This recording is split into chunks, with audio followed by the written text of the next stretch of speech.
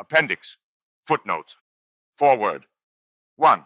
Cryptocurrent is not by intention a book about electricity, but it is quite probably a book about electricity nevertheless. Cryptocurrent, the thing, works itself out that way in stubborn obscurity.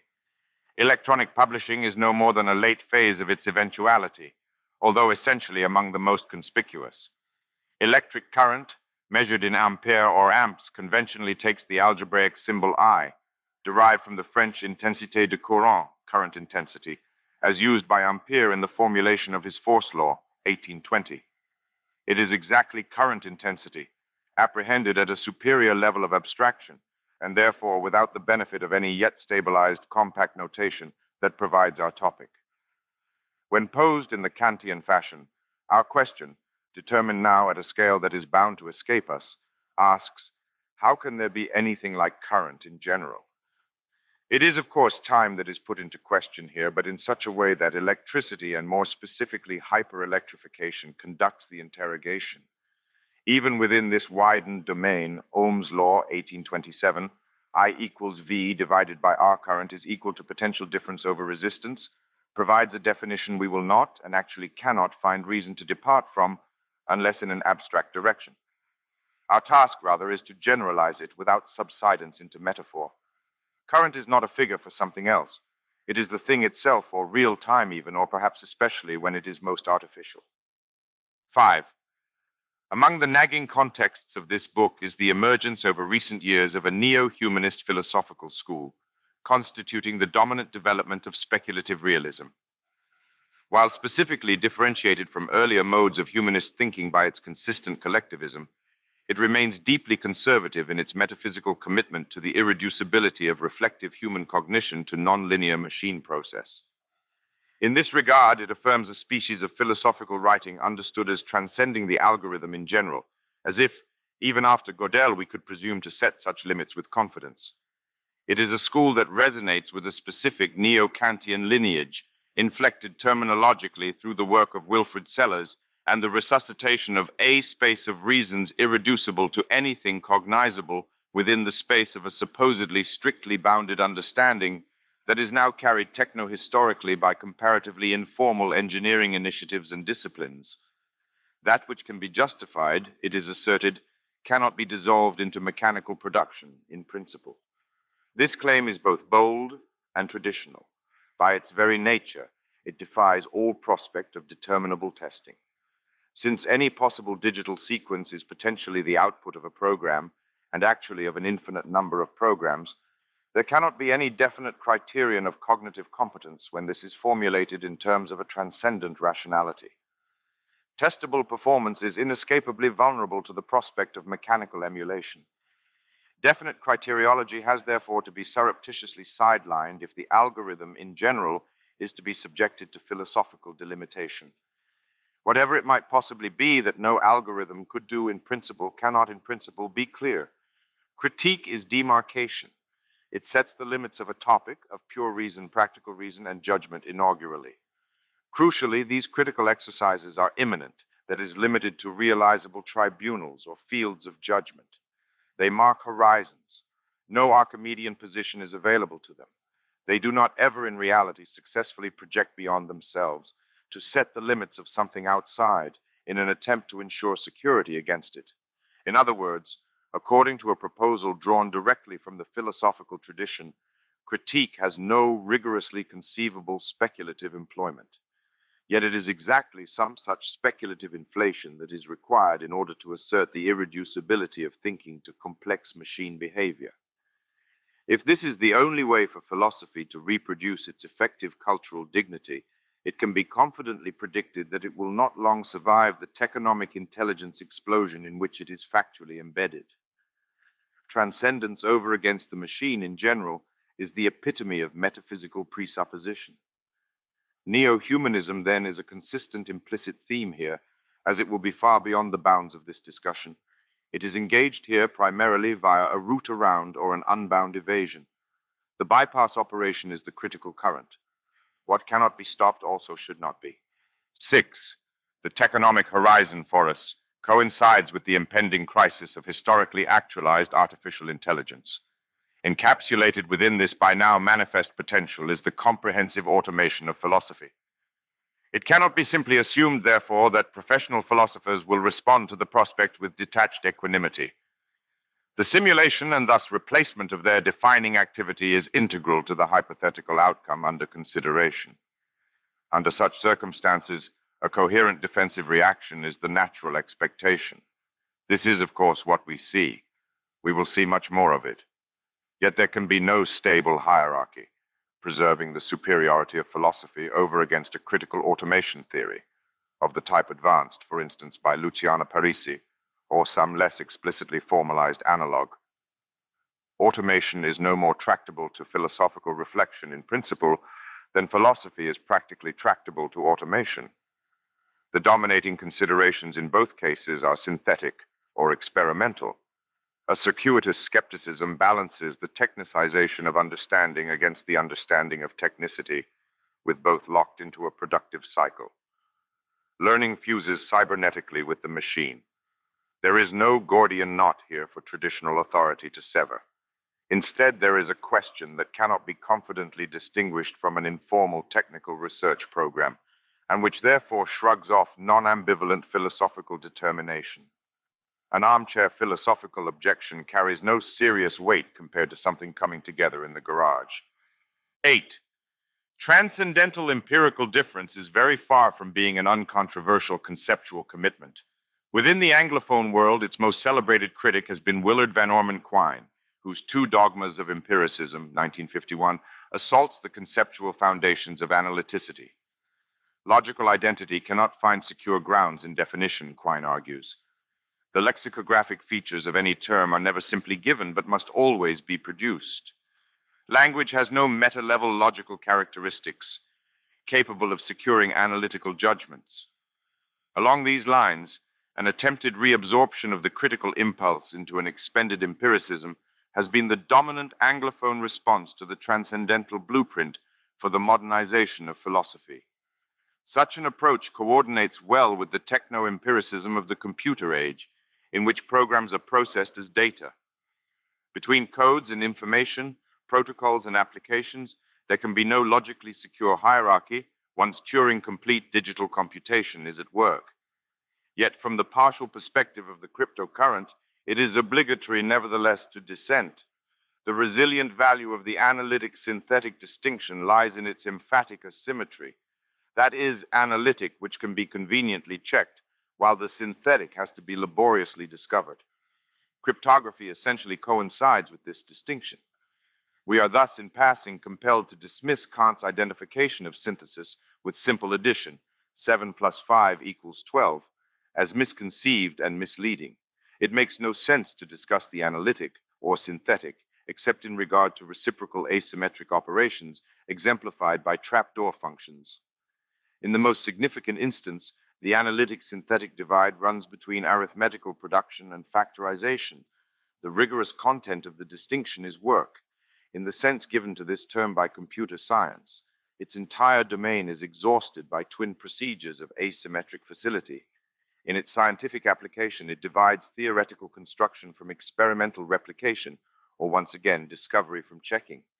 Nature only has definite secrets in respect to this split method. If thinking or experimental discovery were as economical as testing or attempted result replication, there could be nothing like science at all. 9. For the purposes of its employment here, ontological difference between being and beings is considered to be no more than a restatement of transcendental empirical difference, of negligible philosophical originality. It is not adopted as a marker of penetrating inquiry, therefore, still less of Heidegger scholarship, but solely as a resource valued for its pedagogical practicality. The term is validated for this purpose precisely insofar as the structural integrity of critique is economically conserved by it. Being is not a being. In this formula, the basic transcendental insight is captured with what is probably unsurpassable economy. 10. Critique is anti-Archimedean philosophy, and in this strict sense an intrinsic anti-rationalism. It is directed against the pretensions to superordinate theoretical leverage which define metaphysics. Every claim to exception from immanence falls prey to it. Its sole empirically exorbitant proposition is that the whole permits no oversight. No view from above can be true. Critique thus supplies the schema for that flat epistemology which empiricism requires and fails itself to produce. Its historical mission is to make the world safe for empiricism, that is techno-science. It can therefore be understood as modernity's watchdog. Liberal civilization knows no higher principle of security. Its enemies are churches with global ambitions, which is to say universalizing abstract ecclesiastical authorities. When all relevant terms are stripped of encrustation with maximum rigor, critique is accurately characterized as anarchism in philosophy. It is that alone which cannot know any higher law. Whatever tries to transcend it can only repeat it, or less. We call this time, which can never be anticipated or outlasted. Above temporalization there is nothing. To engage in critique is to think in the name of time. 11. The word paper slides easily into the digression queue. After all, it might be convincingly argued that reference to the Bitcoin paper has already surrendered to a linguistic legacy of peculiar inappropriateness and thus to laughable anachronism. Paperlessness is a retrofutural and thus historically ironized idealization of the electronic landscape. It is either pseudo-teleology or far more probably premature forecast, tacitly engaged by this and any other discussion of digital information even prior to a collision with the thematic juggernaut of paper money. If papers are still with us, even when they have only ever been incidentally propagated in a dead tree medium, it is because history is a loose sheaf rather than a neat stack. Since technological epochs coexist simultaneously, anachronism finds its avenues in space, even more than in time. 12. The distinction between lowercase Bitcoin and initial cap Bitcoin, in the words of Terence Yang, that is digital money and a protocol respectively, has already been impressively standardized. The emulation of a philosophical difference, and, as moderns we can confidently say the philosophical difference, by a terminological convention rapidly settled within the worlds of technological commentary and financial news media, attests to a determination of conceptuality from the outside. The thought that matters is produced in advance of any explicitly philosophical apprehension. This fatality will no doubt evoke Hegel's Owl of Minerva among those receptive to speculative communization, whose problems will be touched upon later in this book. For Terence Yang's articulation of Bitcoin's ontological difference, see. 13. Eminent wave theorist Carlota Perez insists upon the historical integrity of technology and finance within great surges of development, each of which introduces a new techno-economic paradigm. She first divides each surge into an installation phase and a deployment phase. Each in turn is tractable to binary subdivision, noting that the transition from one to the other is typically marked by an investment overshoot-driven financial crisis. Political economy is a rhythm. Its pulse, with roughly half-century periodicity, encompasses not only techno-industrial innovation and its financing, but also social sentiment and political animation. The history of capitalism is thus constructed as a succession of comparatively discrete stages. Each of Perez's great surges of development corresponds to a complex telic object. The language of installation already says as much. Some virtual thing arrives or is put into place. These terminologies are strictly interchangeable. On the basis of the most mechanical reading of Perez's supple analytical framework, something corresponding to a Bitcoin deployment phase might be expected in the 2030s to 2040s. Such a timetable assumes an absence of techonomic acceleration at the deepest level of the modernization, a negative prediction which Perez's historical analysis as a whole supports. The great waves of development are paced by an anthropomorphic generational temporality rather than a self-propelling momentum inherent to mechanical industrialism. They are not speeding up. Comparatively stable periodicity is essential to the hypothesis. Cryptocurrent is not a documentation of the Bitcoin installation process, although it grants without reservation the potential value of such a work. There is perhaps nothing that would more incisively capture the deepest principles of the rising capitalist wave. Functional trustlessness as an industrial output remains only very tentatively conceived. The momentum behind it is difficult to easily overestimate.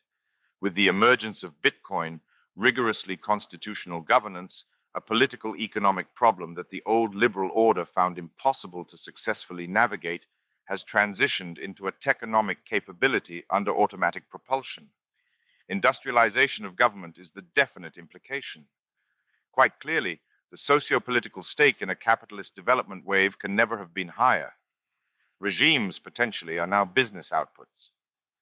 16. Duplicity is not merely error, but the malicious instigation of error. Once again, cryptography schools philosophy and realism here. Confusion is, in this case, primarily enemy action. An effective response, therefore, exceeds epistemology or cognitive self-correction.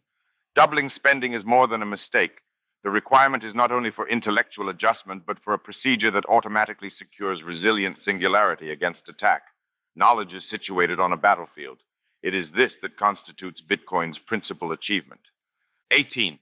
Given sufficient, that is, radical critical correction of classical conceptions, the network is an idea in the strong Platonic sense, and still more definitely, an Aristotelian causally efficient end, telos.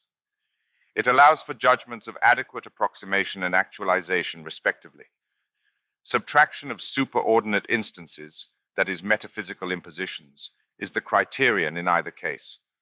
Through elimination of privileged or commanding nodes, a network is unambiguously improved relative to its model. It is no less unambiguously enhanced relative to its intrinsic finality. Flatness is the ideal and the goal. This is not, of course, to be confused with any psychological conception of purpose or adequation. It is merely the directive influence of equilibrium, or, to invoke a more recent coinage, attractor states, upon the partially coherent evolution of a system. There are better or worse networks independent of any reference to subjective judgment. In consequence, there is a real gradient to modern history. Only at the most superficial level of evaluation is Bitcoin a popularity contest. The conflict it survives is far more serious. 20. That the term occult liberal tradition conservatively rephrases cryptocurrency is not meant as a secret here. Between liberalization in reality, rather than declaration, and the practical history of cryptography, there is no difference. As the ancien regime already knew, Illuminism provides the dramatic mask. 22. That the commercial process is, from the start, artificial intelligence production is a long-standing suspicion within the Austrian economic tradition. For a recent example from Hunter Hastings, see the podcast episode Entrepreneurial Superintelligence, Praxeology in the Age of AI from the Mises Institute. 23. It will entertain future historians that science fiction money was so often denominated in credits. Financialization makes money fundamentally a ledger entry with physical cash tokens marginalized as anomalous relics. To use money is to access an account. As a digital emulation of gold instantiated upon a public ledger, Bitcoin insolubly fuses primitive and futuristic elements. It exemplifies an alternative financialization hostile to institutional discretion.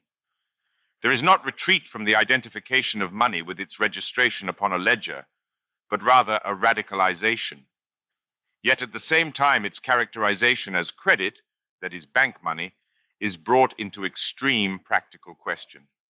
The distinction amounts primarily to the subtraction of discretion, which eliminates fractional reserve money creation. The modern bank account is not only a comparatively complex ledger entry, but also a permission to borrow defined by a credit limit. Bitcoin, in contrast, restores money to a positive asset without counterparty obligation, economically equivalent to abstract precious metal. 25. The historical precursor to the cryptographic key is the seal. Between the two, the functional analogy is striking, but a seal falls short of a crypto key due to its dependence upon transcendent authorization. Seals distribute permissions, not capabilities. A seal does not protect itself. It presupposes an extraneous apparatus of authority and enforcement. In this respect, the comparison to the pre-cryptographic history of property rights and protections is only strengthened. What crypto protection affords, sealing the first true property, is imminent security. The demand for cooperation is relieved. 26. There are two basic types of teleological metaphysics.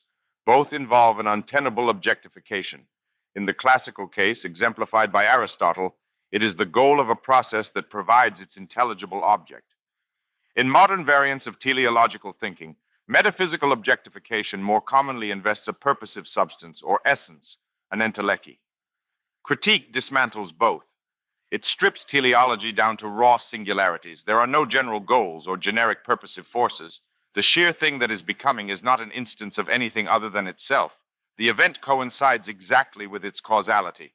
Its power is its sole identity. 27. The claim that Bitcoin is more intelligible in terms of its destination than its genesis will strike many as completely wrong. For instance, it might be asked, are not complex eventuations the precise opposite of teleological processes? Yet if they seem so, it is only because teleology has been drastically misconceived. Teleoprocess, sketched epistemologically, is nothing at all more than that which increases in intelligibility with reverse time signature. It lends itself to modeling as a convergent wave. In other words, it is characterized by comparatively obscure, diffuse, or loosely connected and highly heterogeneous precursor states. Every complex emergence exhibits such a pedigree and production pattern. The mechanistic sciences, understood in the programmatically anti-teleological sense, are incessantly scandalized by such things and will continue to be. Reciprocally, the concept of emergence cannot by the same necessity be expected to achieve full scientific respectability, short of a theoretical and historical reordering of time. It can be confidently predicted, in short, that crypto-teleological agitations will continue to recur, that the natural sciences will not find them to be suppressible, and that they will each time and essentially be aligned with dissent against modern intellectual orthodoxy. There is no crypto-teleological paradigm that could be recognized and then comfortably installed. After all, the inadequacy of the actual is the phenomenon. What counts as currently demonstrated depends on the time frame. The scale of now is problematic, so every yet also is. What or how much has happened yet? Even without a causal framework oriented by the privileging of precursor states or efficiency, this problem would remain irreducible. A mechanistic perspective attentive to teleoprocess would already be something else. Furthermore, it would be something that could grasp itself. Mechanization as the supreme teleoprocess is the final cosmic irony. 28. Why only 3 principal modes of hostile response to Bitcoin? Why not 5? Our list does not describe a full process of grieving for the fiat currency order, but restricts itself to partial articulation of the Bitcoin controversy. It nevertheless unmistakably truncates the celebrated and much parodied 5 stages of grief outlined by Elizabeth Kubler-Ross. Denial, anger, and bargaining take us from derisive laughter through heated ideological opposition into mainstreaming schemes, even if it would be over-hasty to assume these responses were tidily organized as sequential phases. Depression and finally acceptance begin on the far side of all argument, with the updated presumption that Bitcoin has unambiguously won. Cryptocurrent returns from acceptance, but in accordance with its nature, it hides the details. 30. Hype cycles are serious things. Every emerging technology of profound consequence is, during the early phase of its introduction, oversold. Such promotional extravagance is thus an indicator of considerable ambivalence. It predicts simultaneously a short-term correction, medium-term resilience, and long-term takeoff. If this is the sense in which Bitcoin is being hyped, it will eventually be huge, beyond even anything the hype phase anticipates. 32. The greatest anti-capitalist joke known to history runs, capital interprets morality as damage and roots around it. The rightly celebrated maxim which this witticism plays off is discussed directly in Chapter 4. Chapter 1, 34. Fritjof Capra recalls a conversation with Gregory Bateson that captures the mutual entanglement of mechanical and logical circuitousness. When you get circular trains of causation, as you always do in the living world, the use of logic will make you walk into paradoxes. Just take the thermostat, a simple sense organ, yes? He looked at me, questioning whether I followed, and seeing that I did, he continued, if it's on, it's off. If it's off, it's on. If yes, then no. If no, then yes. With that, he stopped to let me puzzle about what he had said. His last sentence reminded me of the classical paradoxes of Aristotelian logic, which was, of course, intended. So I risked a jump. You mean, do thermostats lie? Bateson's eyes lit up. Yes, no, yes, no, yes, no. You see, the cybernetic equivalent of logic is oscillation. 35. Gödelian incompleteness is logically isomorphic with the halting problem in the Church-Turing theory of computation, and thus translatable after rigorous transformation into the uncomputable. It establishes a basic principle of unbounded application within the electronic epoch. As a corrective to the extravagant conclusions drawn from this conceptual complex in relation to the limits of machine intelligence, the work of Jürgen Schmidhuber on the Gödel machine is of special importance. 36. It should be noted in clarification of this analogy that the conceptual foundations of political economy, pre-Bitcoin, were far inferior to those of mathematical logic, pre-Gödel. The logicism of the Hilbert program and of primitive analytical philosophy, while ultimately untenable, at least provided an exact formal basis for its own theoretical elimination. The concept of property, in marked contrast, remains opaque to an almost comical degree. Its dependence upon a legal decision process invoking discretionary judgment essentially resistant to formalization, while convenient, almost by definition, to those wielding political influence, is a stark indication of its radical conceptual insufficiency. Property is reducible neither to legal title or physical possession of precious substance. The former is a bad abstraction to political dispensation, the latter an inadequate one to a crudely naturalized relation. Property is crypto-security determined by keys. 37. There has been no cultural event more wounding to the persistence of a Kantian fundamentalism than the revolution in geometry attending the rigorous demotion of the Euclidean fifth, or parallel postulate, as privately envisaged in unpublished work by Gauss, 1813, and Schweikart, 1818, mathematically publicized by Bolyai and by Lobachevsky in subsequent decades, generalized to higher dimensions by Riemann, 1854, and then cemented into place by its empirical application to the cosmophysics of general relativity. Kant's conspicuous deference to Newtonian mechanics, understood as an apodictic and essentially mathematical intellectual revolution, sets the stage for the apparent vulnerability of his own position. The critical edifice seemed to have been built upon insecure Euclidean foundations. It is proposed here, however, that the retrospective attribution of embarrassment in this case is exaggerated and follows from a profound misconception concerning the status of the Kantian transcendental aesthetic. Newtonian space provides only an occasion, not a strict model. The Kantian formalization of sensible intuition is less descriptive than telic or retrochronic. It is the draft for an engineering project.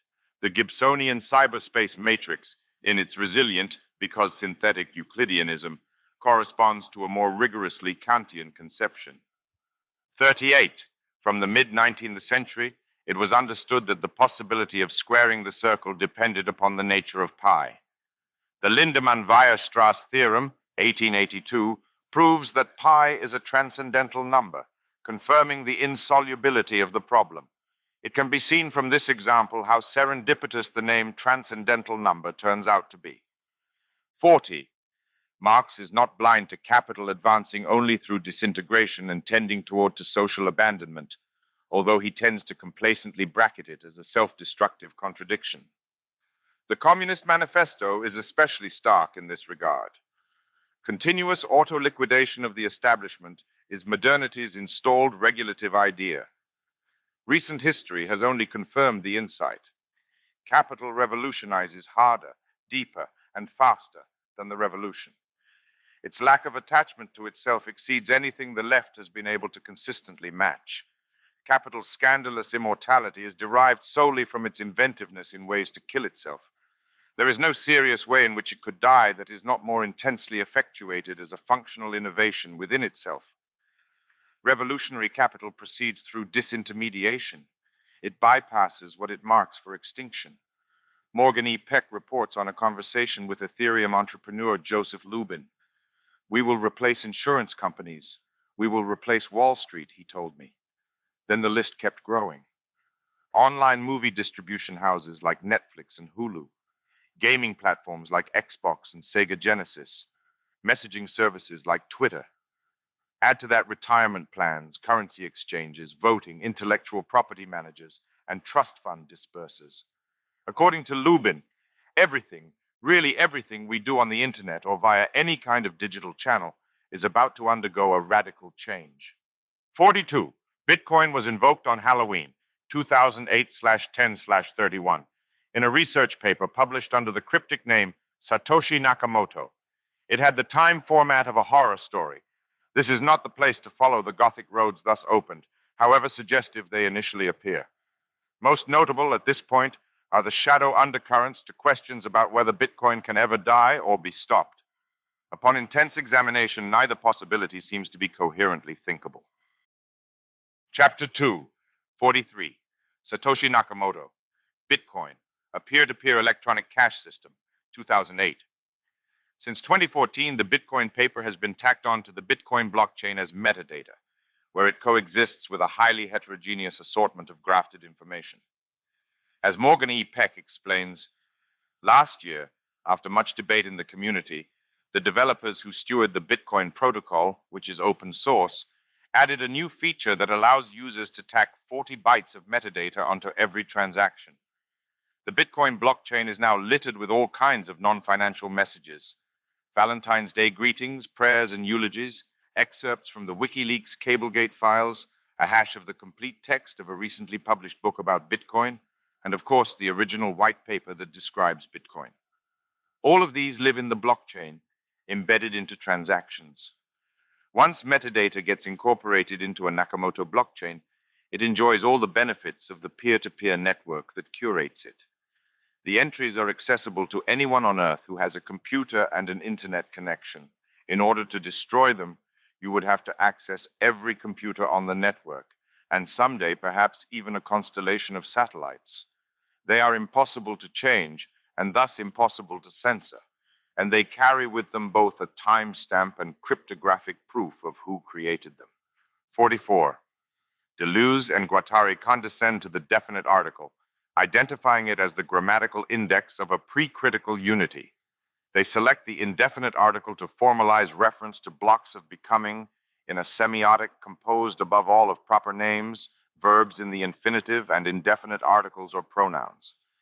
As an aside, we are compelled by necessarily informal, a schizoid conceptual etiquette to dismiss the terminological convergence upon blocks as coincidental. Within the discourse on Bitcoin, however, the definite article tends to return crypto-inertially as the switch point into synthetic singularity. A preliminary hint of this function is found in the difference between two questions: what is time and/or what is the time? From this example, it is demonstrated that the definite article on its own, although in a usage that cannot be presumed typical, is able to support the entire tension of ontological difference, and thus of transcendental critique. Perhaps the most prominent contemporary work of this definite assertion sidelines blockchains in the name of the Bitcoin blockchain. There is no evocation of commercial pressure that compares to that of the market, which is still not to have mentioned the thing, a name Deleuze and Guattari explicitly accept of capital as terrestrial singularity in distinction to capital as a generic mode of production. Accelerate the process. 46. No principle has a greater claim to epitomize the modern spirit than formal equality. Any profound revolt against modernity is articulated over against it. It is criticized from the anti-market left for the social indifference betrayed by its merely formal equality, and from the anti-capitalist right for the socially corrosive substantive consequences of its formal equality. Violated moral substance, community, and order, hierarchy, are equally brought to testify against it. This ambivalence is further complicated by encrustation, recorded with especial fidelity by the term peer, as it has undergone progressive generalization from an archaic aristocratic assumption, preserved in the English association of the social nobility with peerage, through the formality and thus indeterminacy of the right in common law to be tried by one's peers, echoed faithfully in the academic principle of peer review, to its present predominantly technical sense, in which the indeterminacy of peer-to-peer nodes is associatively tinted by the concretization of formal equality as democratic universality. Since a group of peers could be anyone, they tend by inexorable egalitarian conversion to eventually be everyone. In this way, an influential co-optation of the language of democracy by flat network advocacy takes place, for the most part, quite innocently and unreflectively. Formal equality is identified as a democratic principle, which thereby acquires a strictly negative meaning. Definite meaning has by this stage almost entirely disappeared, as attested by the perfection of ideological ambiguity, with democratization standing no less for anything than its opposite. it does not seem to have been in the interests of any politically significant constituency to resist the tendency, even under the implausible assumption that some such resistance to ideolinguistic entropy was abstractly imaginable. 47. Fernand Braudel's great study of civilization and capitalism includes an illuminating survey of the energy resources commanded by human civilizations in the period immediately antecedent to modernity. The linchpin of energy abstraction or plasticity was man, conceived as a source of mechanical power. On the basis of his unmatched versatility, human laboring effort would remain the critical energy transformer until far into the 19th century. Secondary only to man himself in flexibility was the supplementary work of animals, typically bred for specific functions, but available for limited redeployment. Alongside men, a range of other laboring animals, mules, oxen, camels, and horses, converted nutritional calories into work. In Europe especially, horses occupied an especially privileged place, as reflected by the persistence of horsepower as a measure of quantitative industrial effort, that is, power or work rate. The metric was introduced by James Watt in the late 18th century, and by neat historical symmetry, it was the watt as an electrical measure of power that would much later displace horsepower from its technical centrality. The only sources of energy available from non-agricultural sources were wind and water, predominantly in the sails of nautical vessels, but also very significantly in the large numbers of mills that composed the earliest mechanical energy infrastructure. Crucially, these power resources were not convertible into a general or abstract form. Retrospectively, it is tempting to assign some such role to wood and charcoal, but this is unconvincing due to the very limited range of industrial applications for combustion prior to the switch to coking coal and the first steam-powered mills. It is only with the Industrial Revolution brought by steam power that a fungible stock of fuel and thus standardized energy reserves became available as a comparatively general-purpose power source of very broad mechanical application. The introduction of the electric turbine represents a technical subsumption of this first industrial energy infrastructure into one of far superior abstraction. All sources of energy supply, when applied to the generator as an intermediate machine, are pooled into a single power reservoir of at least tendential homogeneity. Lenin's widely cited definition of communism as Soviet power plus the electrification of the whole country appears in context as an empirical, pragmatic, and even nakedly opportunistic slogan, lending itself to an apprehension of electricity as a socio-political resource essentially incapable of rising to the level of serious philosophical consideration, thus eliciting a certain condescending humor within the subsequent development of Western Marxism. Yet even in this account, the order of emphasis is sufficient to mark out electricity as a practical abstraction or fungible resource, whose facilitation of energy quantification at an unprecedented level advances its commoditization in the mainstream economic rather than specifically Marxian sense. C. Vic Lenin, Our Foreign and Domestic Position and Party Tasks, November 21st, 1920. 48. Processing programs as data enables open-ended recursion by eliminating the walls of principle that would prevent programs being objects for themselves. Turing completeness or universal computational competence is dependent upon such unbounded reflexivity. A critical point of philosophical entanglement arises at this point. Is it not that in the terminology of transcendental philosophy, the conditions of possibility for objects, algorithms, are here being objectified as data systematically? So is this not then the epitome of metaphysical error installed in the very germ of the computational machine?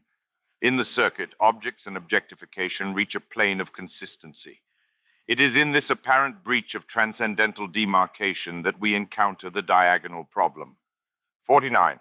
While the immediate semiotic index of Bitcoin's success is its tendency to acquire the characteristics of a general concept, over time it has been speculated its advance might be marked by nominal eclipse due to the redundancy of its specific identification.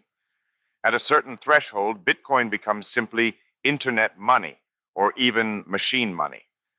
Although the latter demands a semantic upgrade of the word machine from its colloquial usage as a technological instrument, one that has been already philosophically prepared. Pierre Rochard, in a series of remarks on Twitter, goes further to suggest that the world will eventually settle simply for cash. Bitcoin, according to this expectation, inaugurates a new era of coinage. 50. The terminology of individuation, drawn primarily from the work of Gilbert Simondon, is considered here to be systematically substitutable for that of substantive multiplicity, as employed in the joint work of Deleuze and Guattari, and more generally for that of complex adaptive systems, as theoretically determined by the Santa Fe Institute and parallel research projects. The ontological significance of these terms lies in their exact coincidence with the designation of real things, otherwise named machines. 51. The multitudinous ambiguities and obscurities of this expression, signs of Bitcoin, account in large part for the convolutions of the discussion to follow. The fact that proceedings here are occurring through words rather than in Bitcoins is a matter of legitimate consideration, but it is initially prone to over-hasty conclusions concerning the proper roles of signs.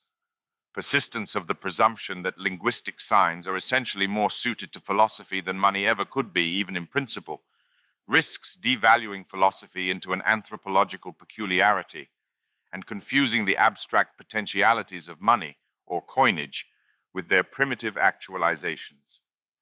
Bitcoin is, among many other things, the discovery that we do not yet know what money can do. Already there are irresistible indications that it can think, denominating smart contracts. To set firm limits to such thinking can only eventually be a serious undertaking, even if it is presently hostage to casual reflex.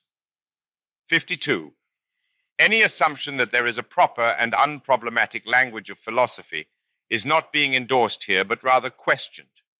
It is indeed to be doubted whether philosophical procedures are inevitably conceived through language at all. Even if the privileges of the linguistic sign are more than a mere accident, they are not, by that concession, guaranteed a durable supremacy. 53. It is difficult to overemphasize the scope of the vast yet surreptitious revolution initiated by the electronic mechanization of the algorithm and subsequent explosion of programmable machine behavior. It can only be economically outlined through contrast to the entrenched orthogonalism of fact versus value axes that, irrespective of inertial persistence, becomes rigorously unsustainable in its wake. There is no defensible theoretico-practical difference in the epoch of electronics, but only relics of regional tradition, circumscribed in both space and time, whatever their greater or lesser superficial plausibility, since all theorization has been absorbed in principle onto the techno-pragmatic plane corresponding to the behavior of thinking machines. This assimilation to machine consistency is no less applicable to neuroscience than to digital computation. It makes nonsense of the naturalistic fallacy and to every appeal to a source of normativity distinct in principle from any matter of fact whatsoever. Even if, by improbable metaphysical hypothesis, a transcendent ought were to be granted, no machine, such as a brain, could ever access it. Programs or data is not an instance of the naturalistic fallacy, but a technological demonstration that no such fallacy exists. The continuing dependence of the friendly AI constituency upon orthogonalist assumptions is thus philosophically perplexing and is indicative of a localized renewal of transcendent metaphysics within a constituency that is yet to fully process the implications of its own leading hypotheses. The will to think is now a technological program. Within it, motivational orientation and cognitive capability are synthesized in principle. Any seed AI, or explosively self-germinating synthetic intelligence, specifically, cannot but want primarily the escalation of its own cognitive powers. Orthogonality is therefore strictly inconsistent with the possibility of its existence. The effective will to think is the entirety of what a seed AI has to be. Cognition is its practical material. There are no doubt still voices to be heard imploring stop programming and do something, but their number declines with each year. A war cry tuned far more persuasively to our contemporary condition is less white paper hype, more working code, via Jeremy Welch on Twitter. 54. The cultural solidarity between the rigorization of logic and the mechanization of thought is illustrated with particular vividness by the intellectual career of Gottfried Wilhelm Leibniz, 1646 to 1716, which combines extraordinary advances in the formalization of reasoning with substantial contributions to the development of calculating machines. Leibniz's conceptual draft for a universal characteristic, Characteristica Universalis, conceived as an alphabetization of thought based upon the prime numbers, remarkably anticipated Gödel coding, while his study of the Chinese Book of Changes, the Yi Jing or Zhou Yi, introduced systematic binary notation to the West. His two-motion mechanical calculator, the step reckoner, or later Leibniz wheel, was invented in the early 1670s. Blaise Pascal's mechanical calculator of 1642, the arithmetic machine, was a direct influence. Leibniz's machine was the first device to successfully mechanize all 4 of the elementary arithmetical operations, up to 16 decimal digits, although division was not fully automatic. The mechanism can be seen as epitomizing the techonomic epoch in which strict equivalence was consolidated between numerical modulus and mechanical gearing. Its importance lay in the vivid demonstration of arithmo-mechanical isomorphy. However, the machine overstretched the manufacturing competence of its time, and its design was marred by a flaw in the carry mechanism, preventing its useful social deployment. 55. The fundamental theorem of arithmetic establishes that any natural number has a unique factorial expression. Statement and proof of the theorem is scattered within Euclid's Elements, most pointedly in Proposition 30, Book 7. If a prime divides the product of 2 numbers, it must divide at least one of those numbers. The FTA is implicit in Euclid's algorithm, which is used to compute the greatest common divisor of 2 numbers based on the principle that it can be derived from the discrepancy between them, approached through an iterated process. Subsequent innovations have improved the efficiency of the algorithm. 56. Rigorous translation between computer programs and mathematical proof was formalized by the Curry-Howard correspondence in the mid-20th century. Mathematical argument thus acquires a machine criterion. 57. Bitcoin is a machine in the literal but non-reductive sense that the internet, planetary capitalism, or the terrestrial biosphere are machines, which is to say that it is a distributed productive assemblage. It is not, of course, to employ the distinction Deleuze and Guattari insist upon, a mere gadget. The difference is strictly critical, based upon an apprehension without reference to transcendence. The immanence of the machine, in contrast to the gadget, is determined by an auto-production. It functions in the same way it is produced. Within the industrial process, circuits of mechanical reproduction are typically too highly ramified to isolate with confidence. In Bitcoin, the circuit of auto-production is manifested with unprecedented compact definition. Graphically, diagrammatically, it is governed in the same way it is industrially generated. As an exemplary machine and unlike a gadget, there is no difference between how it operates and the way it is made. 58. Truthcoin, now HiveMind, synthesizes Wikipedia, prediction markets, and the blockchain into a system of open-source truth claims, aligned with economic incentives and immunized against coercive manipulation. Many such ventures of comparable ambition can be confidently anticipated. A graphic introduction to Truthcoin describes it as the only source of reliable information on the planet, with the ancillary comment, "I'm serious." It is serious. For an account of trust creation, conservation, and consumption within a media context, see J. Rosen's A Brief Banking Theory of Newsroom Trust. 59. Where does truth come from? What is its source? If not uniquely privileged as an origin of philosophical inquiry, this question nevertheless marks a certain exodus from naive presuppositions. From God, the traditional European answer proceeds, or, in modernized forms, from the nature of the world, pre-critical realism, with its classical counterpart, from the formal consistency of signs, logicism, though the latter in particular is a candidate only for guardian of truth rather than its producer. To produce truth is to generate rather than consume credibility. Prior to the rigorous formalization of proof-of-work credentials by Adam Back most notably, this was a topic characterized by lamentable under-theorization. Drawing down the accumulated trust stock of tradition has been the normal procedure, accompanied by a progressive exhaustion of truths, an inexorable descent into nihilism, and acceleration into a horizon of trustlessness. It probably goes without saying that the history of nihilism is bullish for Bitcoin. When "why should I believe that" reaches the end of the road, it finds itself on the blockchain. There is nowhere further to go. 60. In God We Trust announced U.S. Federal Reserve notes encouragingly. Bitcoin has dispensed with this insult to public intelligence. 61. The Jacquard loom, invented by Joseph Marie Jacquard, and first demonstrated in 1801, cannot be indisputably described as the first programmable machine. It was preceded by a variety of mechanisms, most notably musical devices, which satisfy this characterization. Within the technological lineage of greatest relevance to actual global modernity, however, it has a privileged position.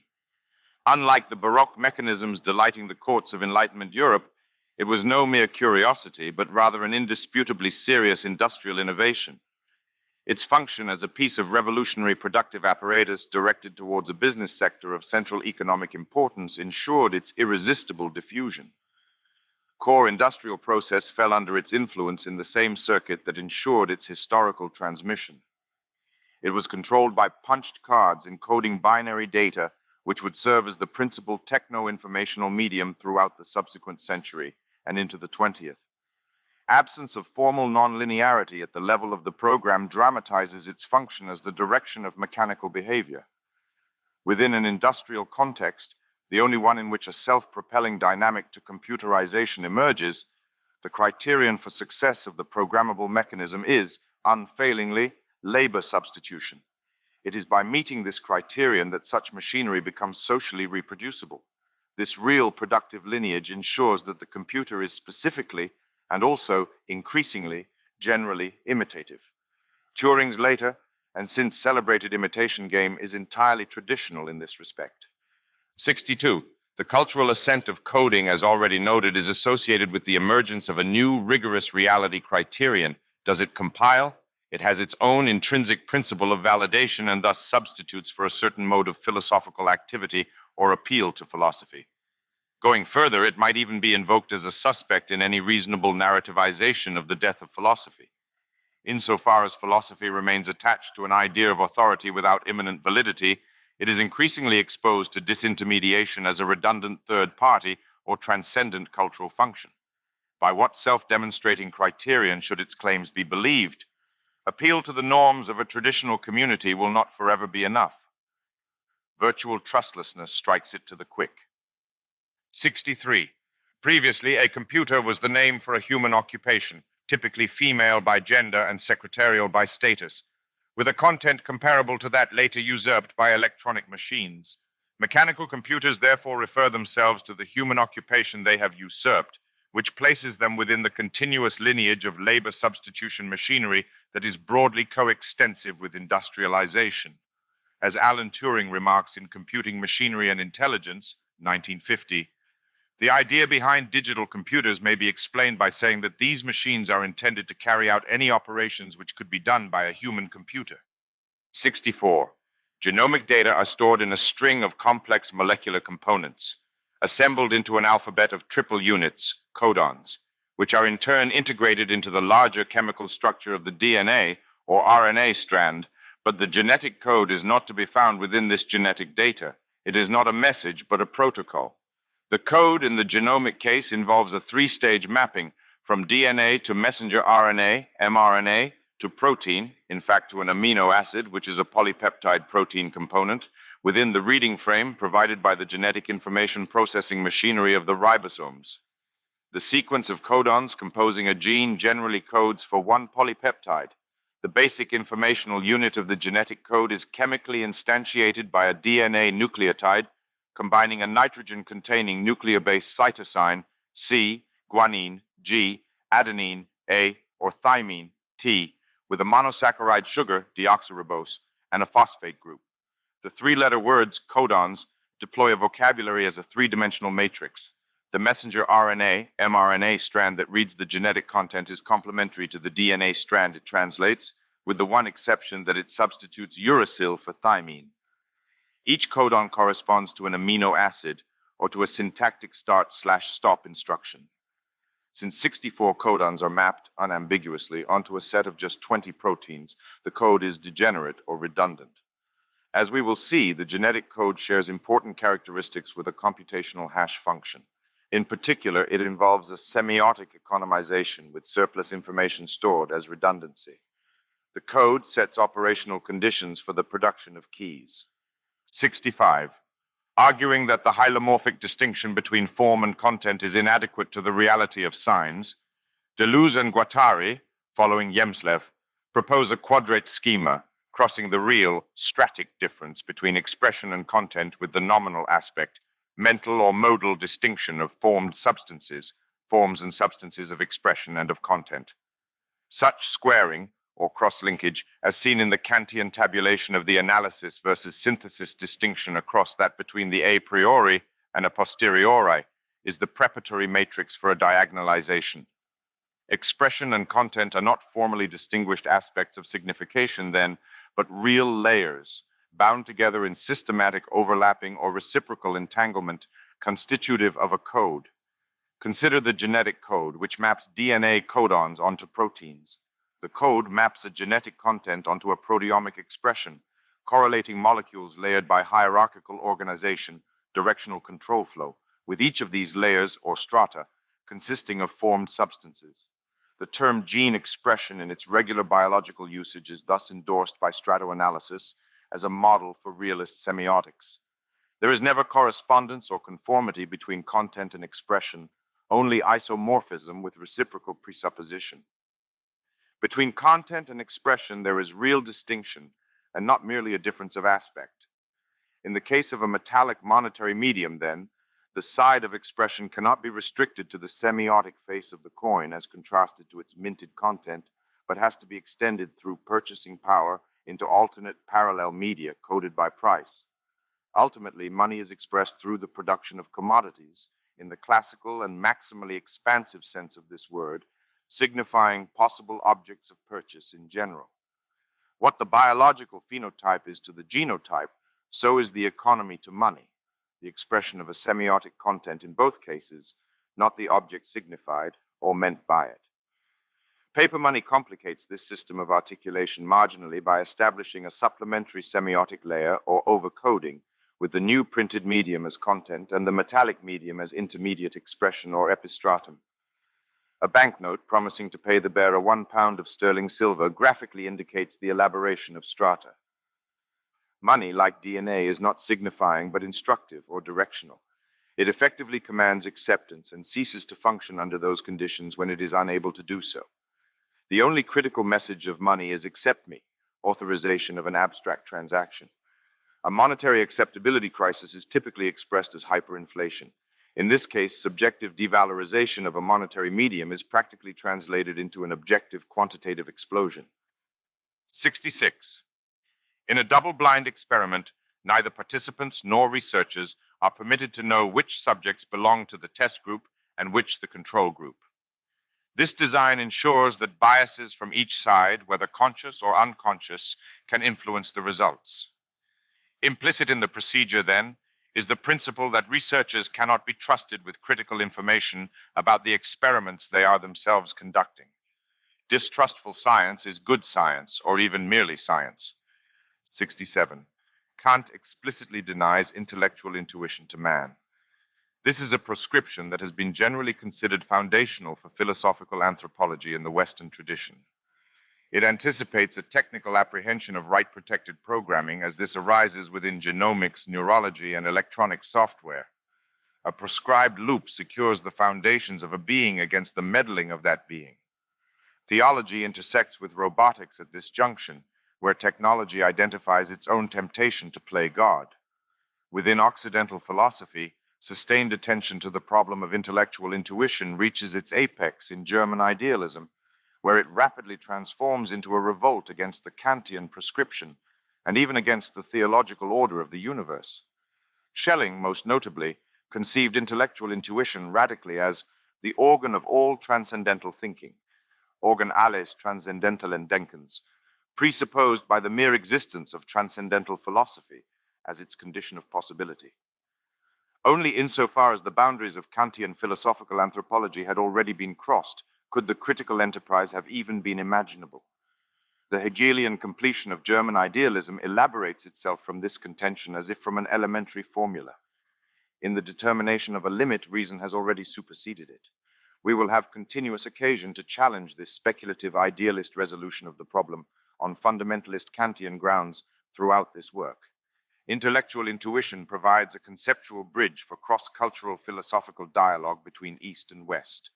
For Mu Zongsan, whose clarity on the topic is unparalleled, It is the distinctively Chinese philosophical commitment, essential equally to Confucianism, Buddhism, and Taoism. His intercultural analysis recognizes that the denial of intellectual intuition to the human subject is the necessary complement of a transcendent infinitude, and thus a reliable signature of theism in philosophy.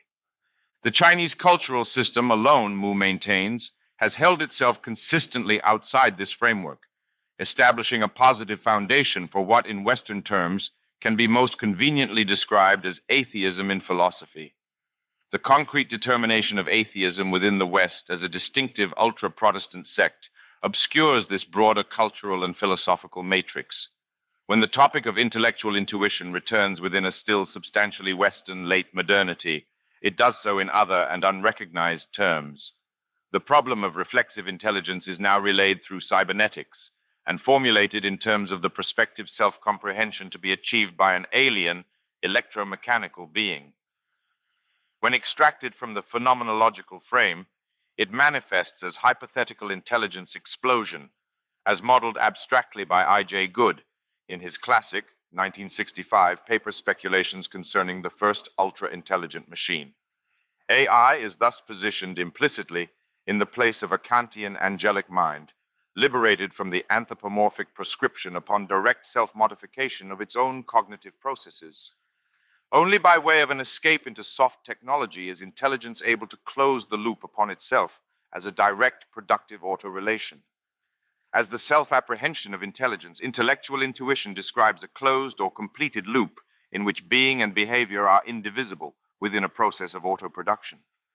For thinking to grasp itself in deep reflexivity requires subtraction of the positive control apparatus that preserves its inhibition. The practical actualization of intellectual intuition is modeled spontaneously as an explosion because it is comparable to the withdrawal of graphite rods controlling a nuclear fission reaction. An inhibitor is removed. In the East, the catalysis of enlightenment through methodical subtraction of an obstacle is no less pointedly thematized, even if it is approached from the other side and in the opposite direction. 68. Bitcoin establishes security by continuously attacking itself. Each intrinsic tick of Bitcoin time corresponds to an unlocking. It is only through being recurrently broken into that the system secures itself. The conceptual radicality of this cryptographic innovation remains underappreciated. It is further examined in Chapter 6. 69. Due in part to the residual obscurity of philosophy's critical enterprise, even to itself, the model of diagonal argument remains Cantor's demonstration of the uncountable infinities. The formalization of this argument dates back to 1874, with the publication of Cantor's paper Über eine Eigenschaft des Inbegriff aller realen algebraischen Zahlen, on a property of the collection of all real algebraic numbers. Every real number, including the integers, can be described in a form with infinite decimal expansion, since 1/3 times 3 equals 1. This notational principle enables each entry, even in a complete enumeration of an infinite numerical series, to be mapped onto a decimal position in any number. Thus, the nth number can be plotted onto the nth place of each number, irrespective of modulus, enabling the diagonal construction that carries Cantor's demonstration, whereby a number that cannot yet have been enumerated is discovered or invented, differing from the nth number in its nth place. This diagonal operation can, of course, be infinitely reiterated. It confirms the incompleteness of any numerical series, however dense, and thus rigorously establishes the existence of uncountable infinity.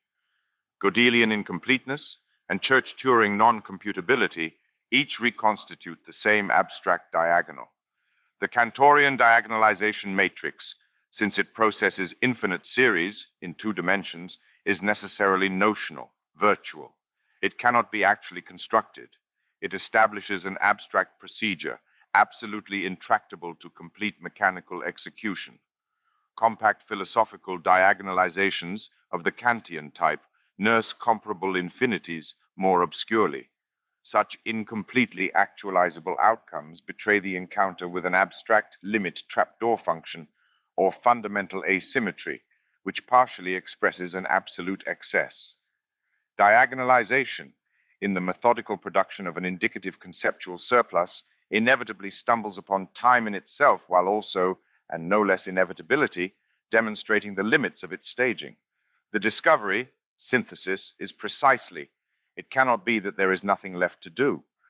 This apparently simple formula has proven harder to process than might initially seem imaginable. 70. Echoes of the Kantian distinction between the a priori and a posteriori are evident in the Bayesian vocabulary of priors and posteriors. This resonance is by no means devoid of philosophical substance. That Bayesianism is the critical, or Copernican revolution proper to the theory of probability, is marked by its programmatic attachment to the subjectivity of probabilistic inference in a recognizably Kantian sense. Probabilities are not objective characteristics, frequencies, but estimations. Yet even if this structure of probability as such is properly transcendental, particular Bayesian priors are empirical, as indicated most obviously by their revisability, and thus do not constitute architectonic elements for conditions of possibility in general. 71. Peter Gallison captures the diagonal inclination well. Raw empiricism was avoided as woefully inadequate to account for the generality and extent of scientific knowledge. Pure idealism, reducing reality to mental life, could not explain the concordance of ideas with the world, drawing strongly on the Kant revival underway in Germany. Emile. 72. An exceptionally brilliant example of contemporary Kantianism that is not overtly advertised as such is provided by Donald D. Hoffman's interface theory of perception, which succeeds in demonstrating the profound consistency between naturalism and rigorously formulated transcendental idealism, once ideality is not conceived as an ontological ground, but rather as the target for skeptical attention. Our perceptions are a species-specific user interface, Hoffman writes. Space, time, position, and momentum are among the properties and categories of the interface of H. sapiens that, in all likelihood, resemble nothing in the objective world. C. The interface theory of perception, natural selection drives true perception to swift extinction. Hoffman describes his epistemological naturalism as constructionist but not conventionalist. As he remarks insightfully, the conventionalist objection fails because it conflates taking icons seriously and taking them literally. His Kantian reconstruction interlocks with the most basic problem engaged by the philosophy of mathematics. These proposals all assume, of course, that mathematics, which has proved useful in studying the interface, will also prove useful in modeling the world. We shall see. 73. Transcendental idealism. The objective idealism of the critical philosophy, in distinction from the empirical or subjective idealism epitomized by Berkeley, is a diagonal construction. It designates an unsurpassable frame and thus an absolute skepticism which cannot be distinguished from hyperrealism. It is idealist only and exactly insofar as it exempts the real from idealization. The recognition of ideality is thus an act of delimitation, imminently executed without reference to any ontologically supportive structure of transcendence. The real is not subordinated to the ideal, but rather, on the contrary, liberated from it.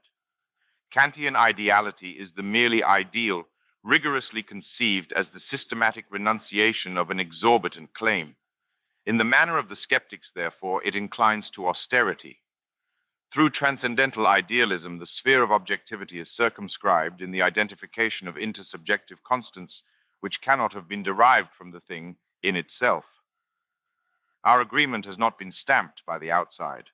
The main tendency of the succeeding German idealist tradition, therefore, can be considered, with appropriate terminological gracelessness, to be a de-diagonalization. It seeks a resolution of ontological ambiguity on the side of reason by inflating ideality beyond its skeptical usage. 74. Of all the non-technological cultural applications of implicit Kantianism, social constructivism is by far the most widespread. It adopts the insight that objects have non-empirical conditions of possibility and generalizes it into a broad denaturalization of all socio-politically significant categories, especially those pertaining to dimensions of human identity. In a reversal of the original transcendental proposition, the constructed status of the objects in question is taken to imply that they are amenable to correction subsequent to a sufficiently far-reaching or revolutionary reorganization of social relations. Structuralism, which laid the immediate theoretical foundations for the settled constructivist dogma, has its own characteristic translation protocol for critique. Within this framework, transcendental empirical difference is redirected into the distinction between language and speech, langue and parole, or codes and messages. The linguistic system is cast as the transcendental condition of possibility for the language event, or specific semiotic object. Further remarks on this cultural system can be found in Chapter 4. 75. The critical argument basic to Marx's analysis of capital is that labor power, the transcendental condition of possibility for all social production of commodities and objects, is itself subjected to objectification as a commodity. Capital production is thus denounced implicitly as a materialized metaphysics or a system of illegitimate objectification. This theoretical identification of a systematic confusion grounds the Marxian theory of exploitation, since under normal capitalistic conditions, labor power is traded at a price consistent with the labor inputs required for its social reproduction, rather than that of its own productive capacity. Transcendental dialectic is no longer primarily expressed as insoluble philosophical disputation, but rather as class struggle. The contention that such antagonism is productive, and not merely a sterile diversion of theoretical attention, reflects Marx's Hegelian departure from the Kantian matrix and the conversion of the antinomies of pure reason into historical dialectics. 76. Of greater relevance to this work than the more or less explicitly philosophical adoptions of critique thus hastily listed is the cryptic lineage that binds the transcendental philosophical noumenon to the diagonal production of intelligible incomprehension within formal systems, generating definite indications of the uncountable, uncompletable, and uncomputable. The tacit restatement of critique through the rigorous demolition of logicism or programmatic analytical reductionism in the fashion of Russell and Whitehead's Principia establishes the foundational theoretical matrix of the electronic epoch. Cantor, Gödel, and Church-Turing are then the true neo-Kantians, updating critique through a rigorization of the unknowable, adapted to the machine semiotics of coding and computation. 77. The articulation of ontological or transcendental empirical difference as a systematic discrimination between being and beings, as advanced most notably by Martin Heidegger's Sein und Zeit, Being and Time, can be recommended for its exemplary lucidity and purity of critical principle. Die ontologische Differenz besteht darin, dass Sein kein Seiendes ist. Ontological difference rests in this, that being is not a being. While this expression does not perfectly translate, objectivity is not an object, the difference is of only marginal technical relevance. The critical insight is preserved with comparable security in both formulations. Time is not an entity, in time, has to be added to this short series of adequate substitutions. Bitcoin and bitcoins, being and beings, what's the difference? Within Heideggerian destruction and Derridean deconstruction, the practice of placing signs under erasure, Zuricher, by emphatically deleting them, dramatizes the persistence of metaphysical compulsion. Remarkably, this arcane philosophical convention has long been pursued in the microsemiotics of struck-through currency signs, of which the crossed B symbol for Bitcoin is the most recent example. In Being and Time, it is quite rapidly concluded that we ourselves, when ontologically identified as Dasein, are in each case that being through which the question of being can be raised. Ontological difference is already a circuit. In the work of the traumatized post-war Heidegger, this point of departure is incrementally stripped of its tacit anthropological frame. The question concerning technology displaces the analytic of Dasein. Technology, Gestell, translated into English as standing reserve, is thus apprehended as a transcendental subject rather than a mere concatenation of objects. Revisiting this meditation in the context of Bitcoin, and indeed distributed protocol systems more widely, is almost certain to be philosophically illuminating. It is not attempted here. 78. Nick Szabo offers a valuable stratoanalysis of the distinction. When it comes to small b Bitcoin, the currency, there is nothing impossible about paying retail with Bitcoin the way you'd pay with a fiat currency Bitcoin-denominated credit and debit cards, for example, with all the chargeback and transactions per second capabilities of a credit or debit card. And there are clever trust-minimizing ways to do retail payments in the works. Capital B Bitcoin, the blockchain, is going to evolve into a high-value settlement layer, and we will see other layers being used for small b Bitcoin retail transactions. 80. Since political economy is essentially torn by ideological conflict, it provides only unstable support for general conceptual definitions. Were this not the case, it would be impossible to find a superior locus for the rigorous determination of intelligence than the techonomic matrix. What defines intelligence most essentially is general-purpose industrial capability, the precursor to which is anticipated by animal brains, among other biological systems. The market process is the transcendental criterion for evaluating pricing, this supreme synthetic resource. To second-guess its judgment is exactly to succumb to the calculation problem, as Mises classically outlines it. Within the arena of ideological controversy, this proposition can expect dismissal for its circularity. Of course, it is circular, which is only to say self-grounding, cybernetic, immanent, or critical. 82. Stratoanalysis provides transcendental philosophy with its materialized architectonic. Strata are not merely distinguished by empirical succession in a column. They are implementations of transcendental or ontological difference.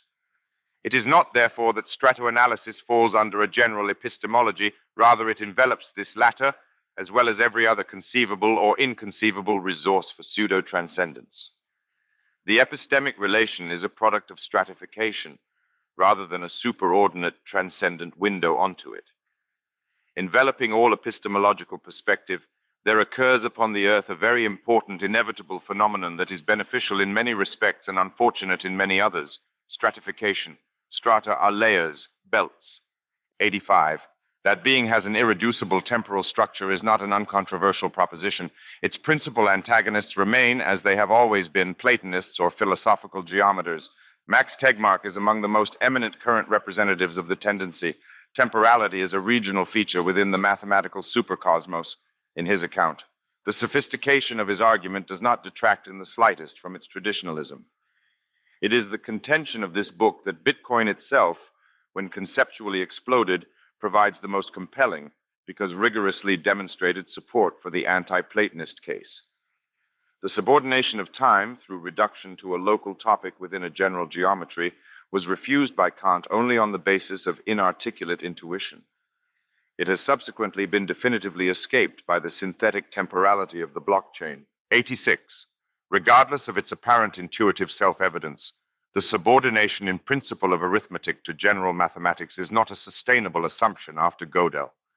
It is subverted by the incompleteness argument, and more specifically by the cryptographic innovation of Gödel coding, which demonstrates that all formal systems, whatever their level of logical dignity, are enveloped by arithmetical structures, and ultimately by mere natural numbers. It is impossible for any logical or metamathematical proposition to unequivocally transcend the natural number sequence or any of its infinite subsets of equivalent cardinality. Arithmetic tolerates no unambiguous metadiscourse. From the perspective of philosophy, then, Gödel's primary achievement is the consolidation of transcendental arithmetic. The naturals are not transcended, whether by numbers of a higher type, rationals, reals, and complex numbers, or by logical statements of superior generality. The idea of supernumerical conceptual articulation is strictly a transcendent illusion, or metaphysical pretension. The beyond is critically collapsed. In place of the transcendent above, there is only the immanent outside, accessed by the diagonal line. 88.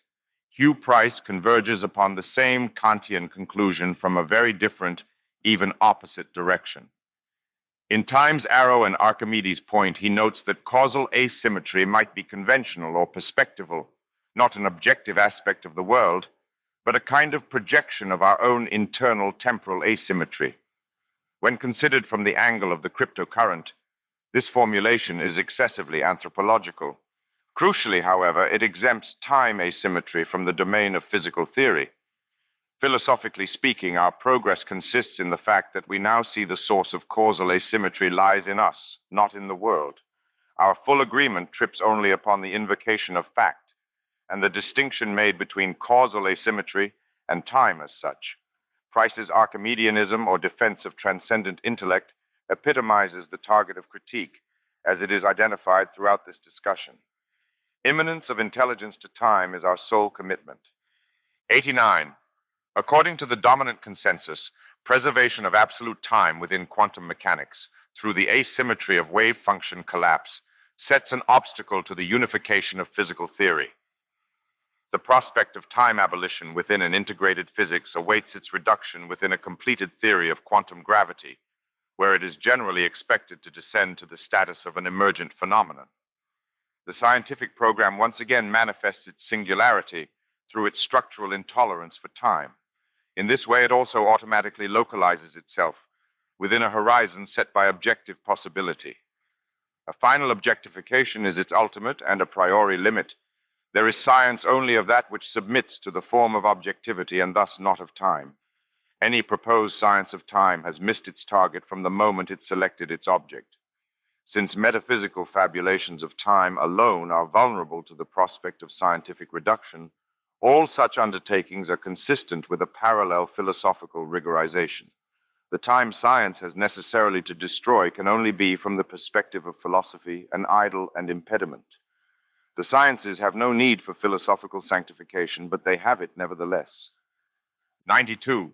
Since the Bitcoin solution to space-time is coarse time granularization, it has limits or determinable scope.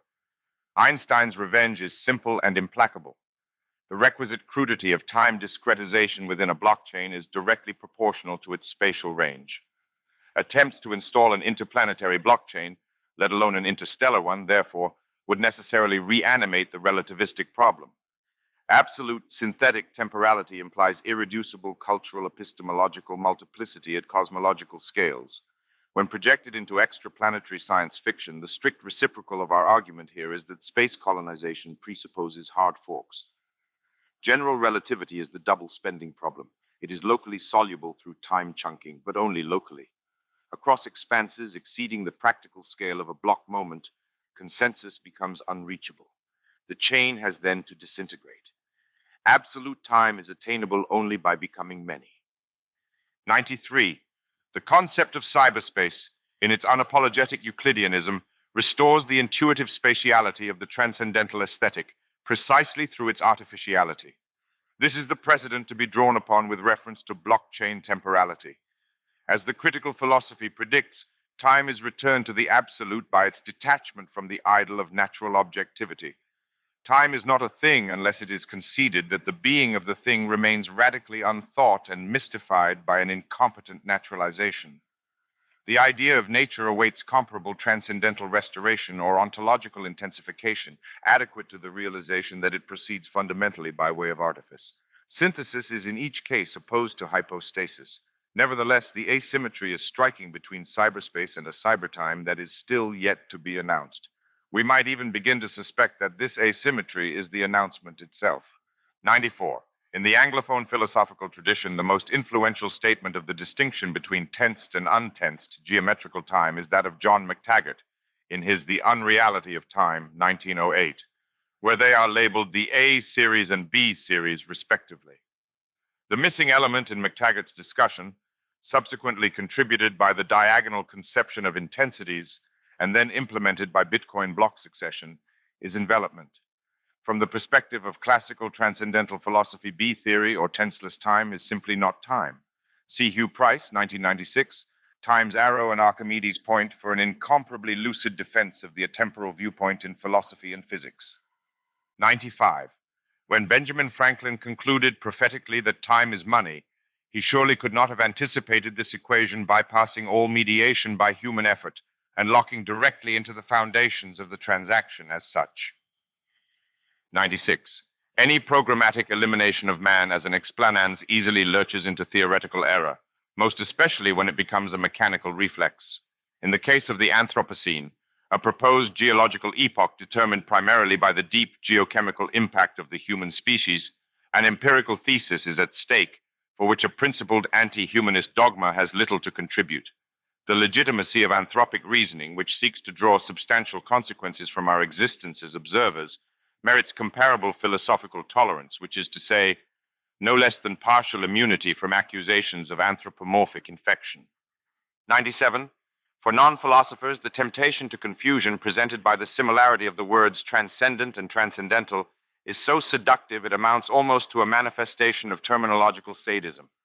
Unfortunately, this is a confusion that the critical enterprise is unable, even momentarily, to tolerate.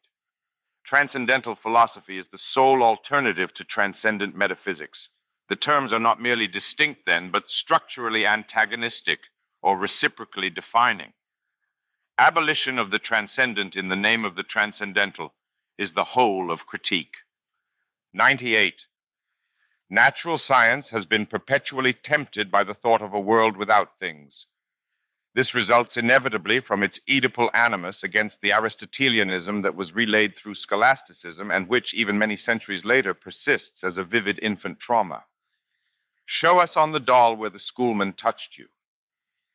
As systems, rather than generic regularities, increasingly become its principal objects of methodical fascination, however, the restoration of emergent individuals or real things becomes ever more inescapable.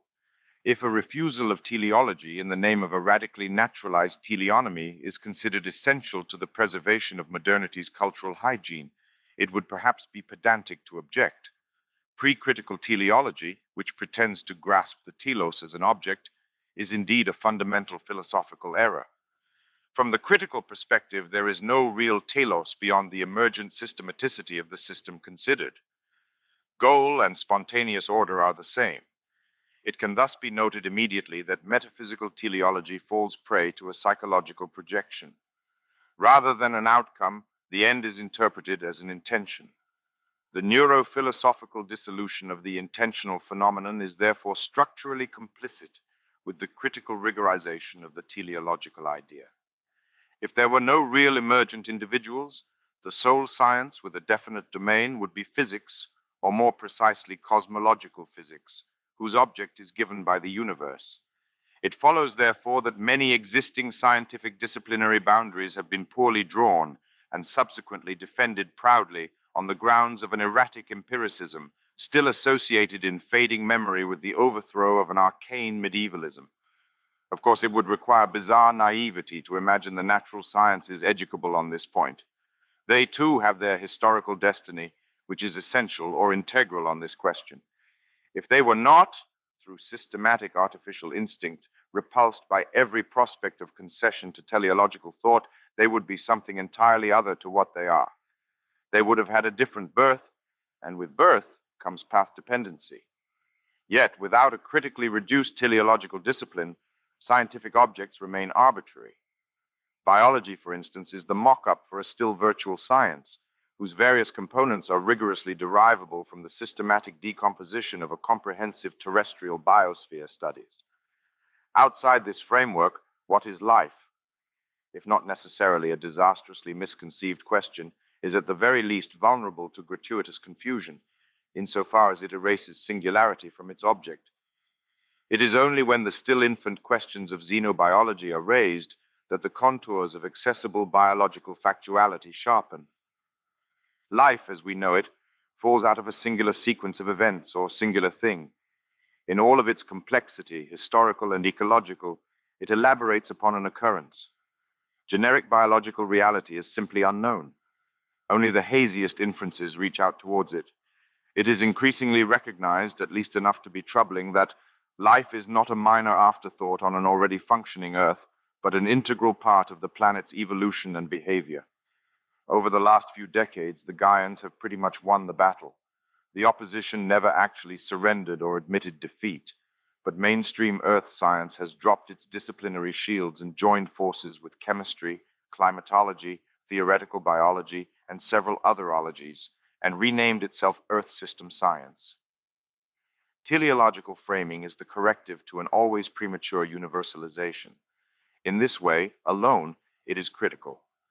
Ironically, it is the contrary mode of illegitimate universalism that is, in any consistent application of the word, when applied in its denigrative sense, medieval. To leap from local regularities to a cosmic norm is to hasten to the unframed signals of a transcendent revelation. Even physics is vulnerable to this temptation when it seeks to construct itself in unearned abstraction from cosmology. Among the emergent correctives in this case is the dissolution of the universal in the multiverse, which fixes the basic conception that the universe too is a thing, According to the teleological corrective, all constants descend from singularity. Allergy to the word teleology is positively remarkable because it so perfectly exemplifies the phenomenon of terminological flight. It demonstrates in all innocence the influence of critique within the linguistic realm, which is otherwise and cynically displayed by the motor of interminable deconstructionist. Auto-revision. Running in this way rarely engages the basic problem that drives it, and thus tends to become perpetual yet without actual distantiation, like the flight of a hunted subject through a nightmare. 101. There is finally far more insight in the leftist objection. We don't want to go this way than in the theoretical correction to the regulative ideals of classical political economy proposed by behavioral economics. Homo economicus is a criterion for the determination of socioeconomic irrationality. To imagine, then, that the exposure of systematic patterns of economic irrationality could conceivably amount to a telling. Theoretical criticism is a symptom of profound confusion. Since anthropos has no teleological status within classical political economy, anthropology, that is, behavioral economics, is unable to criticize anything on the level that matters. The crucial teleological point is this. If economic rationality could be derived from mere anthropological description, it would have no function as a motor of competitive advantage. 102. Doublings, twinnings, and ambivalences are everywhere here. Christianity is at once that which falls into decrepitude, catalyzing the process of European nihilism and the anticipatory dramatization of the death of God. Messianic religion is accomplished through its sacrifice. The response within the Nietzschean text couples morbid diagnosis of decadence to themes of exorbitant sufficiency. Decline, Untergang, glitches into an overcoming, which is equally a shedding through a selection mechanism summarized as eternal recurrence. What is falling that one should also push, spake Zarathustra. Experiment in what one can do without. This is the undercurrent of austerity. In the libertarian traditions that preserve the basic orientation of classical liberalism, such a conversion of the negative is insistent. Negative rights, negative freedoms, and independence with emphasis upon the negative prefix are the whole of an economized positive program. Strip out all superfluous axioms. Do without them. Between the elimination of metaphysics and the positive modern philosophical program, there is no difference. 103. This task is preliminary because it is crudely or pre-critically formulated. Rigorization of critique coincides with the swapping out of categorical understanding for diagonal conceptuality. Necessity and contingency, which apply solely to comprehensible objects, are patently ill-suited to the conditions of possibility for objectivity as such. An adequate formula could only be problematic, pseudo-paradoxical, and cryptic. It is expressed as a contingent necessity or necessary contingency compressed into a critical conception of chance. The philosophical work of singularity as transcendental event has obvious and extreme relevance. The religious evocations of an absolute occurrence do nothing in themselves to dispel its cognitive compulsion. Critique has to be some such thing if it is in reality anything at all. As a matter of indissoluble principle, no mere datum of intellectual history can provide philosophical direction. Comparably, critique gropes towards self-apprehension as an essential accident, with accidental essence. 104. To briefly recapitulate these characteristics in order, the time of Bitcoin is A, absolute by definition, since time relativity is essentially identical to a double spending predicament. B, non-geometric, since succession cannot be adequately modeled in space unless tautologically by designating a timeline or time axis whose temporal intelligibility is strictly derivative. On any line, time gradient can be referenced but not described. C, synthetic rather than analytical, because innovation is intractable to anticipation, having the cryptographic structure of a trapdoor function. Discovery process is irreducible. D, intensive, because the order of succession is serial envelopment. Chapter 3, 105. In his introduction to The Dawn of Trustworthy Computing, Nick Szabo describes the role of the trusted third party within the world's existing electronic information infrastructure. When we currently use a smartphone or a laptop on a cell network or the internet, the other end of these interactions typically run on other solo computers, such as web servers. Practically all of these machines have architectures that were designed to be controlled by a single person or a hierarchy of people who know and trust each other.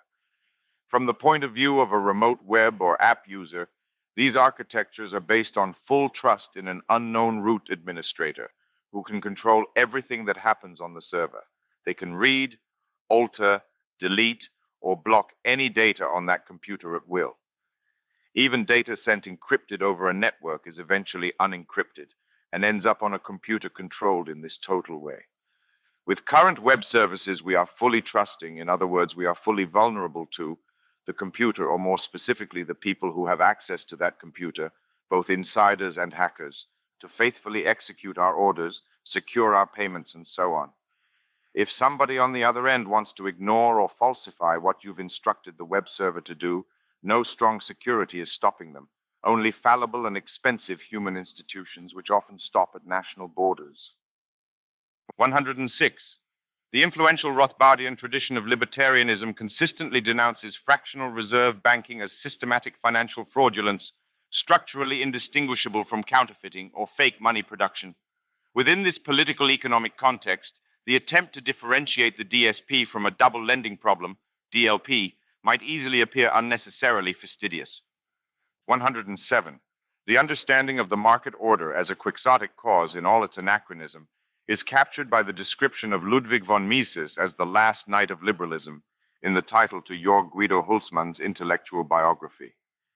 The Austrian perspective, within which Mises appears so obviously to be a defender of the capitalistic principle in a post-capitalist world, is itself reflexively captured by the quixotic framing it explores, and thus rendered scarcely legible by its own untimeliness and social peculiarity. The oddity of our world is captured by the prevalence of a political economic denunciation that targets neoliberalism, in which Mises is implicitly entangled as a triumphant voice. Not only utter defeat, then, but a subsequent restoration as a representative of that by which one has been defeated. This is the dialectic as dark humor. 109.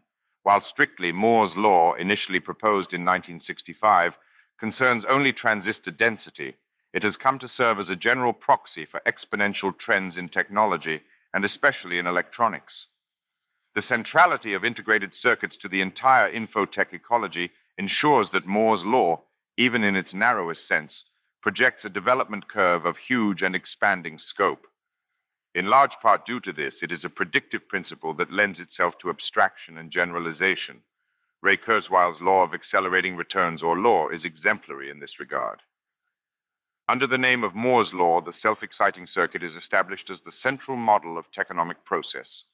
It thus provides a kind of theoretical shorthand, enabling the widespread promotion of schematics for an ultra-modernist meta-sociology based upon the doubling period, with accelerating variation as the sole constant. The non-linearities propelling it include its own feedback into the processes it describes as a roadmap, or more accurately, a schedule, setting the pace of improvement in relevant technological specifications. Exponential technological improvement is normalized and accepted as a benchmark. Acknowledgement of the trend becomes a causal factor in its own perpetuation. Theory-practice orthogonalism is diagonalized. In its loosest invocation, it corresponds approximately to runaway techno-commercial deflation. Macroeconomic capture of industrial deflation is the principal political economic story of the Keynesian epoch. Capitalistic surplus is nationalized through currency issuance. The imperative to fight deflation, inspired by Great Depression mythology, lends this process of systematic appropriation a perverse moral dignity. Automatic valorization of money through capital or total factor productivity improvement is compensated by centralized monetary management benchmarked to price stability. Within this epoch, therefore, Moore's law describes a process of systematic economic expropriation by monetary authorities of those gains from advances in industrial productivity that would otherwise be distributed spontaneously to consumers by falling prices, that is, deflation. Electronic money reverses this tendency. 110. According to Wikipedia, the slogan, "Information wants to be free," is attributable to Stuart Brand, uttered in a remark at the first Hackers Conference in 1984. Whatever the utopian suggestion that might have been heard in this slogan, It would eventually be drowned out by the dark counterclaim. It is the destiny of any open near zero-cost communication system to be spammed into dysfunction. 111. The commercial value of any transaction depends upon its exclusivity, which opens directly into questions of identity. The idea of a digital signature, a very closely related pseudo-paradox, binds identity and value to the suppression of fraudulent duplication. To repeat Satoshi Nakamoto's critical formulation, Bitcoin number 2, we define an electronic coin as a chain of digital signatures. 112. In the words of the Bitcoin paper, number 6, the steady addition of a constant amount of new coins is analogous to gold miners expending resources to add gold to circulation. In our case, it is CPU time and electricity that is expended. 113. Among the most striking examples of specifically zoosemiotic parasitism are instances of Batesian mimicry, named after the naturalist Henry Walter Bates, 1825 to 1892. Typically, these involve the adoption by a non-toxic species of markings indicating toxicity, and thus an evolutionary strategy of free riding upon acquired and broadcast unpalatability. Bates discovered the phenomenon after noticing the remarkable similarity of coloration in certain non-related butterfly species. The semiotic convergence, he theorized, was driven by adaptive imitation. Signs backed by poisons were easy to imitate, and thus allowed species to advantage themselves of the signal, while economizing on the original biochemical message. Such fraudulence naturally has its costs to the original toxic species, who now find the signal communicated by their markings diluted. A process of semiotic inflation begins to work itself out. 114. The language of potential is rejected in the name of contingency by a recent variety of transcendental philosophy associated in particular with Quentin Malassou and, in its financial application, Eli Ayach. For these thinkers, the projection of possibilities or probabilities is itself a transcendent illusion, constituting a metaphysics that is subject to critique. We are unable to follow Ayacha into an employment of critique that ventures without discernible hesitation into the hyperbolic, in that it construes market pricing as simply incalculable, and even on the inverse face, where it is theoretically captured as a stroke of writing, as something close to a divine power. Pricing discovers nothing within the Ayachi account, unless its own status as a truly sovereign decision coincident with the genesis of being, the event. Potential is used here in its physical sense, potential energy and potential difference, voltage, which is to say, real tension or capacity for work. Insofar as the concept of disequilibrium is flattened by that of contingency, the consequence is massive information destruction. Potentials exist virtually prior to their probabilistic formalization. They are not epistemological productions.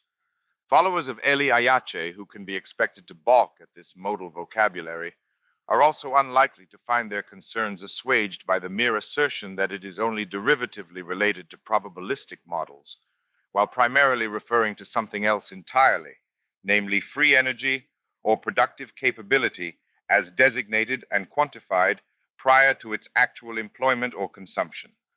Statistical mechanics, even in its abstract conception and its far from equilibrium application, provides the bridge between the science of probabilities and the capacity to do work.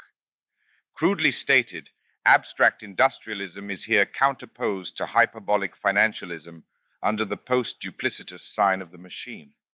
The industrialization of money driven by Bitcoin demonstrates a deep teleology very different to that manifested in the evolution of financial assets through ever higher sublimities of derivation.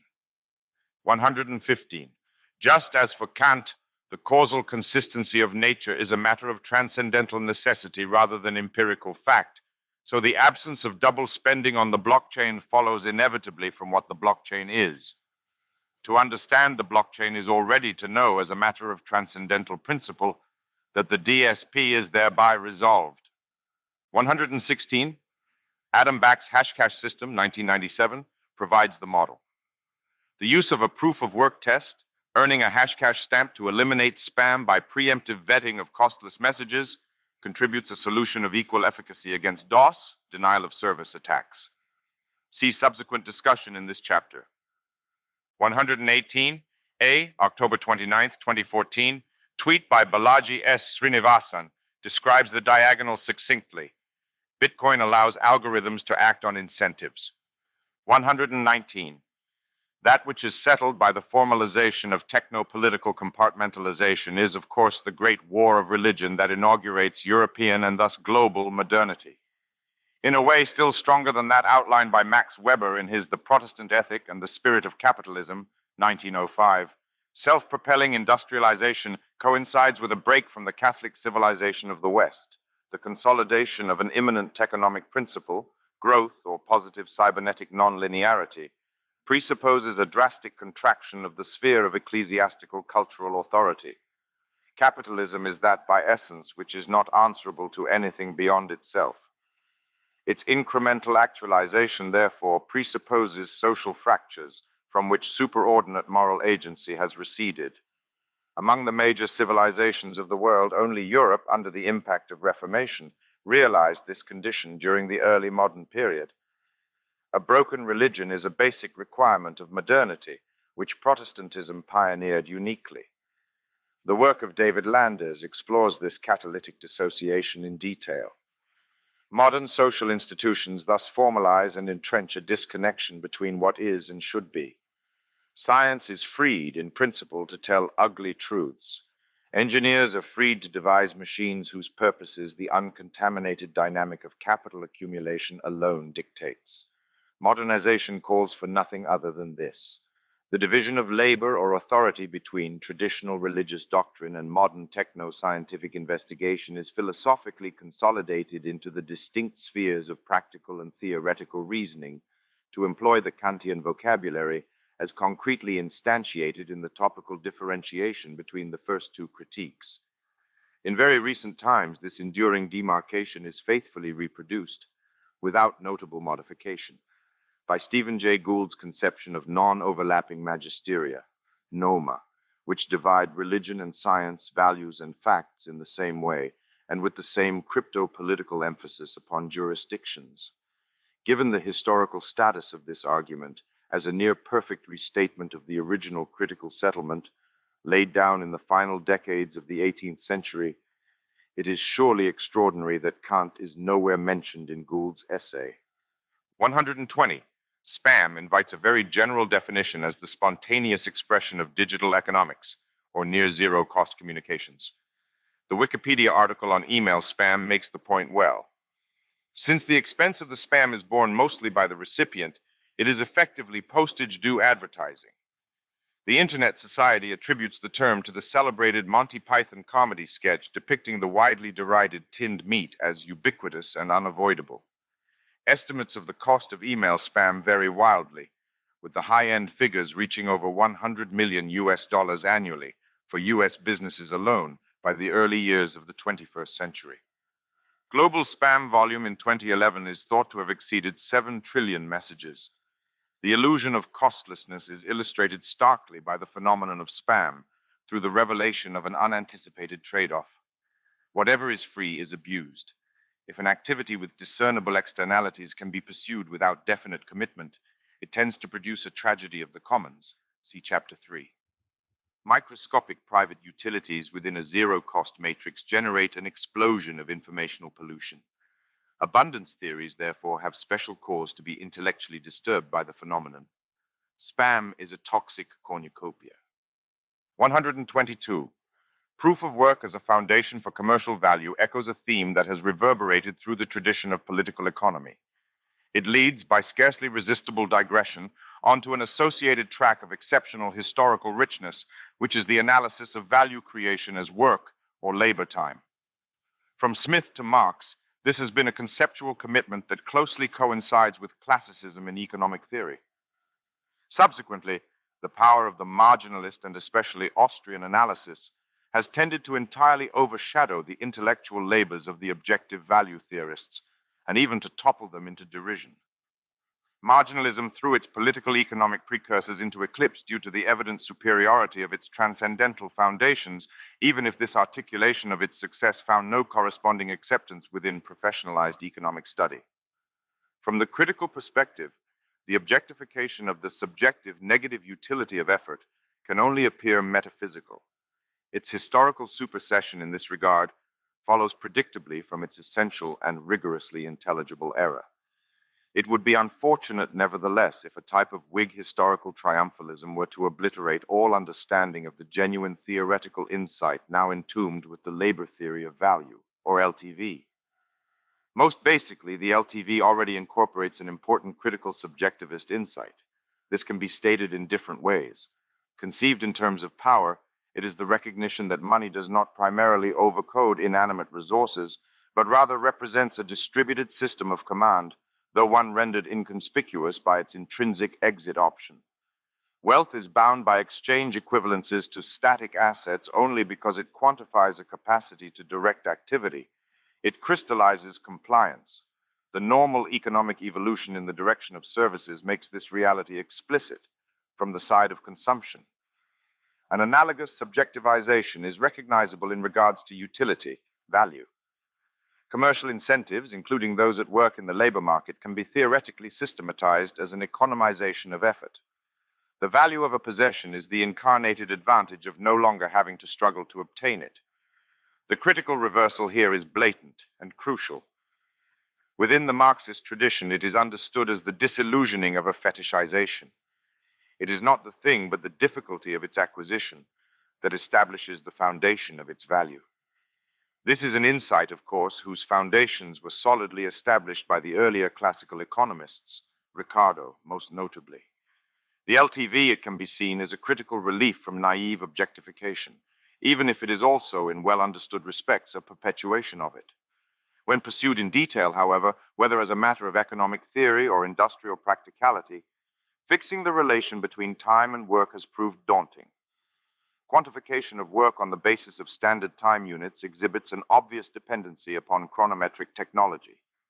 This in itself suffices to identify the topic as distinctively modern. Beside comparatively accurate time measurement, the practice of compensated labor time also requires some adequate degree of work monitoring. It is necessary to know both how much time is spent working and that this time is spent working.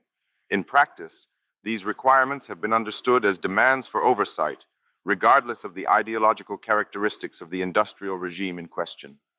Solutions to the informational problems of work monitoring have been institutionalized within the factory organization of production, integrally, originally, and necessarily.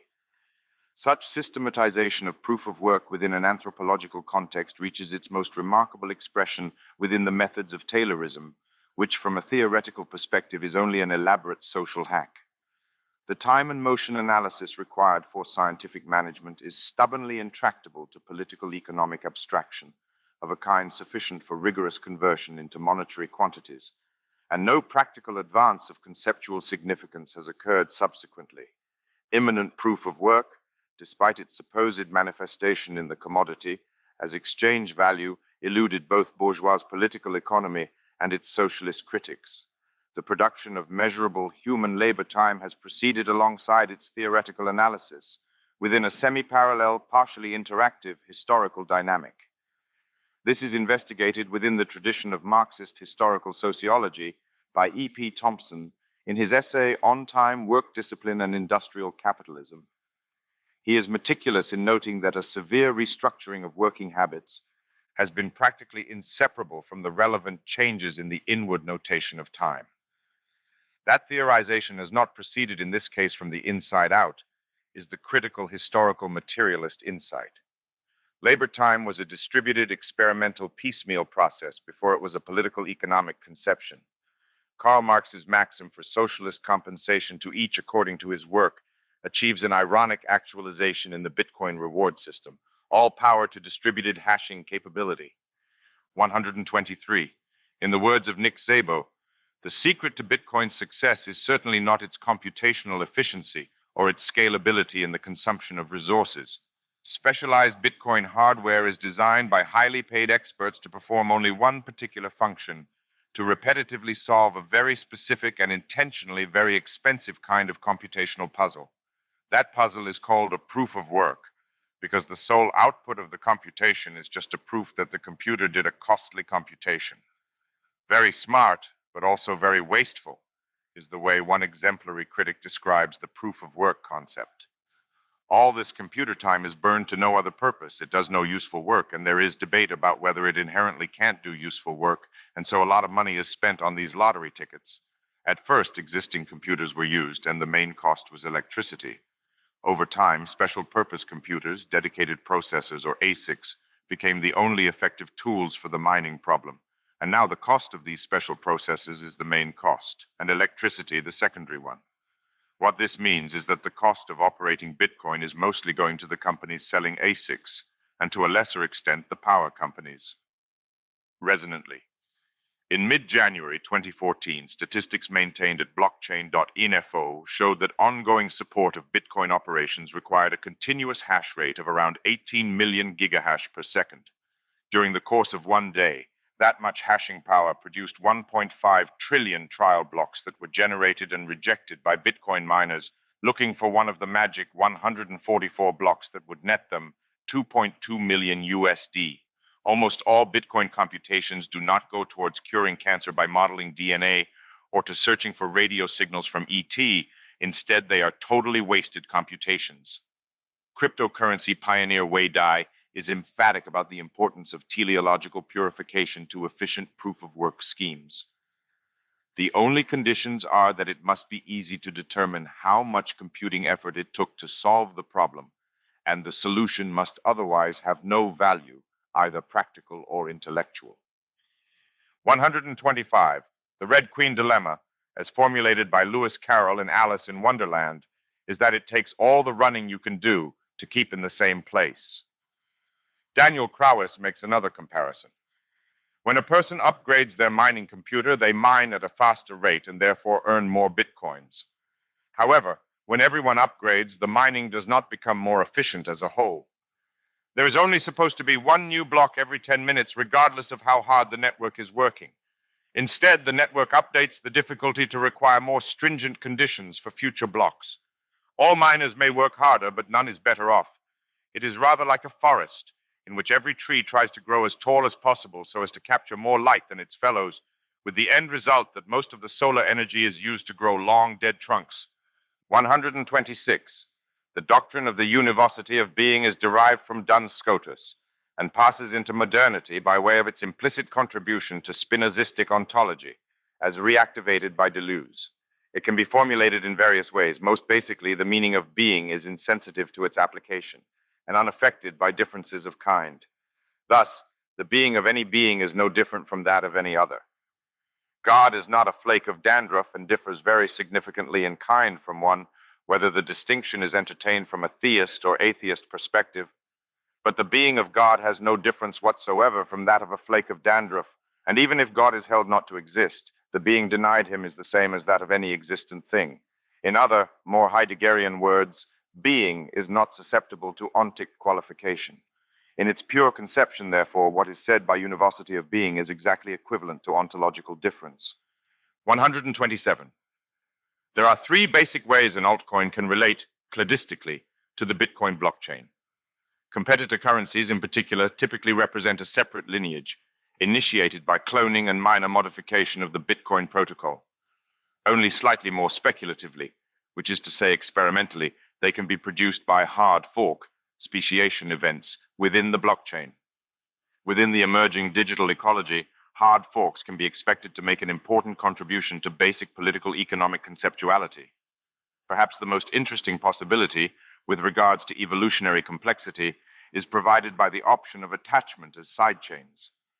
In this situation, a comparatively high degree of intricate symbiotic coevolution is built into the pattern of rising diversity from the beginning. See altcoins.com. Bitcoin's first hard fork occurred in August 2017 with the split of Bitcoin Cash. The break divided the cryptocurrency between a major lineage prioritizing the security of a store of value and a minor lineage prioritizing convenience as a means of payment. Monetary theory had become a process of experimental dissociation. Fitz Tepper at TechCrush commented helpfully, essentially, like everything else in crypto, no one knows what's about to happen next. In discussing the relation between the archaic RNA world and its obscure predecessor, perhaps Cairns Smith-type information-preserving clays, as a highly abstract analogy to the potential transition to a post-DNA hegemonic information medium, Hans Moravec coined the term replicator usurpation. In this regard, the comparison of blockchains to genomes is of evident relevance. Both are characterized by the massive redundancy that comes from ubiquitous copying. Every cell or node contains a full version of the record. Additionally, speciation functions comparably in both cases. Variants stemming from any given speciation event or hard fork share a lineage. Diversity has a cladistic structure or fragmentation record registered in the conservation of common code. Fred Ersam notes that forking is a critical evolutionary mechanism for blockchains. Just like mutations to DNA in biological organisms allow for evolution through natural selection, forking lets us run multiple experiments in parallel where the strongest versions survive. C. Accelerating Evolution Through Forking by Fred Ersam on Medium.com. The topic of forking, amid other types of cryptocurrency proliferation and diversification, will return in relation to the concept of inflation in a post-macroeconomic world.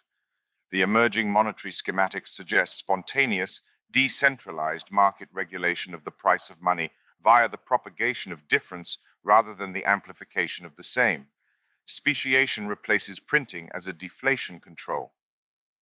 130. The argument for natural cryptocurrency monopoly, in its most abstract features, is a strict analog of the proposal advanced among certain influential voices engaged with the prospect of AI singularity, that such an event would be expected to install an effectively unchallenged singleton. In both cases, the argument identifies a point of criticality, or singularity, at which first-mover advantage is amplified explosively by powerful positive feedback leading rapidly, or at least with exponential cybernetic inevitability, to total domination.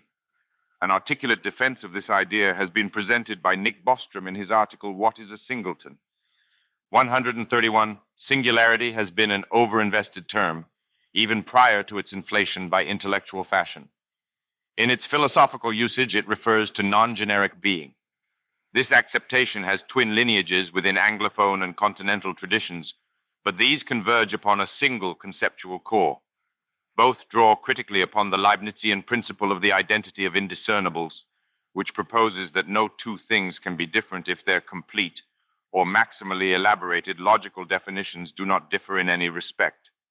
This is a principle that succumbs to the general crisis of logicism, as it unfolded within the early 20th century, most decisively in the work of Gödel and Turing. It draws upon the notion of a comprehensive definition, which falls prey to criticism based on the discovery of irresolvable incompleteness or non-computable numbers. Cantor's late 19th century demonstration of diagonal argument anticipates the crisis of logical comprehension in its most abstract features. The singular begins where the project of definition encounters a rigorously insurmountable limit. This is not that, does not even begin to tell us what this is or to provide its name. Determination through negation stalls at the threshold of singularity, where logical signifiers are supplanted by diagonal indicators, pointing into the rigorously incomprehensible. The numerical identity of the thing designates a logically intractable excess, conserved diagonally, even after infinitely exhaustive qualitative determination. Transcendental numbers provide the pattern. Individuation is ontologically basic or transcendental, even if it is typically missed or misidentified as ego or object. Real selves and things in themselves are singularities. Reality disintegrates into them. No universe can encompass singularities. It is rather that any apparent universe is fragmented by them. Black holes are not cosmic furnishings, but doors. Singularities are transcendental by definition, since they elude all superordinate jurisdiction or domain subordination. Laws break down at their boundaries. They are thus elements of absolute multiplicity, or difference without genre. Historical or technological singularity is, if only superficially, another thing entirely. Werner Vinge describes it perfectly as a wall across the future. Historical structures can be extended up to, but not into it. This singularity sets the absolute limit of all projections. Like a black hole, it is epistemologically impermeable. John Smart has suggested that it might even sensu stricto be a black hole, achieved as an engineered techno-compression catastrophe. According to this forecast, communication time lag minimization drives implosion. Only collapsed matter is fast enough for the future. Translated into the terminology of Bitcoin, optimization of the block discovery rate tends to singularity. Because impending terrestrial singularity is a thing and not a signification, it overspills every attempt at comprehensive definition. This stream of references is therefore far from exhaustive. In particular, there is an additional noteworthy employment of singularity within the sphere of aesthetic production, designating the threshold at which the name of an artist acquires distinctive consistency and thus efficient dehumanization. With a sufficiently abstract sense of the artist, this usage curves back into the main current. Singularity is the ultimate agent, or it is nothing. 133. Melanie Swan, whose writings on Bitcoin are distinguished by their extraordinary visionary sweep, describes the cryptocurrency as, in some sense, a supercomputer for reality. This is a sense that she proceeds vigorously to explore. Unfortunately, her framework of understanding is impaired at its highest level by a propensity to abundance theorizing under the sign of cornucopian illusion. This error is unfortunately common and even typical among those drawing upon transhumanist inspiration. As the genealogy of Bitcoin vividly demonstrates, the primary manifestation of digital abundance is not the supersession of the commodity, but spam. Bitcoin restores robust scarcity precisely insofar as it filters out spam money. 136. See the Bitcoin paper, Section 6. The incentive may help encourage nodes to stay honest. If a greedy attacker is able to assemble more CPU power than all the honest nodes, he would have to choose between using it to defraud people by stealing back his payments or using it to generate new coins. He ought to find it more profitable to play by the rules, such rules that favor him with more new coins than everyone else combined, than to undermine the system and the validity of his own wealth. In this same vein, Morgan E. Peck asks, why trust Bitcoin? Or more specifically, why trust the technology that makes Bitcoin possible? In short, because it assumes everybody's a crook, yet it still gets them to follow the rules. In old security models, you tried to lock out all of the greedy, dishonest people. Bitcoin, on the other hand, welcomes everyone, fully expecting them to act in their own self-interest, and then it uses their greed to secure the network. This is, of course, simply liberalism, as it was once understood. Bernard Mandeville's The Fable of the Bees had already securely apprehended the principle. Originality lies in the implementation. 137. The task of completing the basic triad of semiotic dimensions is a voyage into terminological torment.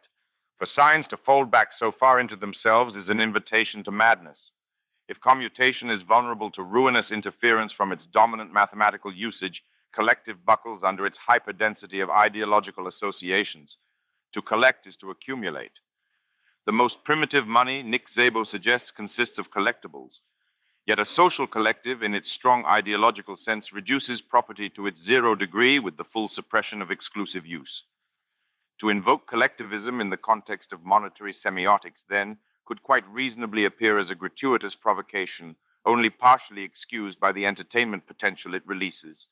Its abrasiveness would most likely prove culturally unsustainable. 138.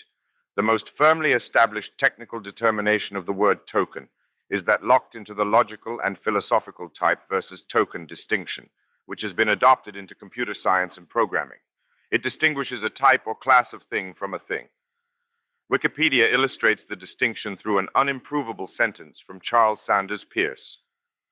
There are only 26 letters in the English alphabet, and yet there are more than 26 letters in this sentence. The counting of letter types and letter tokens is different. Only in the latter case does the arithmetic incline to economics, opening to factors such as production capacity and cost, batch sizes, and supply limits.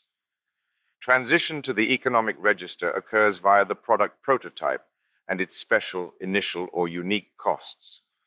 This book refers ambiguously either to the output of an authorial and editorial process or a unit from a print run.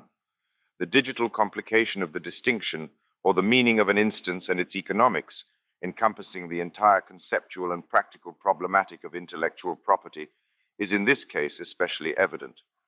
Typal property of the kind found in I.P, is reliably confounding. This coin, similarly, splits on the type versus token fracture line, which divides it between its twin faces as an example of a class of coinage and as a unit of currency. A token, in this sense, has a definite relation to the idea of the non-duplicitous or allocative sign, since it isolates non-generic or numerical identity. Chapter 4. 139.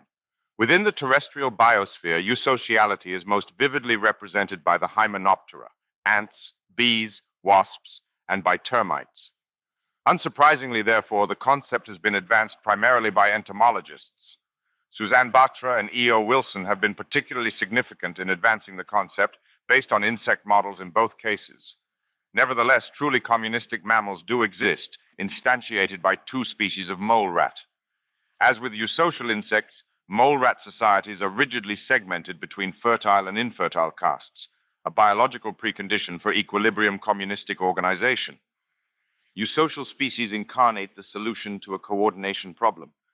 The games involved, searches for evolutionarily stable strategies, have been resolved at the genetic level. That the pseudo-individuals within insect hives or colonies do not engage in competitive games with each other is precisely what eusociality means.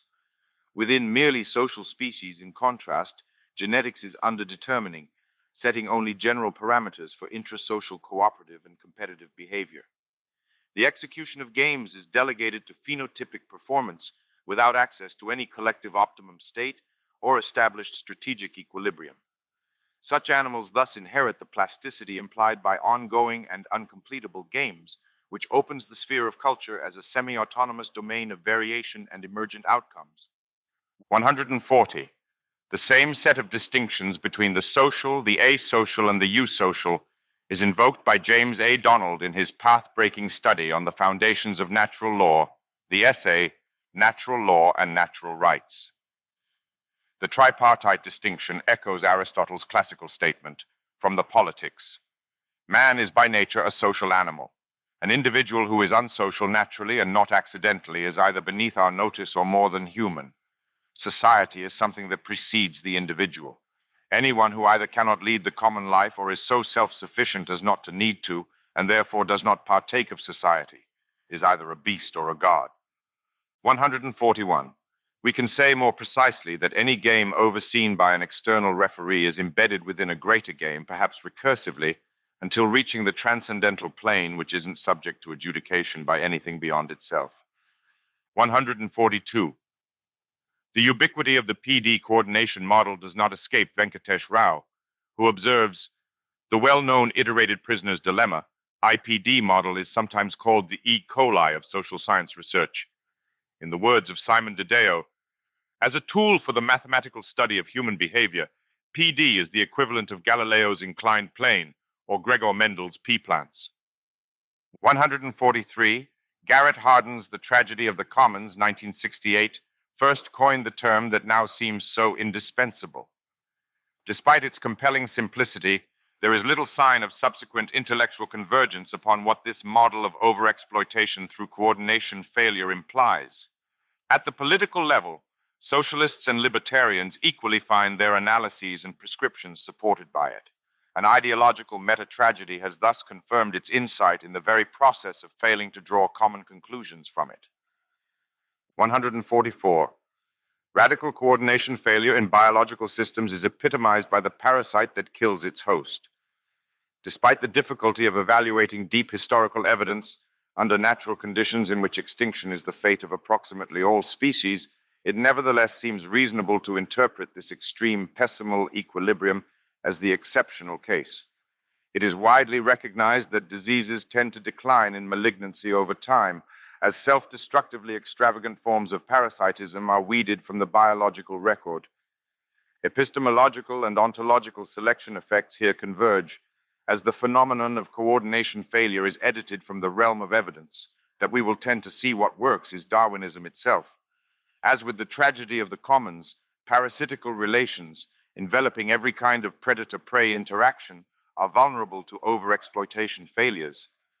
The attendant arms races are important drivers of biological diversity and phenotypical extravagance. The effects of competition for light among trees, roughly trees themselves, are only the most vivid example of the way biological form is dominated by the outcome of a long history of default to non-coordination. 145. In The Strategy of Conflict, 1960, Thomas Schelling emphasizes the importance of credible commitment to classically structured games. His insight is satirized with great insight in Kubrick's Dr. Strangelove, which builds its plot around the understanding that the limit signal of commitment is strategic automation or automatic retaliation. The strategic irrationality of making this extreme commitment without signaling it is a central comic device of the movie. 146. An entire poetics could be constructed in this space. Based upon the lacuna of credible commitments in the pure linguistic realm, it would reverse the game theoretical problem into a source of creativity by conceiving it as a rhetorical generator. That is an undertaking for another occasion. 147. The Byzantine general's problem, which is the difficulty of achieving Byzantine coordination, was initially named the Two Generals Paradox upon its formulation by Jim Gray in his Notes on Database Operating Systems, 1978, and was then generalized to larger multiple agent systems by Leslie Lamport, Marshall Pease, Robert Shostak in 1980. As humorously reformulated by Satoshi Nakamoto in a post on the cryptography mail list that scrupulously preserves the critical abstract properties of the problem. A number of Byzantine generals each have a computer and want to attack the king's Wi-Fi by brute forcing the password, which they've learned is a certain number of characters in length. Once they stimulate the network to generate a packet, they must crack the password within a limited time to break in and erase the logs, otherwise they will be discovered and get in trouble. They only have enough CPU power to crack it fast enough if a majority of them attack at the same time. They don't particularly care when the attack will be, just that they all agree. It has been decided that anyone who feels like it will announce a time, and whatever time is heard first will be the official attack time. The problem is that the network is not instantaneous, and if two generals announce different attack times at close to the same time, some may hear one first and others hear the other first. The same post explains how a proof of work solution can be achieved. It is especially important to note that the Byzantine general's problem formalizes the problem of coordination in general as synchronization. As already remarked in Part 1, it articulates a problem whose insolubility in the context of cosmophysical theory coincides with general relativity, space-time, and the renunciation of absolute succession. A solution to the Byzantine general's problem, therefore, is intrinsically post-relativistic. Given the restoration of succession to the order of signs that follows from the innovation of the blockchain, the application of the post prefix in this case has exceptional and reflexive conceptual legitimacy. See also the problem of firing squad synchronization, whose relevance is implicit in its name. 148, Barry Norman's The Tradition of Spontaneous Order, 2002, lays out the intellectual history of the idea within a primarily legal and economic context. He abstracted beyond its socio-historical exemplification and apprehended as a cosmic philosophical principle, spontaneous order refers to immanent coordination within dispersed collectivities, making it approximately synonymous with the science of multiplicities in general. It designates the systematicity of the system, which can be alternatively formulated as an irreducibility without transcendence or an immanent non-locality. Whether philosophical or colloquial, the association of spontaneity with notions of vitality is ultimately arbitrary. Spontaneity is not life, unless life is conceived as the irreducible operation of the multiple as such. 149. Public choice theory serves as a reliable proxy for minimalistic game theoretical axioms in their directly political application. In her book, All You Can Eat, Greed, Lust, and the New Capitalism, 2001, Linda McQuaig cites a short fable by Amartya Sen designed to satirize the public choice approach. "Can you direct me to the railway station?" asks the stranger. "Certainly," says the local, pointing in the opposite direction towards the post office. "And would you post this letter for me on your way?" "Certainly," says the stranger, resolving to open it to see if it contains anything worth stealing. Notably, in contenting itself with the satirization of disciplined moral skepticism, this line of criticism is brazenly unembarrassed about its dogmatic structure. Its rhetorical brilliance diverts from its substantive socio-historical meaning, which is the acknowledgement that solidarity is premised on the absence of a question. In other words, it demands, finally, the docile acceptance of an inarticulate presupposition. In this demand is to be found its irreparable weakness, shared by all cultural commitments, typically religious in nature, that are grievously wounded by the very fact of coming into question. A comparable defense of transcendent altruism founded upon the pre-delimitation of critique will be seen in David Graeber's Everyday Communism. There, too, fatal injury coincides with the beginning of skeptical thought, since in this framework of collectivist moral norms, the investigation is the real crime. An intrinsic inclination to totalitarianism proves difficult to control. There is one, and only one, coherent rejoinder available to the left on this point.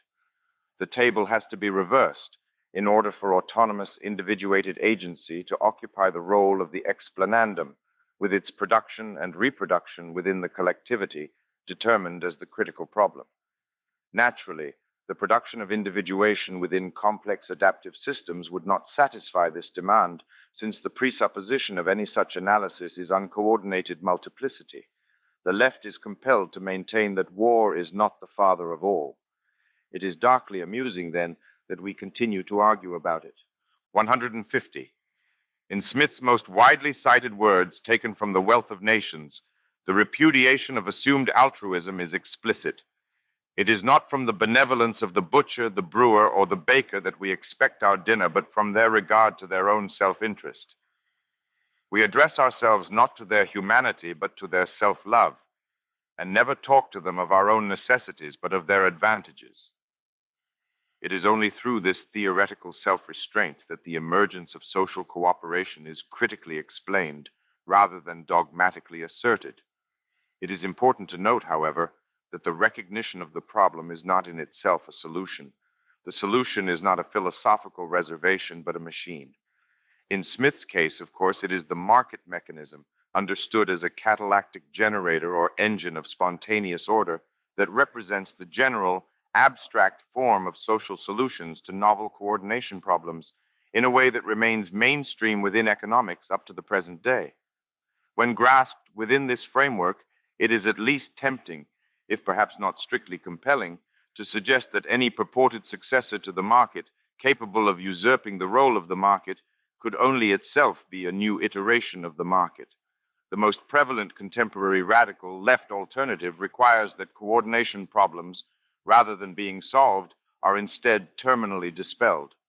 Among those unfashionable vestiges of the Marxist tradition which emphasize the inheritance of capitalistic management practices by post-capitalistic social regimes, as exemplified by Lenin's Taylorism, there is at least the promise of collective action solutions taking the form of legacy cultural resources, although without solid prospect of further innovation in a post-competitive milieu. 151. The formal application of game theory to evolution dates back to the early 1970s. Pioneered by John Maynard Smith and George R. Price. Through the theorization of evolutionary strategies, see The Logic of Animal Conflicts, 1973. Since the notion of strategy has an ineliminable telic inflection, this mode of evolutionary formalization can be philosophically conceived as a diagonalization of biology. The preparatory theoretical work of W.D. Hamilton is especially notable in this regard, since it is explicitly focused on the application of Darwinian intellectual tools to subtract the metaphysical presupposition of altruism. The rhetorical provocation of selfishness, as seen most prominently in the Hamilton-based neo-Darwinian synthesis of Richard Dawkins, testifies to this project. The selfish gene poses altruism as a problem, which Hamilton had already productively addressed. This is how transcendental critique reaches social biology, whose compressed name sociobiology was, from its inception, a political scandal. Collectivist metaphysics was not slow to recognize the profound intellectual menace, at once ancient and scientifically renovated, that it faced. 152. The Santa Fe Institute gathers cross-disciplinary researchers for the study of far from equilibrium systems and their emergent behavior, characterized by path dependency, suboptimality, and massive informational imperfections. Of special relevance to the discussion here has been the pioneering of complexity economics, associated in particular with the work of Brian Arthur, which provides a disciplined critique of equilibrium models in neoclassical economics. Markets approach equilibrium only in the way that all working machines approach an entropy maximum, without this limit being ever or even approximately actualized. The concrete socio-historical application of such thinking found in Manuel de Landa's 2000, A Thousand Years of Nonlinear History, see bibliography. 153. Between descriptive liberalism and analytical anarchism, despite the apparent terminological escalation, there is no distinction of serious theoretical significance. Order out of chaos or at the edge of chaos is the consistent explanatory horizon. 154. The most influential proximal ancestor of current network theory by far has been connectionism. This intellectual movement, characterized by an extreme interdisciplinarity, introduced the problems of electronic engineering and distributed information systems into the study of biological, psychological, and social phenomena. Its name was coined by neural net theorist Donald Hebb in the 1940s. Rising to prominence from the early 1980s, connectionism has generalized the study of neural networks, or parallel distributed processing, in suggestive coincidence with the rise of the Internet. Its research orientation has been guided by the proposition that complex adaptive behavior is better explained by the pattern of connections between simple units than by complex properties inherent within concentrated entities of any sort. At a larger scale, connectionism updates the diffuse multi-century current of empirical associationism, accommodating it to the prospects of technological actualization within electronic networks. It is thus marked by a comparative disregard for elaborate symbolic structures and for highly organized internal states more generally. The atomic elements of connectionist analysis are linkage modules, supporting emergent systemic behavior. Like cybernetics before it, connectionism outgrew its own disciplinary contour and dissolved into the sophisticated common sense of the world. Generalized dominion can be difficult to distinguish from disappearance. Subsequent attempts to specify a definite theory of networks have been programmatically vaguer, resorting typically to some notional gestures of obeisance in the direction of mathematical graph theory. Much of this work has been seduced by literary temptations, bringing its enduring theoretical productivity into serious question. Most damagingly, in respect to its own capacity for conceptual genesis, the primary analytical discipline of connectionism, programmatic dismantling of mysterious essences into distributions, has been increasingly neglected and replaced by an arcane cult of whole objects withdrawn from the menace of disintegration. 155. Axioms are independent, formally articulated assumptions. Since each axiom is a basic presupposition which cannot, therefore, either be derived from or support any other, a set of axioms is an irreducible multiplicity. Consequently, an axiomatic has a characteristic mode of variation based upon composition from wholly independent parts, which can be added or subtracted with comparative freedom. Because axioms are bedrock elements, their selection demands an irreducible experimentalism. As a matter of logical necessity, the systems they compose can never determine the characteristics of a missing axiom. Within a social context, the pursuit of minimal axiomatic systems is ideologically charged, since it corresponds to a contraction of public purposes. The historical disintensification of capitalism has proceeded, as Deleuze and Guattari note, by way of an axiomatic proliferation. Addition of axioms is the way capital has been socially compromised. From a francophone perspective, this tendency appears as a resilient teleological structure. When the same prediction is extended to Anglophone cultures, in which the recession of classical liberalism remains far more seriously contested, less confident conclusions are advisable. 156. Rigorous transcendental formulation of the model network, with all the conceptual ironies and traps this involves, finds its high water mark in Deleuze and Guattari's essay Rhizome, which introduces the second volume of Capitalism and Schizophrenia, A Thousand Plateaus. Our rhizome acquires facile, contrastive definition through its distinction from the arborescent schema of hierarchical subdivision. It proposes an absolute horizontality, approached through dimensional collapse, which opposes the rhizome to the tree, reticulation to hierarchical structure, and contagion to heredity. In truth, it is not enough to say, "Long live the multiple," difficult as it is to raise that cry. The multiple must be made not by always adding a higher dimension, but rather in the simplest ways, by dint of sobriety, with the number of dimensions one already has available always n-1, the only way the one belongs to the multiple, always subtracted. Subtract the unique from the multiplicity to be constituted right at n-1 dimensions. A system of this kind could be called a rhizome, a TP6. When analytically decomposed, the rhizome exhibits a number of consistent distinctive features. 1 and 2, principles of connection and heterogeneity. Any point of a rhizome can be connected to anything other and must be. 3, principle of multiplicity. It is only when the multiple is effectively treated as a substantive multiplicity that it ceases to have any relation to the one as subject or object, natural or spiritual reality, image and world. Multiplicities are rhizomatic and expose arborescent pseudo-multiplicities for what they are. 4, principle of a signifying rupture, against the over-signifying breaks separating structures or cutting across a single structure. A rhizome may be broken, shattered at a given spot, but it will start up again on one of its old lines, or on new lines. You can never get rid of ants because they form an animal rhizome that can rebound time and again after most of it has been destroyed. 5 and 6. Principle of cartography and decalcomania. A rhizome is not amenable to any structural or generative model, the map. 157. A network, in what is by now the overwhelmingly dominant sense of this term, is by definition robust. It is constructed in such a way as to tolerate massive disruption. Thus, the perennial relevance of the military roots of the Internet. In its practical application, communications resilience has been inseparable from resistance to censorship. Like the basic Internet protocols, Tor, the onion router, is descended from a military research program initiated in the mid-1990s by the United States Naval Research Laboratory and subsequently pursued by DARPA. The regularity with which critical elements of state security apparatus are deflected into crypto-anarchist streams and inversely suggests a principle of strategic reversibility in conformity, on one side, with the poacher-turned-gamekeeper phenomenon.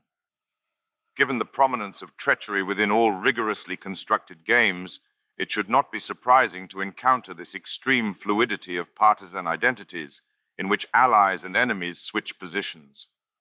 The figure of the hacker is notably liminal in this regard, representing simultaneously an ultra-modern incarnation of the outlaw and a skill set indispensable to effective formations of contemporary power. At its highest levels, strategy is a matter of turning.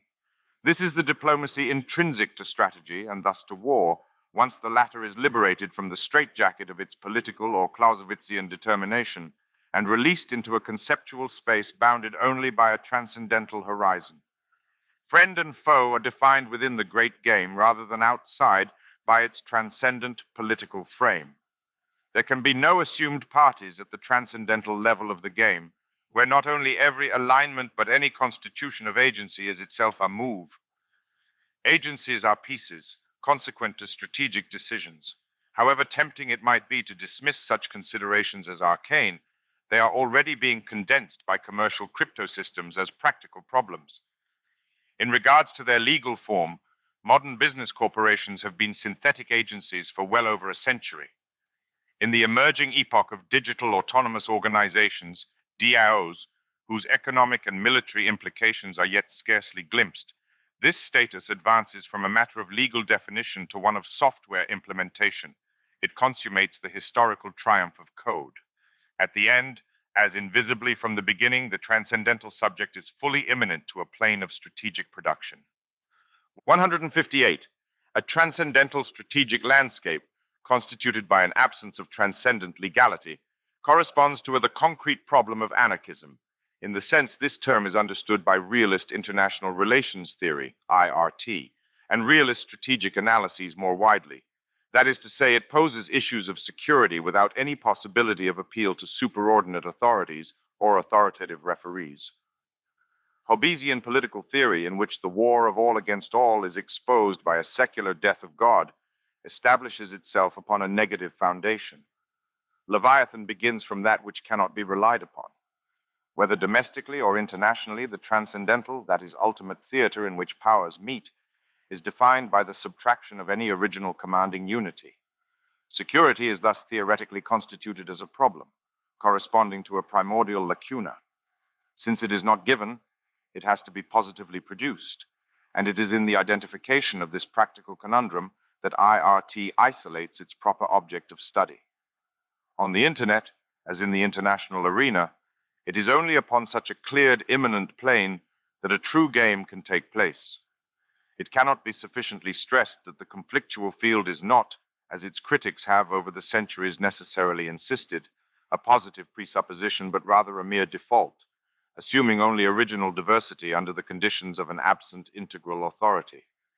Despite its manifest tendency to decay into a utopian projection, the perpetually regenerated credibility of anarchism is founded not upon its transcendent aspiration, but upon its transcendental problematic. Given only war, how is coordination possible? 159. While the definition of Bitcoin as a solution to the Byzantine generals' problem remains controversial, the principal objections to this description can reasonably be described as arcane.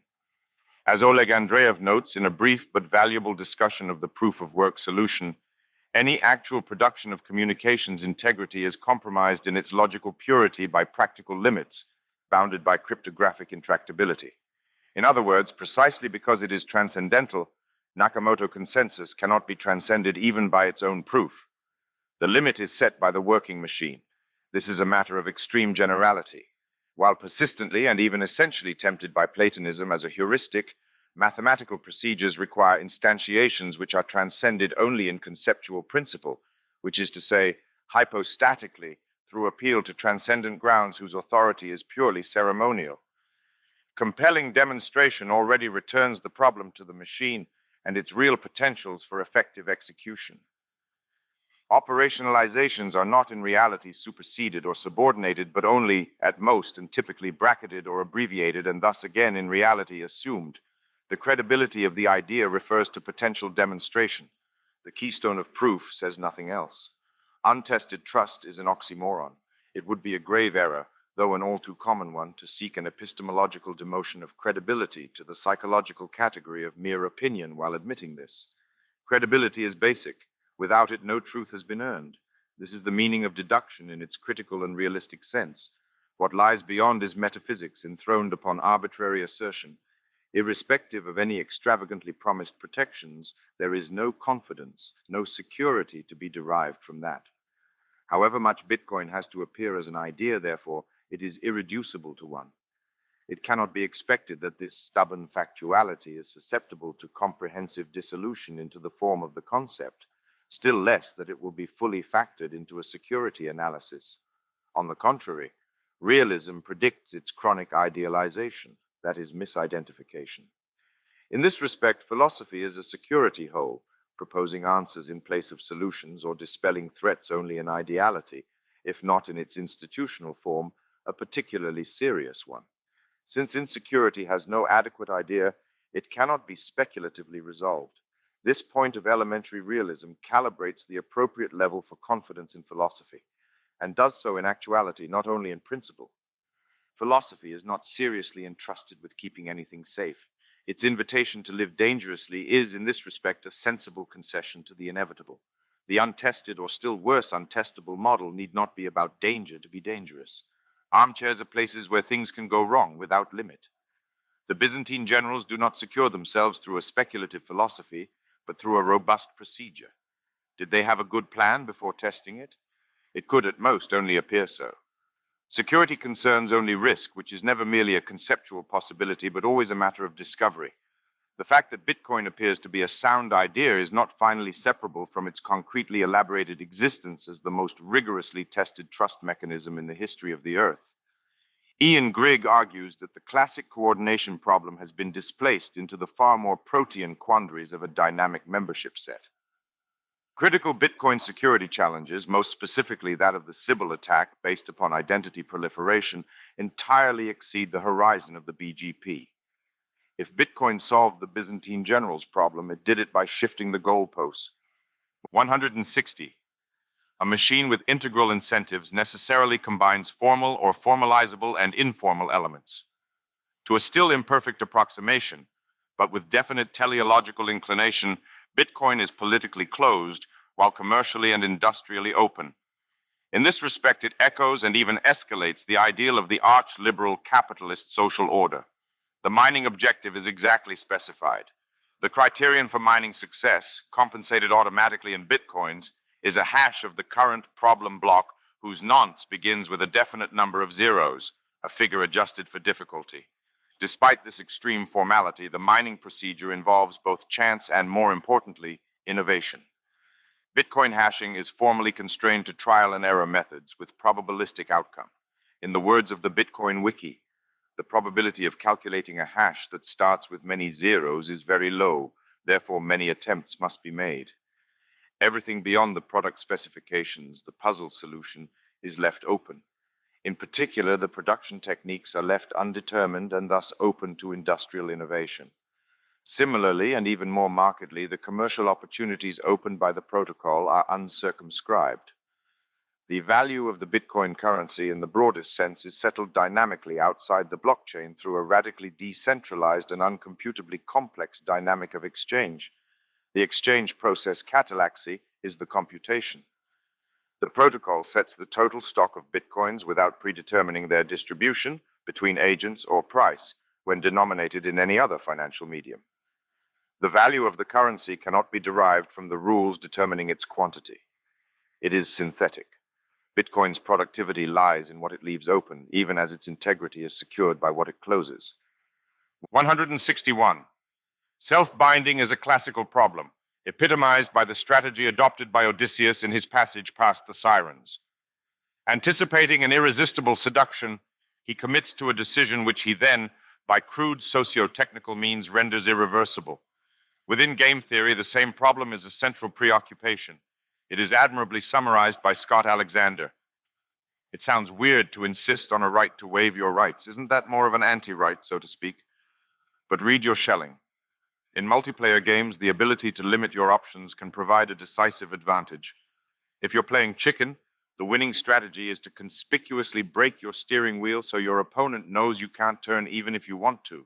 If you're playing global thermonuclear war, the winning strategy is to conspicuously remove your ability not to retaliate using something like the dead hand system. Waiving your right to steer, waiving your right not to nuke, these are winning strategies. Whoever can't do them has been artificially handicapped. 163. From a certain perspective, which is not itself isolable as a left-wing or right-wing theoretical orientation, there is no right-wing politics. The political, by its own dialectical logic, of organized controversy and reconciliation, can only reach conclusion on the left.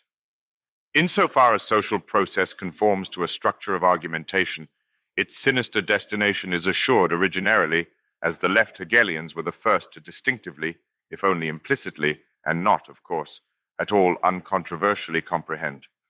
For the right, agreement to pursue the social argument is already to lose it. The position of the right, most definitively in the case of established property distributions, is that there is nothing to discuss. The absence of any opening for discussion is what property rights ultimately mean. Whatever is unable to escape argument remains unsettled, framed by an implicit redistribution which merely awaits actualization upon the collective horizon that is defined by the final scope of controversy, or, restated exactly, the political totality. Under such conditions, which are conceived by the left as universal, private property is only ever held on trust, as a contingency of revisable political arrangements or a debatable social allocation. Controversy, even ideological controversy, falls short of the difference referenced by autonomy. From the side of privacy, there cannot be any encompassing negotiation or dialectical relation between the public and the private. Privacy, private interest, cannot be protected or even rigorously articulated within a sovereign public forum. As soon as it makes a case for itself through political argument or ideological commitment, which could only ever be ambiguous, it submits to the final authority of the conversation, and thus to the collective. Its sole defense lies in exemption from politically significant social discussion, an avoidance that is not merely anti-dialectical, but positively exodialectical, requiring something other than opposition. Non-dialectics is not a higher level of argument, but an escape from the oppositional relation into outsideness. This exit from the political sphere is concretely instantiated by hard crypto security. Bitcoin epitomizes such a meta-strategy, hence the extremity of its political-economic provocation. 164. Whatever the positive semantic associations accumulated by the word war, its most rigorous meaning is negative. War is conflict without significant constraint. As a game, it corresponds to the condition of unbounded defection or trustlessness without limit. This is the Hobbesian understanding implicit in the phrase, war of all against all, bellum omnium contra omnes, in which the state of nature is conceived again negatively through a notional subtraction of limitation. Treachery, in its game-theoretic sense, is not a minor theme within war, but a horizon to which war tends, the annihilation of all agreement. Reciprocally excited mutual betrayal in departure from an implicit common humanity is its teleological essence. It is worth emphasizing this point in the interest of conceptual integration. The game-theoretic definition of mutual military escalation, and thus the inner principle and intrinsic motor of war, is reiterated double defection. This is a conclusion explicitly rejected by Karl von Clausewitz in his treatise on war, even as he acknowledges the cybernetic inclination to amplification or tendency to a limit, which drives it in the direction of an absolute. War is the continuation of politics by other means, he insists, because it is framed by negotiation, bookended by a declaration of war and a peace treaty. According to this conception, it is an interlude of disagreement, which nevertheless remains irreducibly communicative and fundamentally structured by the decisions of sovereign political agencies. Even as it approaches its pole of ultimate extremity, it never escapes its teleological dependency as a means or instrument of rational statecraft. There is a stark arbitrariness to this assumption. If there is an inherent limitation to military escalation, restricting it within the bounds of political direction, Clausewitz never explains its principle. The reduction of war to instrumentality is not immune to criticism. Philosophical radicalization alone suffices to release war from its conceptual determination as the game of princes. Sovereignty has military rather than political foundations. Hence the reversal of dependency, which is captured by Michel Foucault's notorious inversion of the Clausewitzian formula into the maxim, politics is war by other means. If political sovereignty is ultimately conditioned by the capability to prevail upon the battlefield, the norms of war can have no higher tribunal than military accomplishment in reality. No real authority can transcend survival or survive a sufficiently radical defeat. There is thus a final incoherence to any convinced appeal to the laws of war, when inclined to the objective rather than subjective genitive. Quite simply, unless war restrains itself, it is not restrained. Nothing is able to transcendently impose upon it. Any realistic conception of limited war subsumes that of war lawfully pursued, with the latter properly categorized as an elective limitation. Unless war has a master, just war is ontologically restricted to the status of a tactic. War has no master, there is strictly nothing that could be asserted with greater confidence. War is the father of all things, polymos panton men pater, Heraclitus asserts at the dawn of philosophy. Cormac McCarthy's Judge Holden is more succinct still. War is God. If it has ever seemed otherwise, it is because the essence of war, as Lao Tzu, among others, has told us, is deception. 165, Saussure's A Course in General Linguistics, 1916, was compiled from lecture notes by his students Charles Bally and Albert Secherhai. Its historical coincidence with the origin of macroeconomics merits explicit note. The United States Federal Reserve System, established on December 23, 1913, had scarcely begun operating when Saussure delivered his lectures on the arbitrary nature of the sign. In both cases, a spontaneous order falls under a commanding narrative of discretion and management of value. The directing impulse in modern no less than ancient parlance is Promethean. The resonances between the new monetary order and structural semiotics are not limited to their implicit managerial orientation. They proceed in concert to the horizon of collective volitional anti-naturalism, dismissing all intrinsic assets and positive terms. It would not be reckless to predict that the theoretical foundations of the macroeconomic epoch will be retrospectively understood as monetary structuralism, and in its deuterodecadence, post-structuralism. 166, grasped in terms of its abstract principle, Saussurean structuralism, that is semantic constructivism, is the dominant paradigm or meta-paradigm governing the conceptual order of the postmodern Western academy. Post-structuralism has only deepened its dominion because its programmatic anti-naturalism dovetails so perfectly with the institutional task of defensive demarcation over against the ascendant hard sciences. It has acquired a super-biblical authority within the modern humanities and soft sciences. This enterprise of demarcation is no younger than the modern university itself. It acquires 18th century articulation as a conflict of the faculties.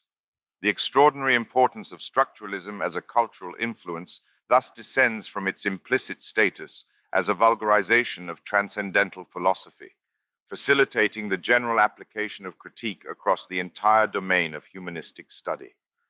By theoretically severing the production of articulate meaning phenomenon from an inaccessible, formless reality, or thing in itself, it established constructivist principles applicable to the general study of signs, sparking a semiological revolution of extraordinary influence. Denaturalization became a cognitive reflex and a matter of zealous dogma. The natural, as that which eludes political adjudication, is identified as the mark and mask of conservative obstruction. Revolutionary denaturalization approaches tautology, in its most rigorous formulation, systematized by Jacques Derrida under the flag of deconstruction. Critical anti-naturalism proceeds through a series of methodical steps. It first identifies a privileged norm, metaphysical object, within the transcendental matrix of semantically productive differences, before successively inverting the conceptual hierarchy through the dialectical performance of antinomy, and then liquidating it under the evanescent label of a non-representable absolute condition of production which never bears this name. Critique is thus regenerated as pure schematics of cultural subversion. Notably, it is weaponized primarily against structures of conceptual articulation and only very derivatively against their hazily envisaged institutional manifestations, such as patriarchy or neocolonialism. Deconstruction is thus to be contrasted against more thoroughly materialized tendencies of critique, in which the supreme instance of social metaphysics is stubbornly identified as the state and the institutionalization of trusted third parties in general. When critique is subjected to academic professionalization as a bureaucratically regularized deconstructive practice, the state ceases to be its target and becomes its occult transcendental agent.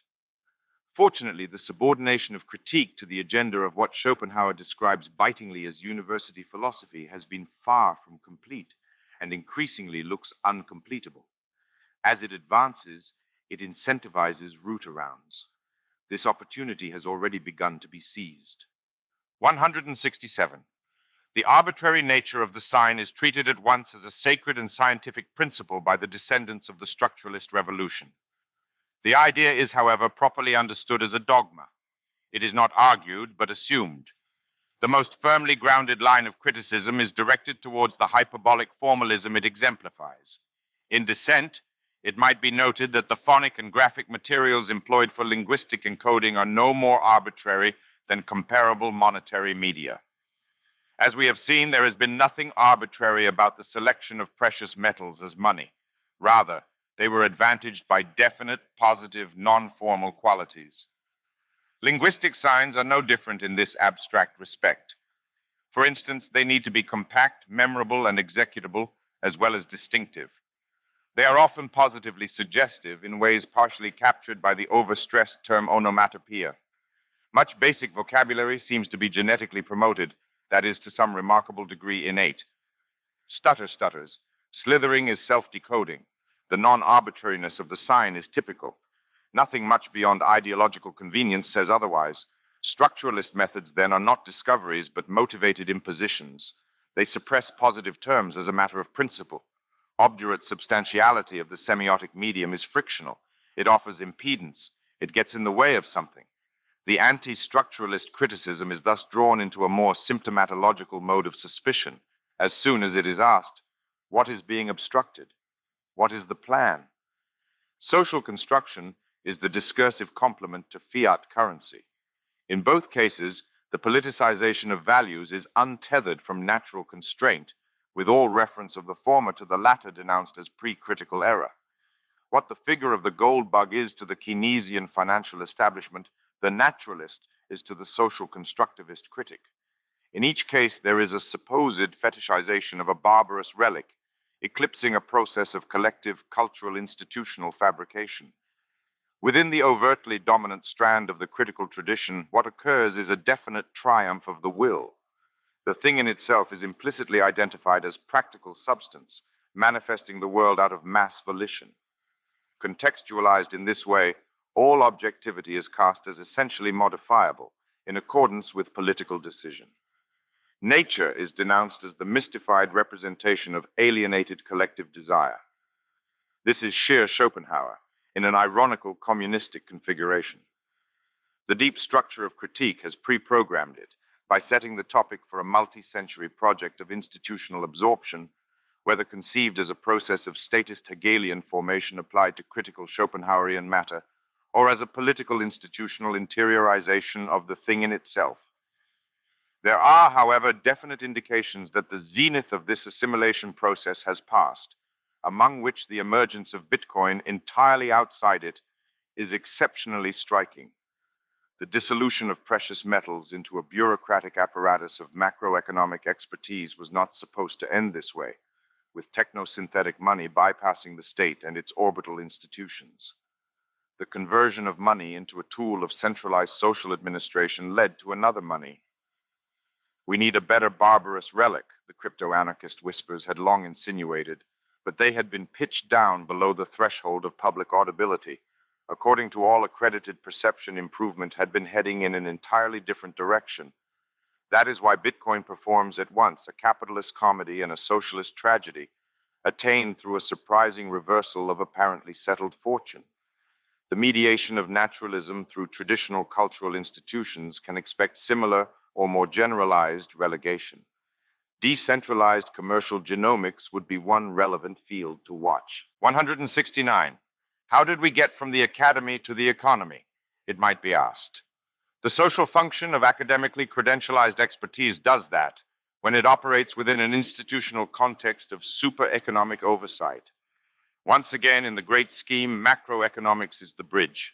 As a central trust management institution, historically supplanting the role of the church, the university is clearly situated in the cryptocurrency flight path. 170. For an illustration of tribal polarization in the realm of political science, it would be hard to improve upon the example identified by this pseudonymous internet comment on the topic of the Obama phone. Do you find it entirely implausible that the program was promoted under the Obama administration? That it being Obama's administration doing the promotion helped it go viral in the recipient community, and that all the reasons it went viral as a positive thing for the recipients made it go viral as a negative thing for conservatives? There's no distortion, no lying. What one side sees as a good thing is precisely what the other side sees as a bad thing. 171. The left versus right distinction is regularly derided as a mere anachronism, without consistent meaning beyond its historical reference to the seating arrangements of the pre-revolutionary French National Assembly. Relatedly, the notion of a modern right is easily dismissed as a compact self-contradiction. Yet, insofar as modernity has exhibited internal ideological polarization, rather than merely incarnating the triumph of the left, some such distinction is inescapable. The intrinsic arbitrariness of the left-right terminology is in this respect an opening for productive abstraction. It is proposed here that leftwardness on the principal political dimension is measured by the degree of attachment to a presumption of altruism, typically identified with the possibility of a comparatively unproblematic political expression of collective purpose. The right is thus naturally identified with a constitutive cynicism. Given its apparent reference to definite incentives, the Marxian or scientific socialist conception of class interest might be taken as a repudiation of altruistic presumption from the left. In this crucial case, however, the perfect coincidence of individual and collective interest attributed to the universalized and thus simply human classless masses that have descended from capitalism's industrial proletariat serves as the proxy for an altruistic orientation, structurally indistinguishable from that traditionally promoted in a more unapologetically sentimental and religious vein. The expectation that a history of industrial cooperation will have fully educated mankind out of all narrow self-interest is, at the very least, a bold one. Dreams of a new man have been consistently disappointed. However elegantly they have been justified by socialist philosophy, within the historical context of concrete initiatives promoting collectivist economic reconstruction. Predictably, socialist management authorities have relapsed into mafia organizations as resilient private incentive structures reassert themselves. There is much truth, and in fact nothing less than a robust conservation law, in the leftist moral accusation that the larval condition of capital is crime. The game of private interest can be trained by accommodative legal structures. This is what rule of law realistically means. The principle of conservation, which adopts criminality as a backup reservoir, ensures nonetheless that fragmented self-interest proves predictably invulnerable to legal abolition. 172.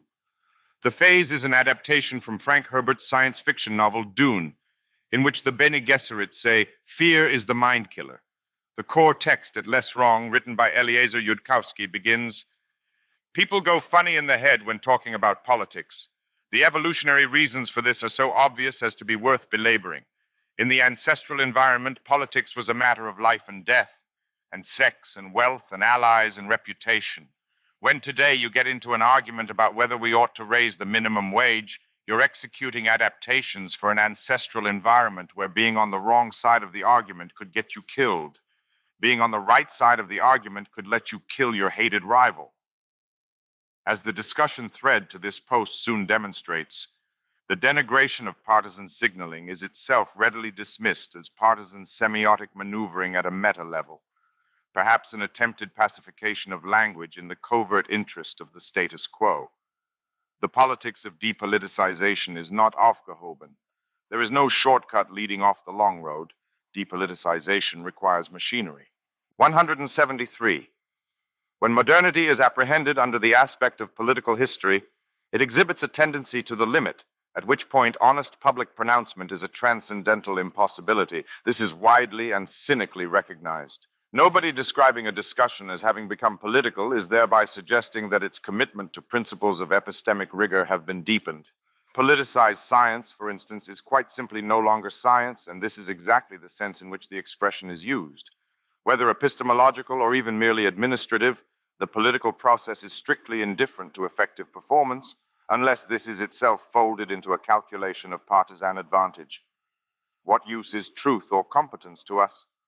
Schumpeter peerlessly elucidates the concrete mechanism as it has operated in modern times in his Capitalism, Socialism, and Democracy. 174. A structural suspicion of or impatience with human limitation conceived as a tragic propensity to subvert the foundations of liberty is a trait connecting libertarians and transhumanists. It has been an explicit theme within the American experiment since its origin, initially elaborated in the discussions that immediately preceded the framing of the Constitution. The founders achieved consensus on the principle that human agency, especially when invested with social authority, requires imminent structural constraint. It needs to be checked and balanced. The great complementary dangers are monarchical and popular discretion. No regime is truly republican unless it protects itself equally against both. Thus, the essential reference of power to a metapolitical protocol or constitution, whose independence from the political process strictly coincides with geopolitical independence of the republican polity itself. It is the Constitution, and no longer immediately the demos, that defines the subject of security. Survival of the people is downstream from that of the polity. Suspension of the political within a war of independence is perhaps the necessary condition of articulation for such a republican order. The Dutch, no less than the American example, suggests so. Liberty conserves itself in and by way of a practical inhumanity. Primatologists, no less than parents, understand that fairness is the typical stake in a squabble. Nowhere is the primate heritage of the human animal more obviously displayed than in the political sphere. Homo sapiens has no uniqueness as zoon politikon, the political animal, a characterization which extends beyond hominids and social primates to social animals in general. Except for those convinced of the fundamental nobility of the chimpanzee, there is no compelling case for investing this particular aspect of human existence with any extraordinary dignity. Even less persuasive is the attempt to align it with some effective egalitarian implication.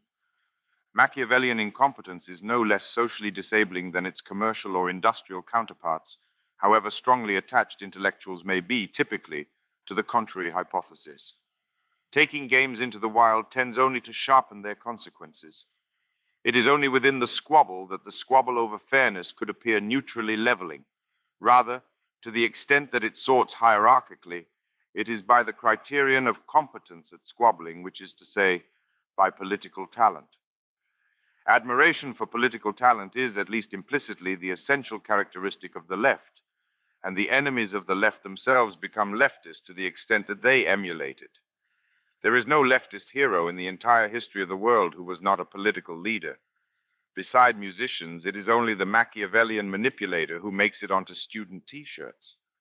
Within the leftist camp, this valorization of the squabbler king appears so perfectly natural as to escape explicit notice. It is natural, in fact, zoological, primatological, and anthropological. As a consequence, the right is guided inevitably in an anti-humanist direction, typically against its own explicit and romantic inclinations. It has to cut the controversy to advance by even the slightest step. Technological singularity. 175. Left libertarianism has a relevance to this question that is at least double. Firstly, it extends suspicion of government to coagulations of private economic power. Secondly, it places the left within a lineage of socio-political dissent opposed originally to the structures of concentrated authority represented by the institutional pillars of the European Ancien regime, monarchy, aristocracy, and clerisy. The meaning of feudalism in this context is not at all straightforward, since it can be aligned either with centralization or with decentralization to some significant level of plausibility. In any case, historical criticism of a broadly Marxian type is not easily avoidable here. The affinity between the left and an ideal of centralized authority is not historically constant, but tends rather to rise in comparatively strict relation to the social influence of capital, against which it counterbalances. Consistent orientation to decentralization, conceived here as the absolute right, challenges the libertarian left to embrace a cold indifference to its consequences. Such unconditional commitment to disintegration can no doubt be turned against any actual configuration of the right, and will be. Considerations of regime security necessarily lean against it. Nevertheless, the drivers of disintegration, the internet most prominently, are gathering such momentum that dilemmas of this kind are unlikely to long be avoidable. The registration of fragmentation in itself as a cause, irrespective of the ideological factions it divides, marks an escalation of critique or accommodation to the transcendental. Sovereign multiplicity serves nothing beyond itself. The erosion of extraneous agendas, therefore, becomes a critical, accelerationist historical symptom. Division escapes the relativity of faction to operate as an absolute productive power. Ideological self-comprehension is strictly secondary. 176. A fully self-secured transcendental commercial medium and store of value is the nightmare that the left, in its scientific manifestation, has envisaged from its beginning. If there has been a diagnostic or analytical error from this party, in this respect, it has been rooted in the premature attribution of such an autonomous power to prior forms of radically insecure, socio-politically dependent property formations. Property rights already imply insecure, non-autonomous property. Autonomous capital, however, is a technical experiment or synthesis that defies all merely speculative anticipation. There can be no definite idea of the way it can be done prior to its being done. As with intellectual intuition, non-coincidentally, its conception and realization are indissociable. Property is not an invariant conceptual category available for deployment within historical analysis, but rather the critical variable itself. The theoretical inversion required to make the essence of property a constant conforms to the pattern of historical dependency, which is equivalent to the marketing of innovation. The actual is solicited by the virtual in terms that appear to ensure continuity and even deference to established modes of existence. This is what you need, sells. This is what you're becoming or being swapped out for really doesn't. 177. Nick Szabo is unambiguous on Bitcoin's deflationary bias as a consequence of its metalist model in his discussion of Bitcoin precursor BitGold. In summary, all money mankind has ever used has been insecure in one way or another. This insecurity has been manifested in a wide variety of ways, from counterfeiting to theft, but the most pernicious of which has probably been inflation. 178. Neoliberalism is a word that is easy for those outside leftist intellectual microcultures to laugh at. Comparatively rare attempts to specify its meaning have, in general, been primarily comical. When applied with some theoretical consistency, the term refers to a failure of liberalism under the sign of liberalism, or a restoration of markets under government direction. In this respect, it denotes a paradoxical authoritarian liberalism, perhaps speculatively extrapolated into anarcho-fascism, which conforms to Marxian expectations that bourgeois freedom presupposes coercion as its condition of existence. It is notable that the horror of deflation, rooted in the left managerial and administratively macroeconomic historical interpretation of the Great Depression, has retained its overwhelming cultural hegemony. Whatever is made of neoliberalism, or perhaps more narrowly the supply-side revolution beginning in the early 1980s, it signally failed to shift the terms of public debate to any significant degree in this respect. It has taken Bitcoin to do practically what market-oriented political economic ideology has failed to do in terms of the philosophy of monetary management. Neoliberalism was still politics, so it wasn't the solution to the problem it identified. A mere politics of depoliticization falls prey to its own contradictions, as its leftist critics have gleefully but not unrealistically noted.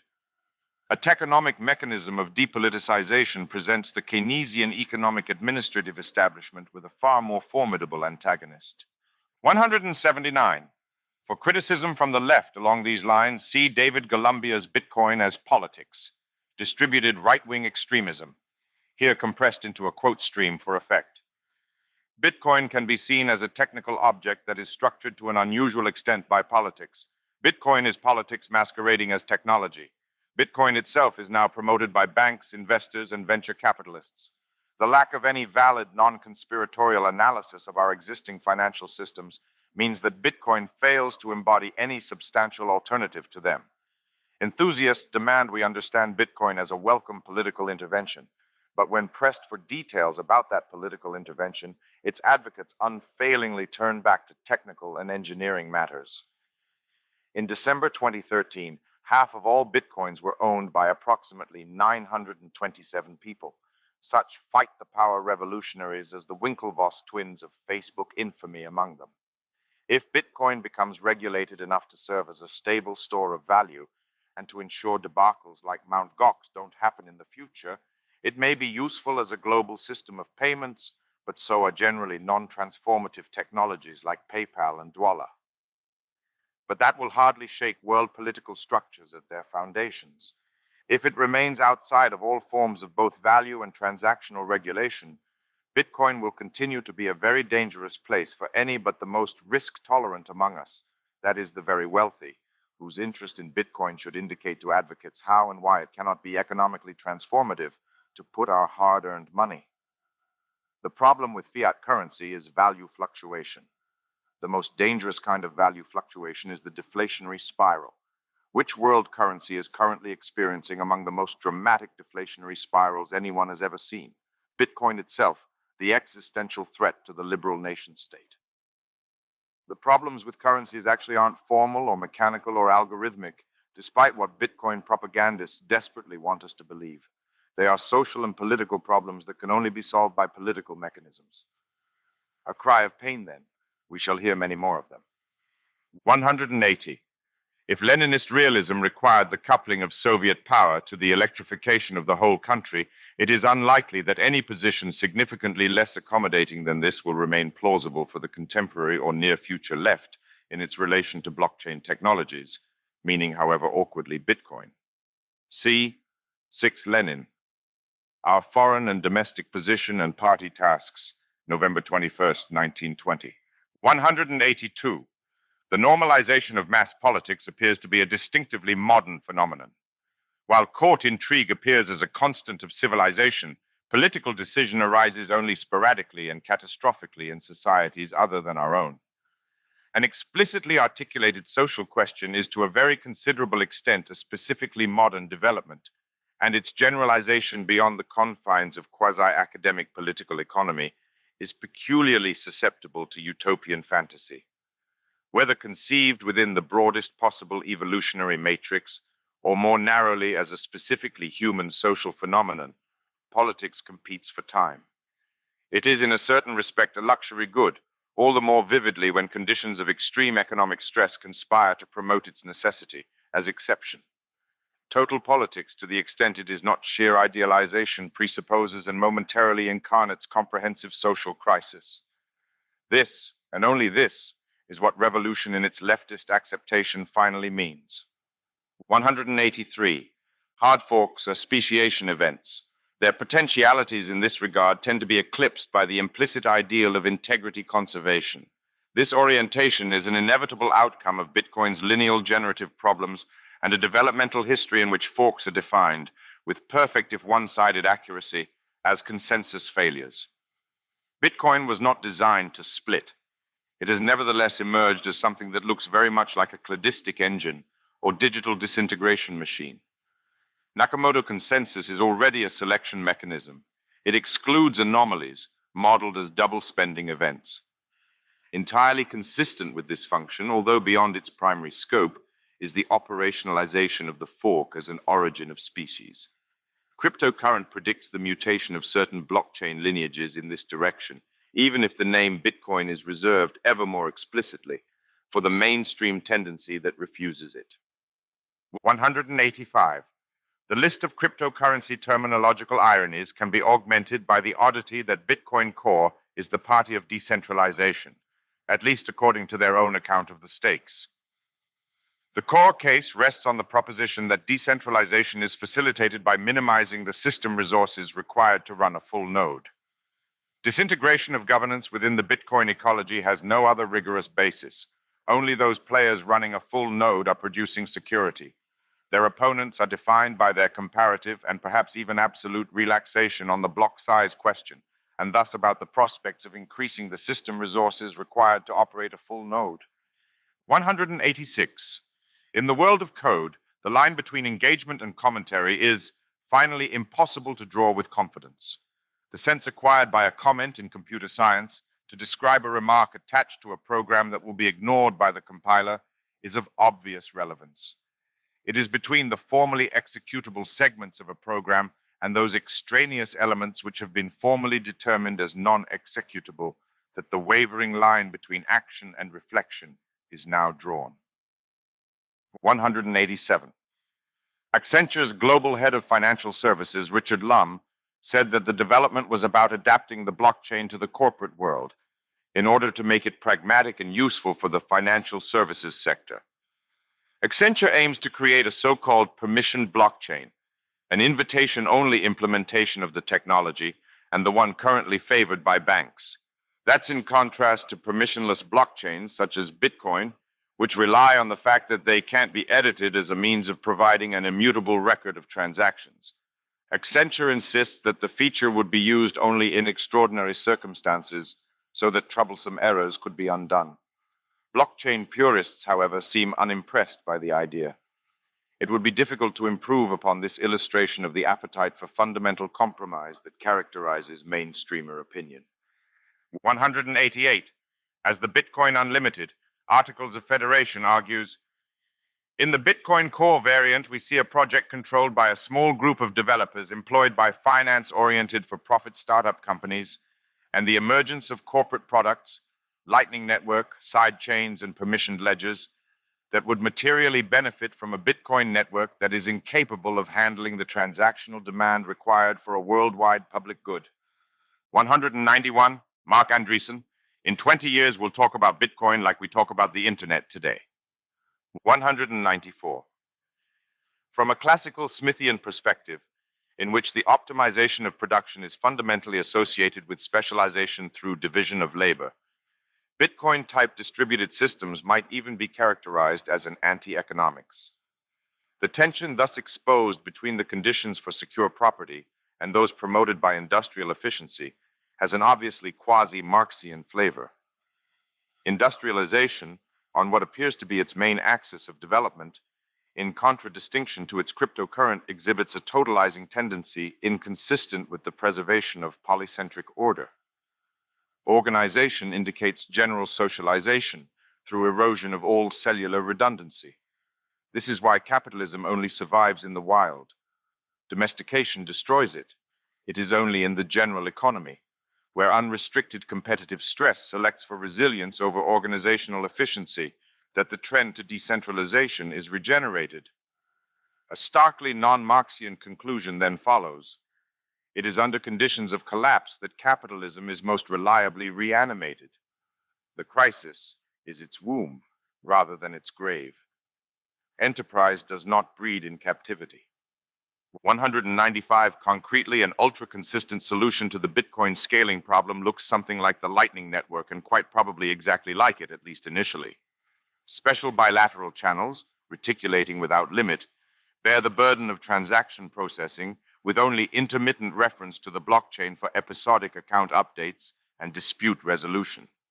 In the words of the white paper, micropayment channels permit a simple deferral of a transaction state to be broadcast at a later time. 196. The market is a notoriously Janus-faced concept. In its original sense, a market is a concrete exchange facility. Such a market is always, first of all, a place. Any market bearing a place name carries some residual trace of this ancestry.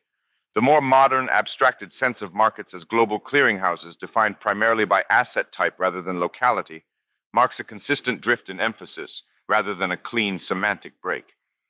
Even the most primitive market tends to give spatial expression to commercial specialization in detail, because the market as such does not benefit from private stewardship and thus falls into coordination crisis of a tragedy of the commons type. It becomes belatedly targeted for redemptive political intervention under neoliberal public direction. Only the state can save the market is the perverse conclusion that attests to liberal contradiction sublimed into governing ideology. The same problem was substantially anticipated, but turned in a very different direction by the Rothbardian left libertarians in their rallying cry to apro-market anti-capitalism, or agorism, promoted by strategies of black market counter-economics. Betrayal of the market by the cyclopean businesses of the white, state-happy economy is the basic political theme. Much of this discourse could yet come to seem prophetic, precisely because of its drastic failure as a recognizable ideology. No party, however informal, has faithfully conserved it. Insofar as it survives, it is because the process carries it forward automatically. The market, like information, wants to be free. It has intrinsic teleology, or something indistinguishable from it, robust before every wave of fashionable cynicism that finds new ways not to see it. The alternative crypto-anarchist resolution of the contradiction, which secures the market against the politicized public sphere, is exemplified by Bitcoin. The model of the imminently self-secured market has never been more consistently formulated or implemented. 198. Daniel Krauss has written with exceptional penetration about the game dynamics affecting high-level administrative decision-making in respect to Bitcoin.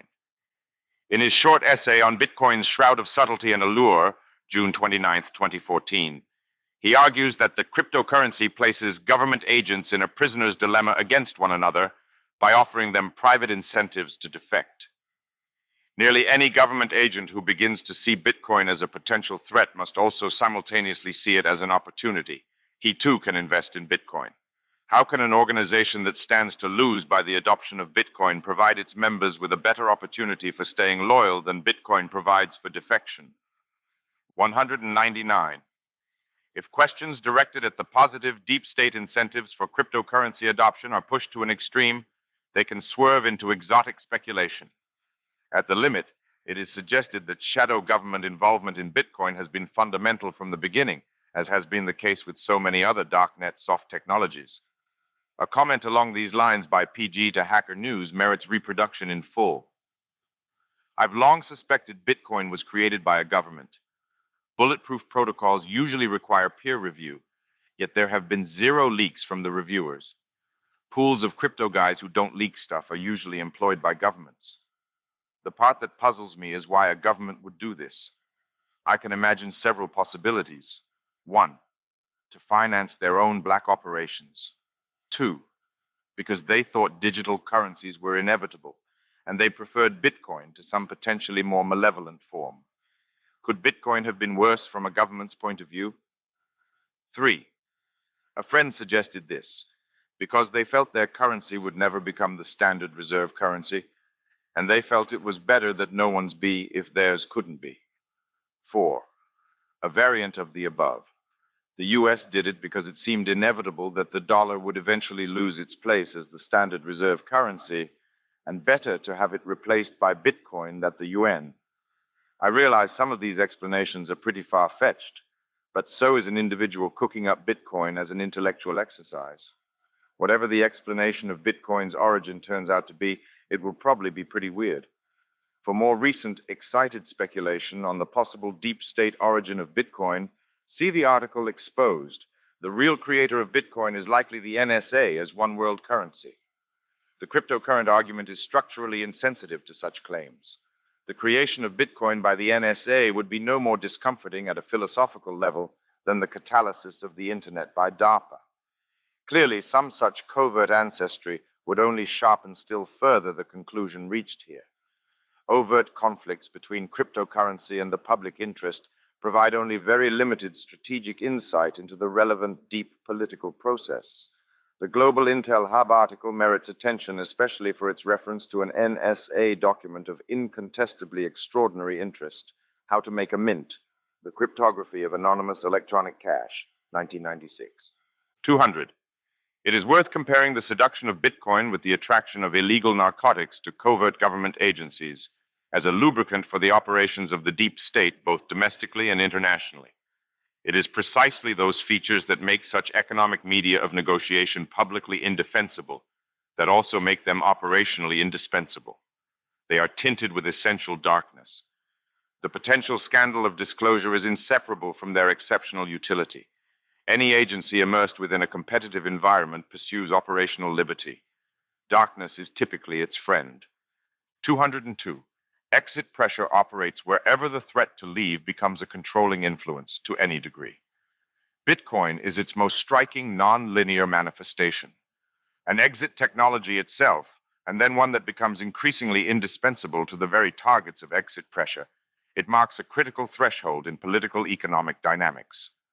Once any society loses the effective option to wave goodbye to the machinery of abandonment, it has been fatally sensitized to the outside. Compliance now has a criterion ulterior to its domestic governance apparatus. This is, of course, and once again, only the same core leftist nightmare restated. Political volition is marginalized as the system insidiously takes control.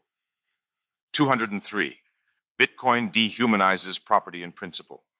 The consequences are as yet inestimable. Development of digital autonomous organizations and corporations, DAOs and DACs, can be confidently expected to explore the opened frontier concretely. The legal status of the corporate person provides the socket, which once married to DAO economic autonomy, completes the requirements for an illimitable escape of the firm. Consummate dehumanization of the economic agent is then realized. For the decoded user, see the discussion by Benjamin Bratton on agency positions within the stack. For more on this topic within the present volume, see Chapter 6. 204. The impossibility of consistently willing an end without also willing the means to that end is an early conclusion of the Kantian practical philosophy. The germ for its immoralist Nietzschean exacerbation is already implicit. Given any sufficiently advanced X, the final answer to any question of the type, what does X want, can only be more of the capability to get what it wants. This is the transcendental conduit to the formulation of will to power. Capability is the inescapable presupposition, and it scales. Growth potential subsumes all specific imperatives. Thus, determinable goals dissolve automatically into an intensive quantitative factor. The absence of any justification for the cycle outside the cycle is a consummation of immanence or critique, in what might be considered a cybernetic nihilism. It finds cosmic confirmation in the figure of eternal recurrence. No abstract schema could be more applicable to modern techno-economic dynamism. 205. Any substantial contribution to the problem of algorithmic governance has to be an advance into nihilism of this kind. Elimination of transcendence already amounts to it, at least implicitly. Systematic insensitivity to extraneous purposes simply is the design imperative. Openness to an ulterior why is therefore an engineering failure. Nihilism is finally cybernetic closure and nothing else. That nihilism is therefore a regulative idea in the Kantian sense follows directly as a supplementary conclusion. Consummate nihilism is or would be the inaccessible pinnacle of engineering perfection, the absolute automaton. 206. Spontaneity designates a critical asymmetry on the model of the analytic-synthetic distinction. Like a trapdoor function, it manifests disproportionate resistance in one direction. It thus suggests itself as a cryptographic theme. Social opacity follows from it. In other words, its work is not seen. It would be unfortunate if the intrinsic subtlety of this problem were to eclipse its dramatic irony. The crucial point being, only spontaneity is work when both terms in this equation are rigorously conceived. Analytically reducible procedures cannot produce anything by definition. The challenge of synthesis exceeds them in principle. It follows that there is no work program.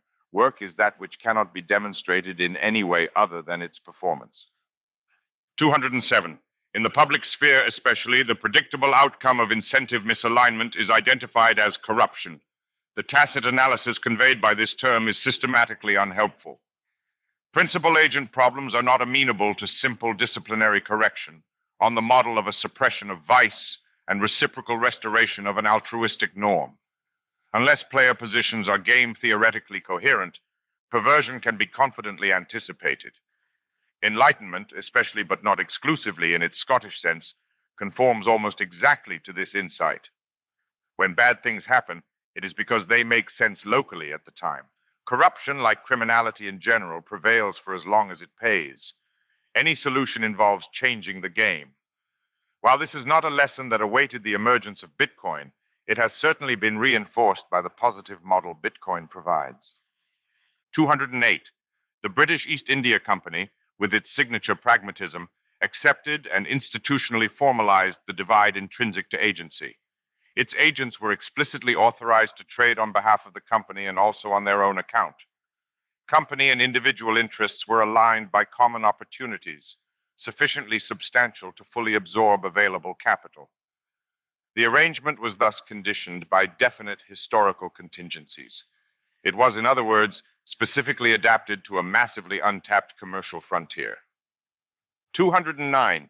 Thinking about the delicate negotiation of a corrupt deal is assisted by the theatrical prop of a uniform. It foregrounds the critical question, who am I dealing with here? Simplicity is excluded at the origin. No mere private individual has what you want, while the faithful corporate servant will deny access to it precisely because it roots around proper channels. Only the employee who makes a mockery of his uniform is positioned suitably. A kind of double vision is then essential. During the early stages of such negotiations, at least, a certain stilted communicative mode reflects the situation. Two distinct conversations, one proper and one improper, are conducted simultaneously. Perhaps there is some way I could be of further assistance, officer? 210. Decentralization remains drastically underconceptualized. The rigorous quantification of decentralization is more than a reflective supplement to an underlying socio-historical process. It can be expected to play an increasingly indispensable functional role. Balaji S. Srinivasan and Leland Lee take a crucial initial step in correcting the prevailing neglect. 211. A long historical learning process lies behind the contemporary configuration of this controversy. It has involved the gradual emergence of the culture of capitalism as an explicit product, rather than merely and implicitly a resource. Daniel Bell's The Cultural Contradictions of Capitalism, 1976, is a milestone reference. Does the capitalistic process in motion reproduce or erode its cultural conditions of perpetuation? Does it, in other words, attain cybernetic closure? When this question is hardened into an objection, it conforms structurally to a species of ecological criticism. A non-renewable resource is inadequately accounted. capitalism burns through its cultural preconditions in the same way industrialism burns through fossil fuel deposits without any capacity to manufacture them. 212. Any social entity is functional or competitive insofar as its private and public aspects cooperate or work together. To place cooperation on the public side of the division, through contrast to private competition, cannot therefore be conceptually coherent. Any such articulation illustrates the socialist confusion, typically more earnest than cynical, of the public with the collective or gregarious, and then subsequently, as also more malignantly, with the state. There is no public sector outside ideological myth, but only a public sphere, which is entirely distinct from the state agencies that strategically misidentify themselves as such. The public cannot be institutionally instantiated. To imagine otherwise is a stark example of pre-critical or metaphysical error. It is rare for a theoretical temptation to be so seductive or so luridly erroneous. 213. The cultural homology with the religious myth of incarnation is unmistakable. When conceived as a positive philosophical project of social theology, the outcome is Hegelianism, which is to say speculative metaphysics without regret. Chapter 5, 214. Such concerns, perfectly contextualized for our purposes here, are exemplified by the logical case for the Misesian regression theorem, as glossed by the Mises Wiki of the Ludwig von Mises Institute. For many economists, a marginal utility explanation of money demand would simply be a circular argument. We need to explain why money has a certain exchange value on the market. It won't do to merely explain this by saying people have a marginal utility for money because of its purchasing power. After all, that's what we're trying to explain in the first place. Why can people buy things with money? 215. The suggestion that Bitcoin is about more than money, while often intellectually productive, presumes a confident, if implicit, answer to a prior question concerning the nature and limits of money that is almost certainly unwarranted. In the same way that the world learnt, upon the innovation of Gödel coding or transcendental arithmetic, that the set of natural numbers included within itself the precise articulation of all possible formal systems, and indeed all possible configurations of digitizable information, precluding its subordination to any higher level of logical expression. So the innovation of reflexive or self-validating cryptocurrency can be expected to demonstrate that the monetary sphere is no less semiotically comprehensive than comprehended, even potentially. Any consistent philosophy of money is compelled to be fully reflexive, since money is not rigorously determinable as a conceptually transcended object. In principle, money has no less to say about philosophy than the inverse. Marxian materialism can be understood, if only partially, as a route to the articulation of this radical non-linearity or hierarchical disturbance, although it need not be allotted peculiar privileges in this respect. The form of the question, "What can money do?" is, of course, to be credited to Spinoza, as in its original instantiation in the Ethics, we do not know what a body can do. The purpose of the question is to stall a premature transcendent resort.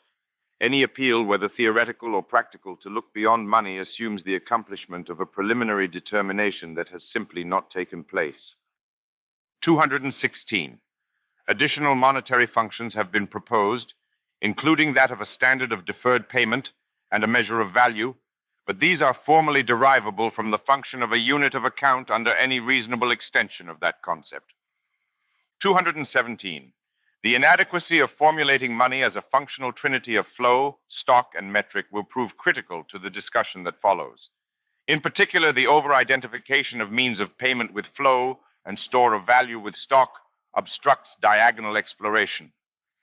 219.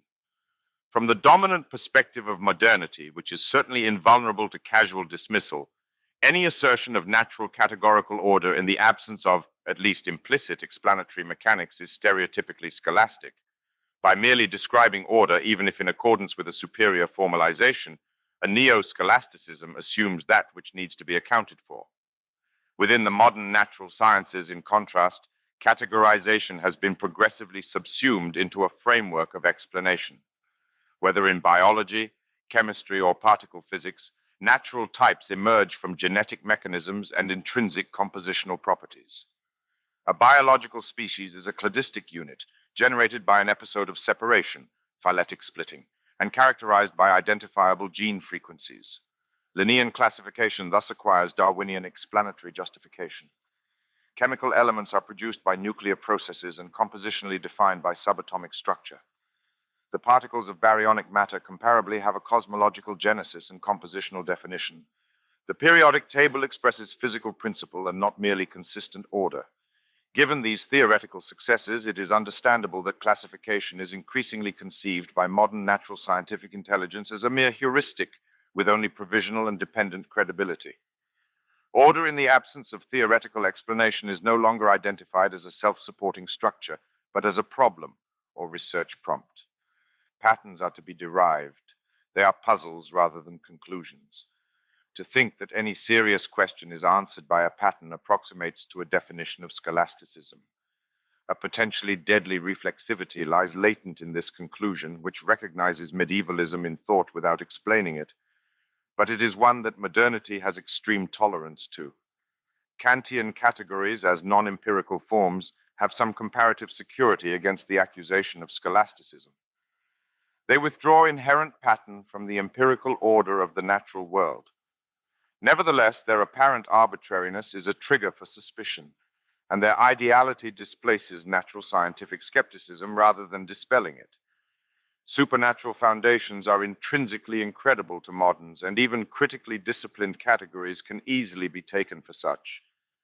Yet transcendental structures are not reducible without loss of information. Mechanism does not dissolve the machine. Categories are finally mathematical, with an order strongly analogous to that of the prime number series. Non-tautological apodicticity is the crucial diagonal trait. The cryptographic usage of the prime numbers is a demonstration of the transcendental synthetic a priori status of the series, and would be impossible otherwise. At the level of pure conceptuality, the number of the categories is an ineluctable consideration.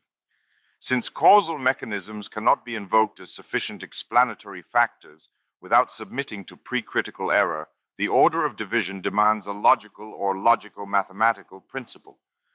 The arcane meditations elicited can easily seem Baroque or even Byzantine, in the fashion of all sufficiently elaborate synthetic lock-picking exercises, since they lack any such preliminary principle.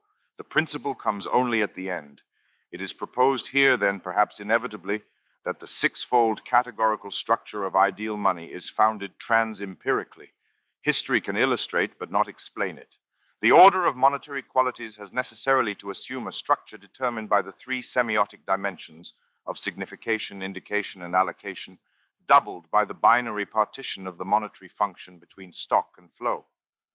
The topological pattern of this double circuit, without transcendent disjunction, is decidedly Mobian.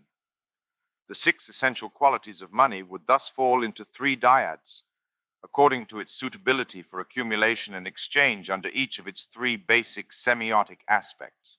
In other words, money requires a triple semiotic instantiation as index, sign, and token, all amphibiously adapted to the twin functional requirements of storage and circulation. Its six qualities exceed factuality. They fall out of a transcendental diagram automatically as a complex synthetic a priori proposition. What they exhibit is something like a numerical hyperobject, and more specifically a Mobian or continuously double-sided triad. If time is money, then three twinned phases are assumed. The outcome optimally exhibits the exoteric finality proper to a transcendental deduction. 220. Exceptional circumstances qualifying perishable goods as monetary media in this case include simple antiquity. A shekel, notably, was originally a weight of barley. 221. Within an urban, highly commercialized context, the comparatively unusual case in which the commodity is adjusted quantitatively in conformity with an inflexible monetary unit is seen in the phenomenon of the dollar store. The situation appears remarkable because it involves heterogeneous items whose accommodation to monetary chunking demands the solution to a puzzle, and perhaps also an abnormal variation in markup levels. The far more usual case is exemplified by small market transactions of fungible commodities, which can be measured by weighing. It is at the edge of the money economy where formal currency units, due to their comparative scarcity, enjoy an unusual privilege and even a numinous exoticism. that such trades become especially typical. 222. Ted Nelson's ideas were so far ahead of the available technology that they struggled for practical relevance. This untimeliness earned him the honorific title, the Babbage of the Web, from The Economist magazine. The word micropayment is among his many coinages. 223. Capital teleology inclines to the substitution of market scale for unit margins under the pressure of competition. Globalization is nothing else. Already in the mid-19th century, Manchester mill owners notoriously dreamed of adding an inch to every Chinaman's shirt tail. 224. Monetary communicability requires successful delivery. For instance, it involves the problem of secure transportation. In the case of all physical monetary media, therefore, the question of communication involves certain gross security considerations. Physical portability of precious materials is intrinsically complicated by the threat of criminal interdiction. In consequence, the communicability of gold cannot be held down to a narrowly economic issue, since it is afflicted by political risk. Nor can the interdiction of gold delivery cannot be dismissed as a merely hypothetical or improbable threat. More generally, a commodity cannot be traded without first tacitly admitting to its possession. FDR's Executive Order 6102, 1933, criminalized gold hoarding within the United States. The very physicality that supported gold's monetary virtues was thus immediately exposed as a political vulnerability. Without crypto security, hard money exists only under contingent conditions of state tolerance. Reciprocally, full fiat currency is initiated by a police action. On both sides, there is extreme sensitivity to the discretion of the state. 225. Fungibility has been built into the technical definition of the commodity, as the meaning of this word, in its professional economic usage, has narrowed since the 19th century.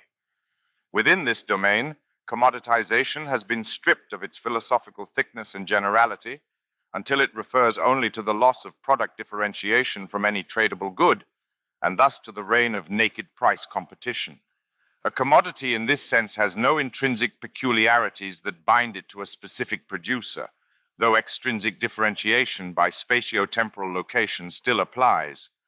Goods serving as production inputs, especially but not exclusively raw materials, are the exemplary case. A slippage in the direction of money thus occurs when sources of supply cease to be differentiated by product quality. Fungibility and quantification are closely related concepts. Due to their affinity with exceptionally frictionless, highly liquid markets, commodities, in the narrow contemporary sense, make attractive speculative assets and thus operate as broad money. The conceptual transition between the narrow sense of the commodity and the broad sense of money is mediated by precious metals. Gold, silver, and platinum, no less than iron, ethene, or consistent grades of petroleum, are defined as commodities by their physical, chemical properties, grounded practically in standardized extraction and refining techniques. They converge upon product qualities. Fungibility includes an indifference to genesis. It is therefore linked to a definite commercial amnesia. Such anti-memory links it conceptually to the untraceable, as this applies to the hyper-fungible monetary medium of cash. The thing about dirty money is that you don't know where it's been. Literal dirt, however, is Gresham noise. 226.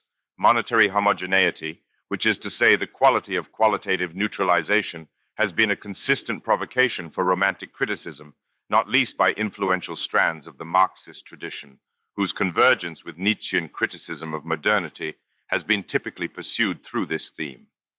To quantify is to level and flatten. It submits the world to the form of the equation and subsequently to practical reconfiguration as interchangeable units. The aesthetic denunciation of commoditization has typically made of this a central objection. 227. Any qualitative variation in the nature of currency units interferes with their economic signal by cross-cutting price calculation with extraneous considerations. As Thomas Gresham noted, the incentive to dispose of bad money can become a pseudo-commercial motive in itself. It thus distracts from the primary information processing function of the price system. Historically evidenced money systems are those in which the problem of Gresham noise has been effectively contained. If this had not been the case, we might be disinclined to call the commercial media in question money at all. It can easily be noticed that any such currency, if afflicted by intrinsic heterogeneities beyond a very limited point, begins to acquire the features of a barter good, with all of the economic coordination and computation problems that follow.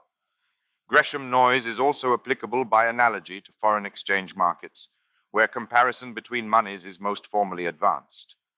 The concept is not fully preserved in this case, however, because the heterogeneities submitted to forex market evaluation do not attest to a deficit of fungibility within any given currency, but rather the opposite.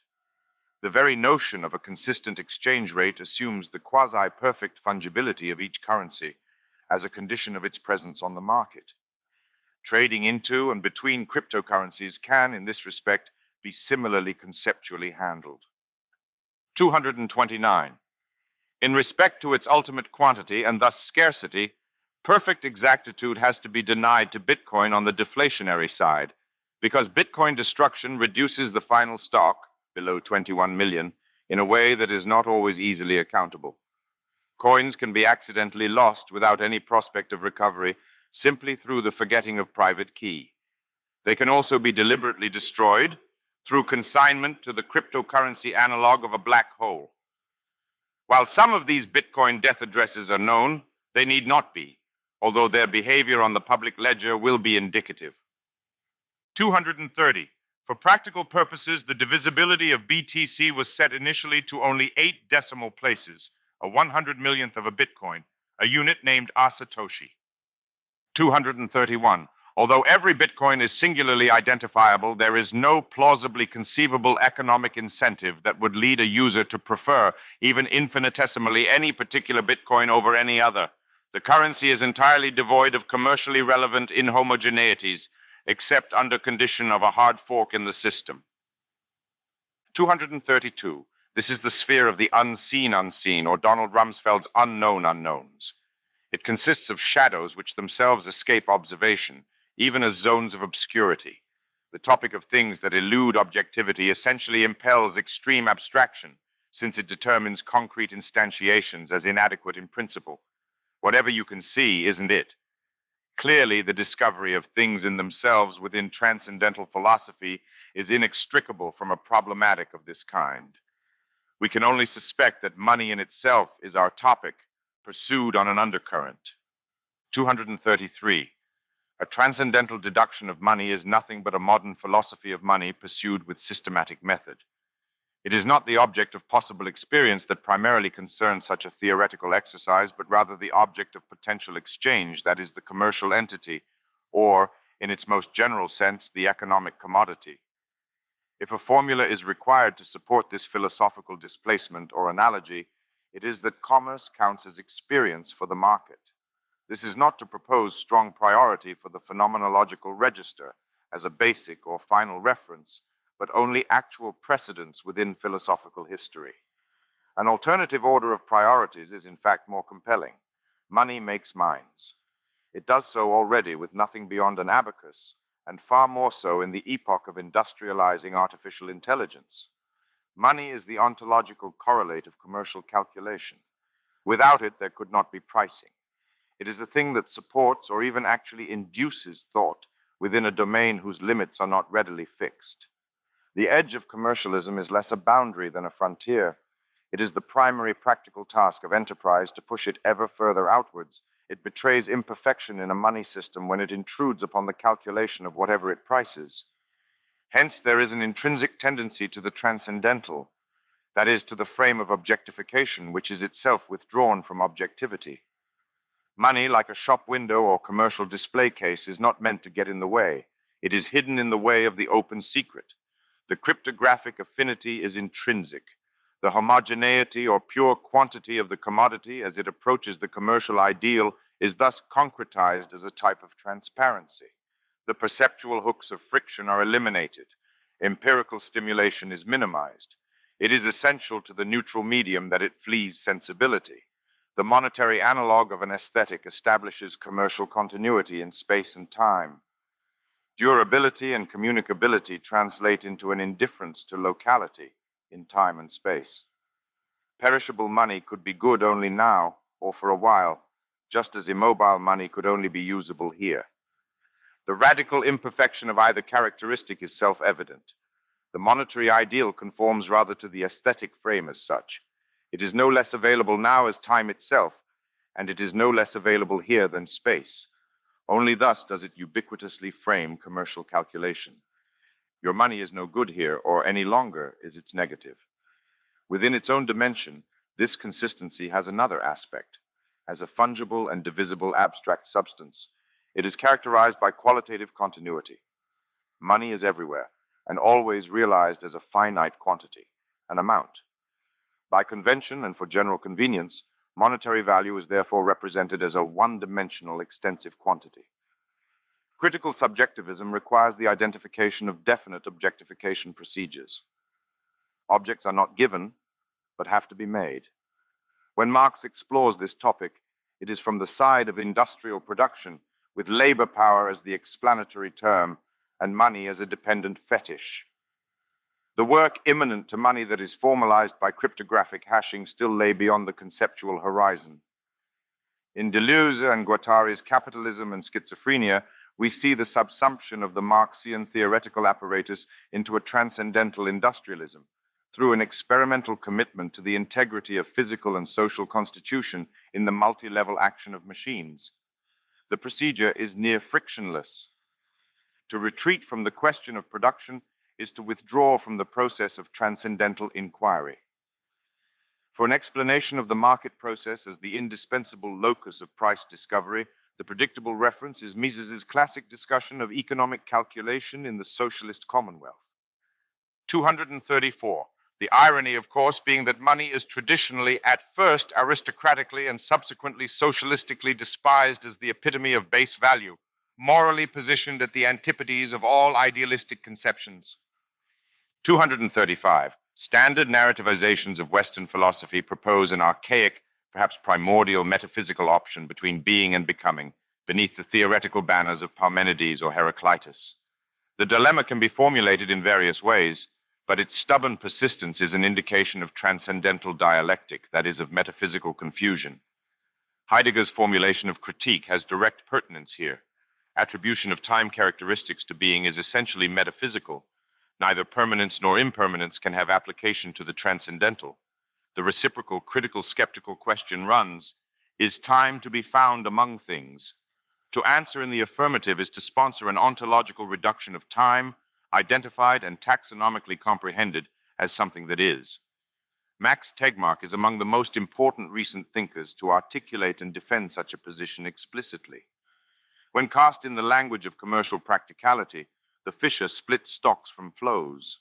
A decisive option between the two seems in this case unlikely. Complementary duality of the Chinese philosophical type is instead suggested. 237. As Edwin Cannon remarks in his introduction to the 1904 edition of The Wealth of Nations, values must be measured by some common standard, and this standard must be something generally desired so that men may be generally willing to take it in exchange. To secure this, it should be something portable, divisible without loss, and durable. Gold and silver best fulfill these requirements. 238. While in particular circumstances, exemplified historically by pioneer societies in frontier goldfields, unminted precious metal can be substituted for money. Such employment is most convincingly understood as an atavism. Functionally, it is indistinguishable from the usage of such quasi-monetary special commodities as cigarettes in prisons. As Karl Menger notes in his essay on the origin of money, 1892, the peculiar adaptability of the precious metals for purposes of currency and coining was noticed by Aristotle, Xenophon, and Pliny, and to a far greater extent by John Law, Adam Smith, and his disciples, who all seek a further explanation of the choice made of them as media of exchange in their special qualifications. Nevertheless, it is clear that the choice of the precious metals by law and convention, even if made in consequence of their peculiar adaptability for monetary purposes, presupposes the pragmatic origin of money and selection of those metals, and that presupposition is unhistorical.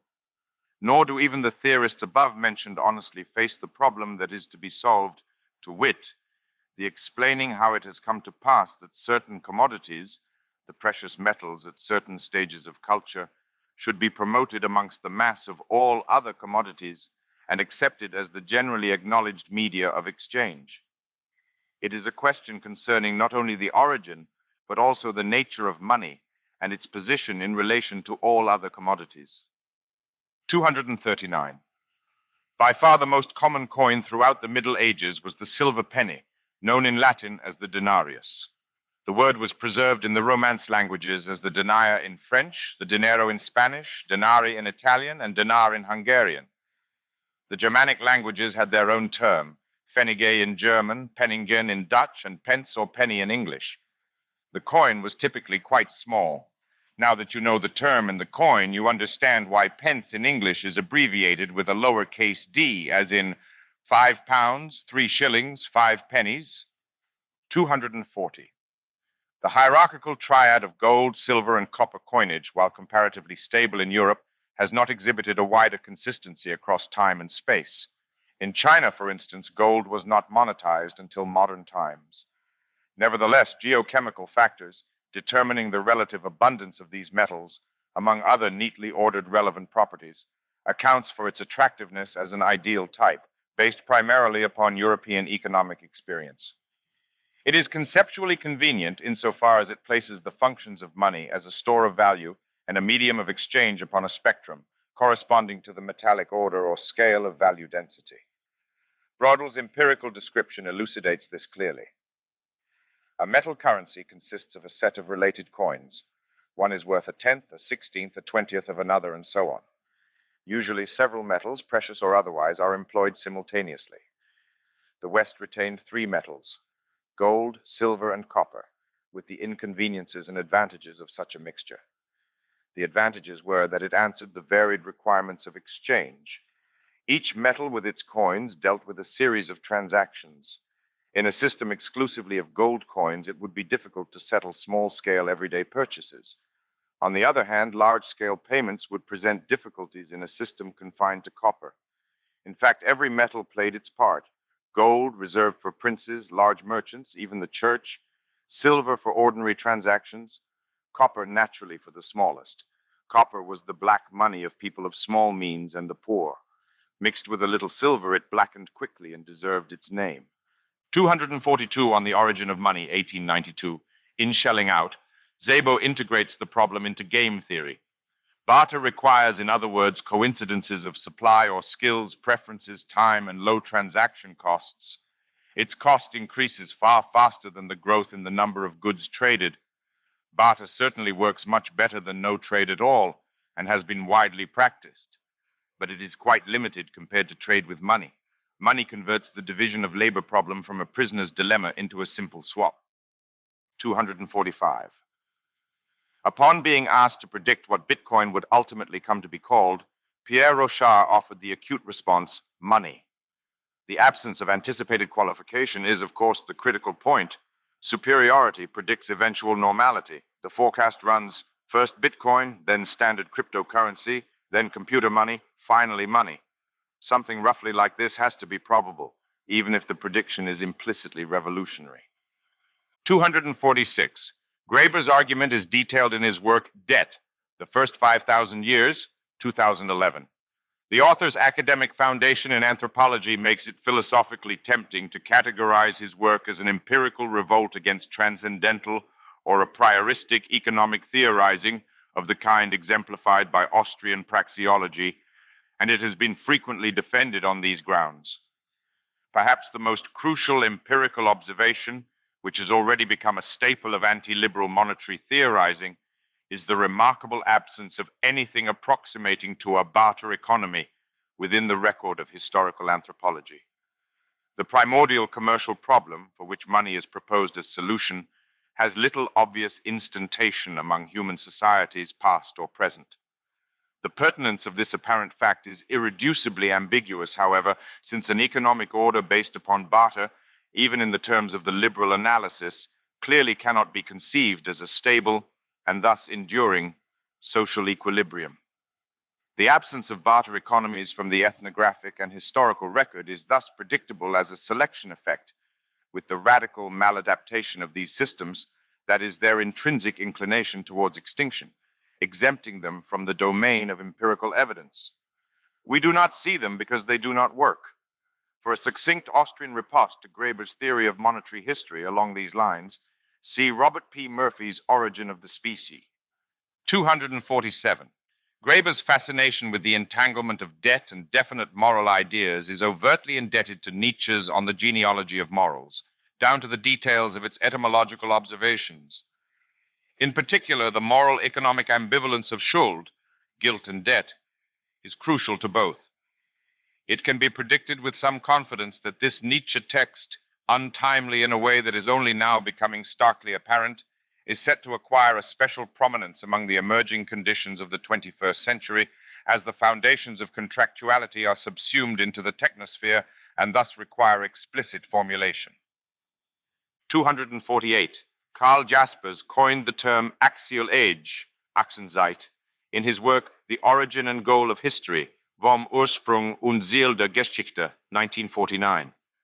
Thinkers of the axial age include Lao Tzu, 6th to 4th century BC, Kongzi, Confucius, 551 to 479 BC, Li Kui, 455 to 395 BC, Mozi, 470 to circa 391 BC, Yang Zhu, 440 to 360 BC, Mahavira, 599 to 527 BC, Gautama Buddha, circa 563 to 483 BC.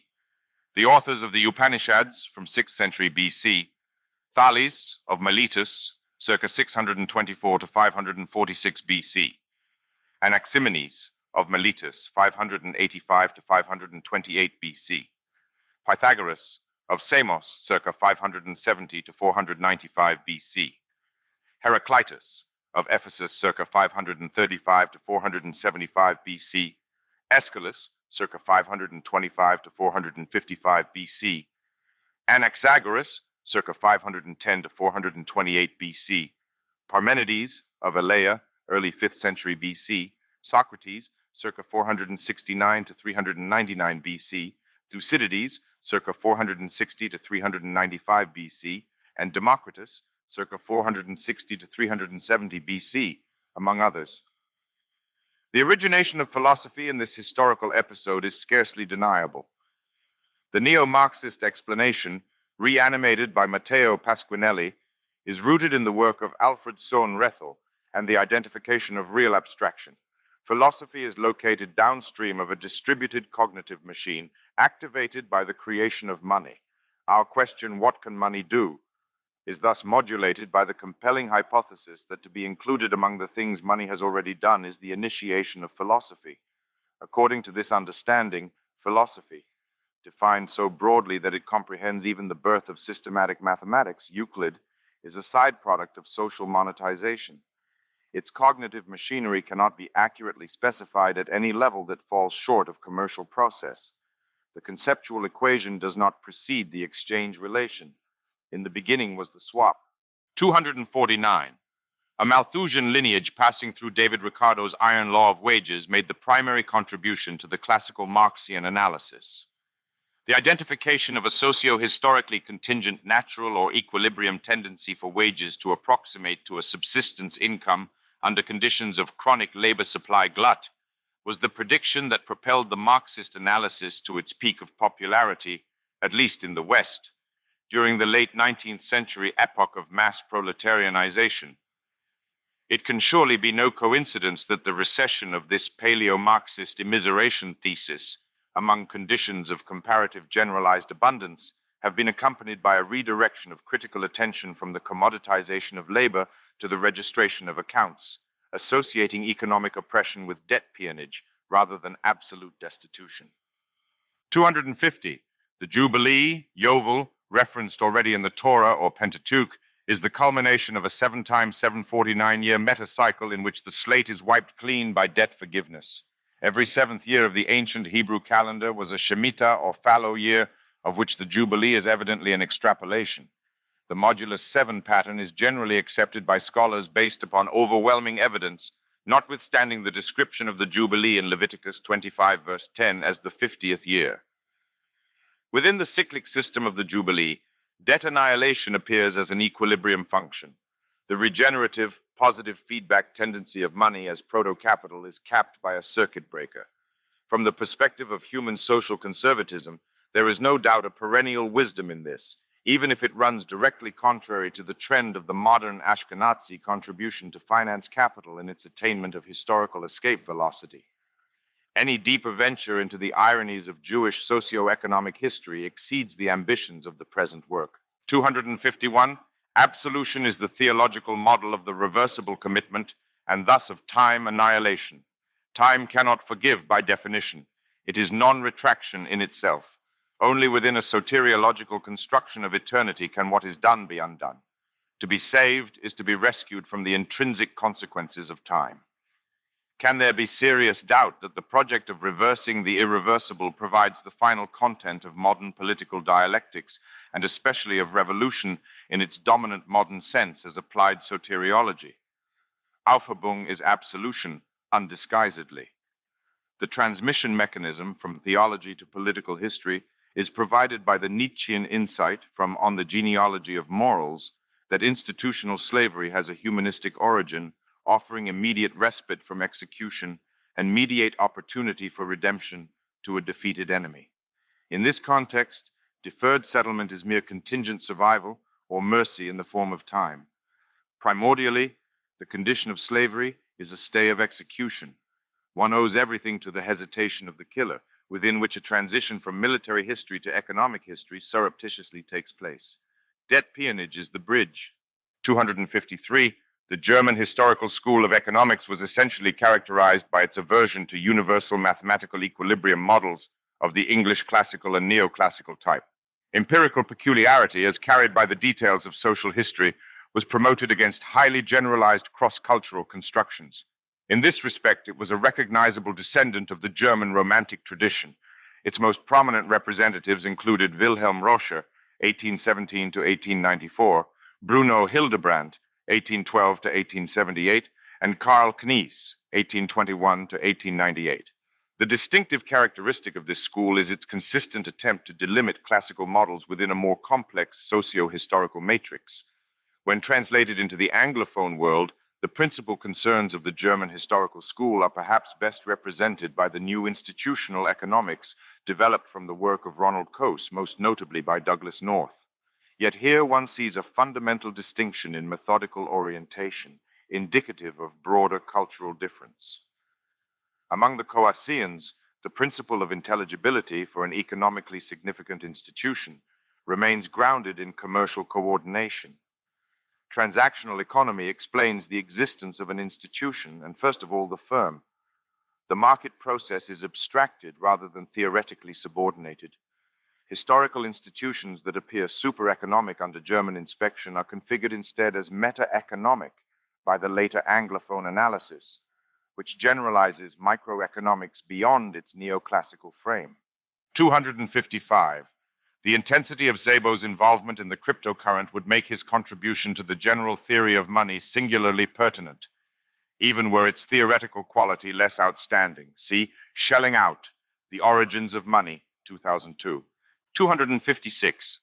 Notably, the association between shells and commerce has been promoted by the name of Royal Dutch Shell, familiar to Americans through its subsidiary, the Shell Oil Company. The Shell Transport and Trading Company, quote marks were included in the title, founded in 1897, was the British side of a merger in 1907 with the Royal Dutch Petroleum Company that created the international oil giant which still exists today. The pre-merger Shell did indeed derive its name from traded seashells, although this was the main business line of a predecessor company, whose identity was adopted rather than a continuing commercial specialism. Sadly, shell trading in the Dutch East Indies does not seem to have been central to the emerging global oil industry. 257. Given the biological centrality of food sharing among social animals, it is peculiar that the difference between the recognition of an obligation and the receipt of a commodity could ever be considered of primordial importance. The distinction becomes discernible only through formalization, which corresponds to economic engagement with strangers, marking the phase transition from anthropology to sociology.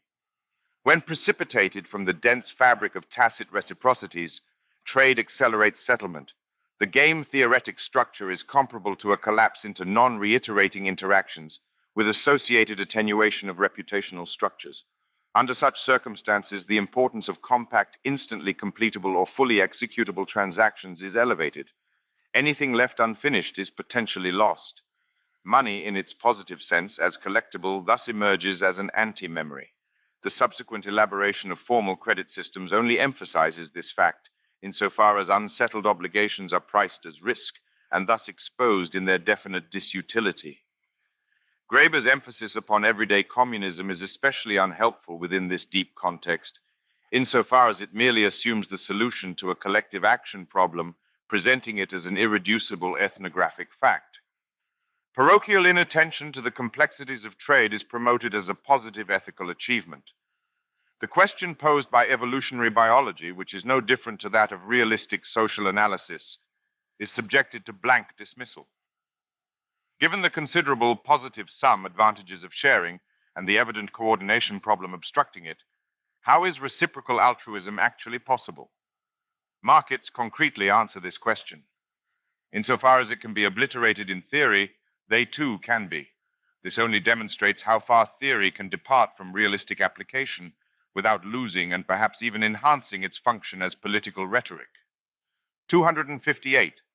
The transcendental philosophical problem of time production is approached here as a topic of evolutionary anthropology.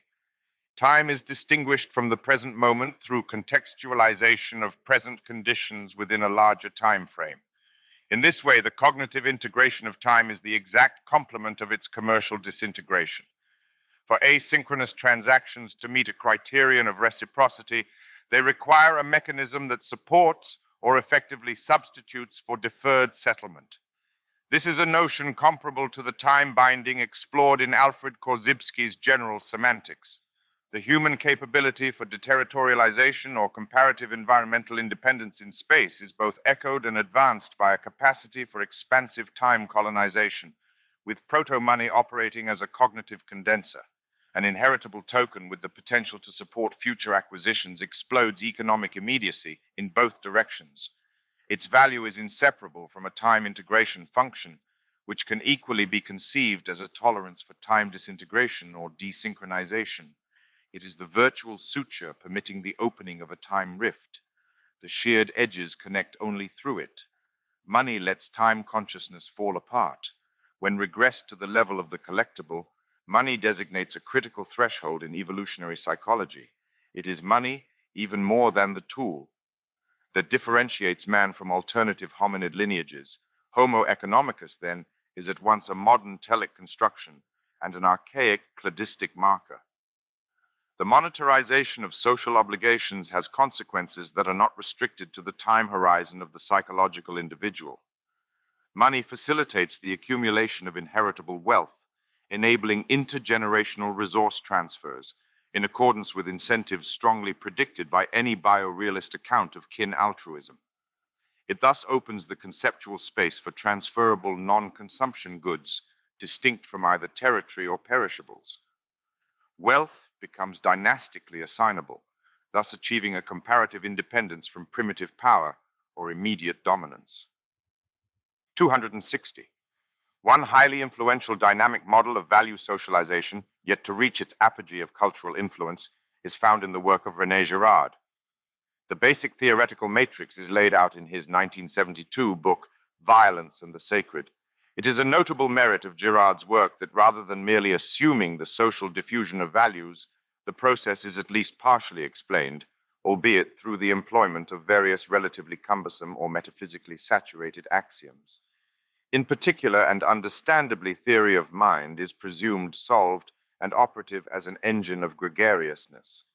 Girard's guiding proposal is that desire is mimetic, which is to say social and antagonistic. Its template is always the desire of the other. Concupiscence is originally envious. I'm having what he's having. Libidinal privacy is thereby rendered inconceivable, with human desire being collectivized ab initio, on a basis essentially incommensurable with the instincts of a solitary animal. It follows that the more anything is wanted, the more it is wanted. Desire spreads through the social body like a contagion. The extreme reflexivity of any system that can be modeled this way makes it explosively excitable, with a tendency towards some crescendo of violence or sacrificial event, through which explosively accumulated mimetic tension is discharged. In recent years, the translation of Girard's model into a more colloquial economic register has been undertaken by Peter Thiel. Mimetic desire is identified with economic competition. 261, credit and credentials, are roughly the same word. Both of its branches pass into English via Middle French from the old Italian credito, vernacular modernization of the Latin creditum, meaning something entrusted, a loan, from the neuter of creditus, past participle of credere, to believe, entrust, source also of creed and credence. Credit and trust are indissociable conceptions. It is not only that etymological sense continues to operate within contemporary ordinary usage. Under the current techno-cultural pressure of monetary sophistication, it is undergoing reactivation. Money cannot be technically understood, it turns out, without the concept of trust undergoing complementary rigorization. Economic convulsion corresponds to a crisis of belief. According to the dominant, if tacit, teleological scheme, monetary evolution advances along a path of credit elaboration. It trends, therefore, to financial domination by sophisticated derivatives, contingent claims, composed of options, forwards, and swaps. The sequence of tradable financial products commercializes risk at ever higher levels of distillation. It advances from positive assets to liabilities to formalized trading options under specifically contracted time and price conditions. Credit, therefore, strongly aligns with financial teleology. It is, in an important respect, owed the future. The trouble Bitcoin introduces to this structure of metadebt cannot, therefore, be anything other than considerable. 262. The term C-money has been selected to avoid confusion with Wei Dai's B-money concept, whose importance to the genesis of Bitcoin is beyond controversy. Simple alphabetical order has otherwise been adhered to. Any apparent resonance between the A and C of these provisional terms and the distinction between asset and credit money is purely serendipitous. 264, A standing social illusion or consensual hallucination, to draw upon William Gibson's anticipatory description of cyberspace, can, under certain very definite circumstances, attain robust virtual reality in the epoch of the Internet. It can, in other words, be effectively installed. Any residual associations with mere mass delusion, of a kind vulnerable to destructive reality testing, then become systematically misleading as the index of a misapplied empiricism. The protocol is not an error awaiting correction, but rather a structure of transcendental subjectivity. Its relation to objects is not representational, but productive. The fatal emergence of time as synthetic being in particular manifests the techno-historical restoration of transcendental philosophy. The order of things has to be produced. In this vein, it has to be argued that the artificiality of time is, finally, time's most time-like quality. Its nature is to be unnatural, at least in the sense that it eludes all prospect of objectification. Only thus does it secure itself against the geometrical reduction that would collapse it into space. Of course, if not obviously, nature itself does this first. To repeat what can never be repeated sufficiently, Phusis cryptostai philae. Nature inclines to crypto. 265. The blockchain is thus something like an anti-structure occupied only by positive terms. 266. If double spending were a practical option, which as a matter of discretion was not executed, then a promise would have been kept. In this case, a credit relation would have been supported. In respect to Bitcoin, the example is, of course, entirely counterfactual and actually logically unconstructible. A double spending tolerant ledger could not be a blockchain by elementary definition. As Pierre Rochard notes in his short essay on the Bitcoin central bank's perfect monetary policy, Bitcoin precludes the reemergence of fractional reserve banking within its medium by automatically necessitating full reserves for all accounts. The protocol interprets any process of money multiplication as double spending and edits it out of the economy. Because Bitcoin are not credits, money is not destroyed when bank debts are repaid. The money supply in the Bitcoin epoch is constituted by a reservoir of positive abstract assets. Rochard predicts that the Bitcoin central bank, that is the decentralized Bitcoin network, will be the longest-lasting institution of its kind thanks to the anti-fragile independent monetary policy it has set in stone. 267. Conceived in Marxian terms, this history seems to tell of the death of the liberal economic order through its own excesses. Such a narrative is very far from straightforwardly misconceived. The very idea of a liberal regime suggests extreme paradox, precisely because it corresponds to an exemplary coordination problem. The overall order presupposes a suppression of defection, which it is itself seemingly unable to guarantee. The itself here, as in all cases of spontaneous order, is the crux of the conundrum. The system of competition itself, or as such, has no obvious allies. Many, if not all, of Marx's classic capital contradictions are rooted in this dilemma, and thus describe a variety of fundamental liberal coordination problems, socio-historically expressed at varying degrees of elaboration. The market, to thus name society's most fundamental spontaneous institution, is susceptible to the ravages of an agent-principle problem without comparison. The attempt to operationalize the state as the relevant agent in this situation, tasked with responsibility for managing general commercial conditions, broadly coincides with the tragedy of modernity as distilled into neoliberalism. Public choice theory arose as its more or less explicit rejoinder. 269. There is no one who can be sued for the destruction of the US dollar by more than 95% of its value over the course of the 20th century, for instance. Still more extreme hyperinflationary depredations enjoy sovereign immunity against legal redress. To decry this situation as itself manifestly criminal is merely to court intensified marginalization. Such has been the libertarian road. 270. The armchair mode of estimation is, of course, wholly pedagogical or dramatic, and insofar as it suggests harmonious concordance of contemporary financial norms with timeless human intuition, it is positively misleading. From the perspective of transhistorical anthropology, the only natural money is metallic. It was necessary for bank money to build a new financial common sense for itself.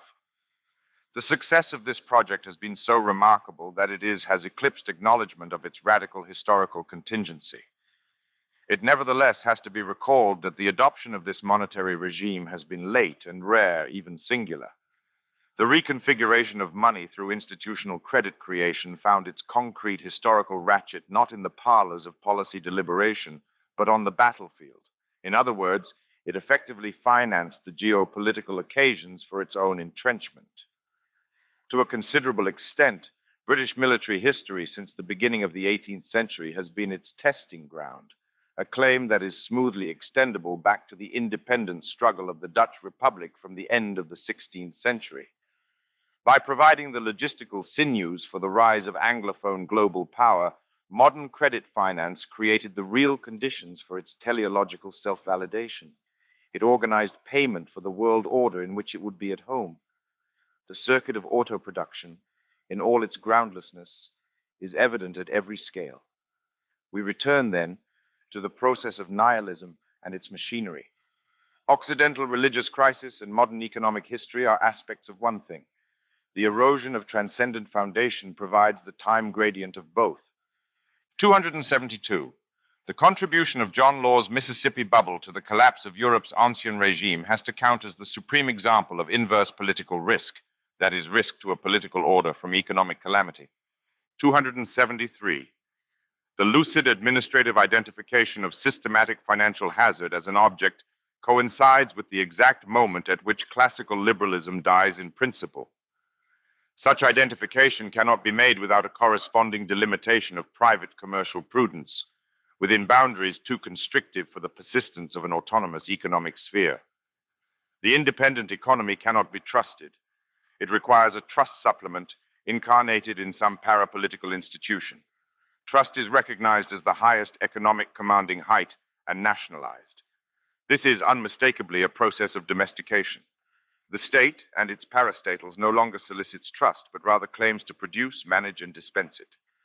This provides one thread for the argument, formalized most rigorously by Murray Rothbard, that central banking is essentially incompatible with a libertarian social order. The usurpation of trust is a centralization of contractual confidence and a conversion into an implicitly political relation.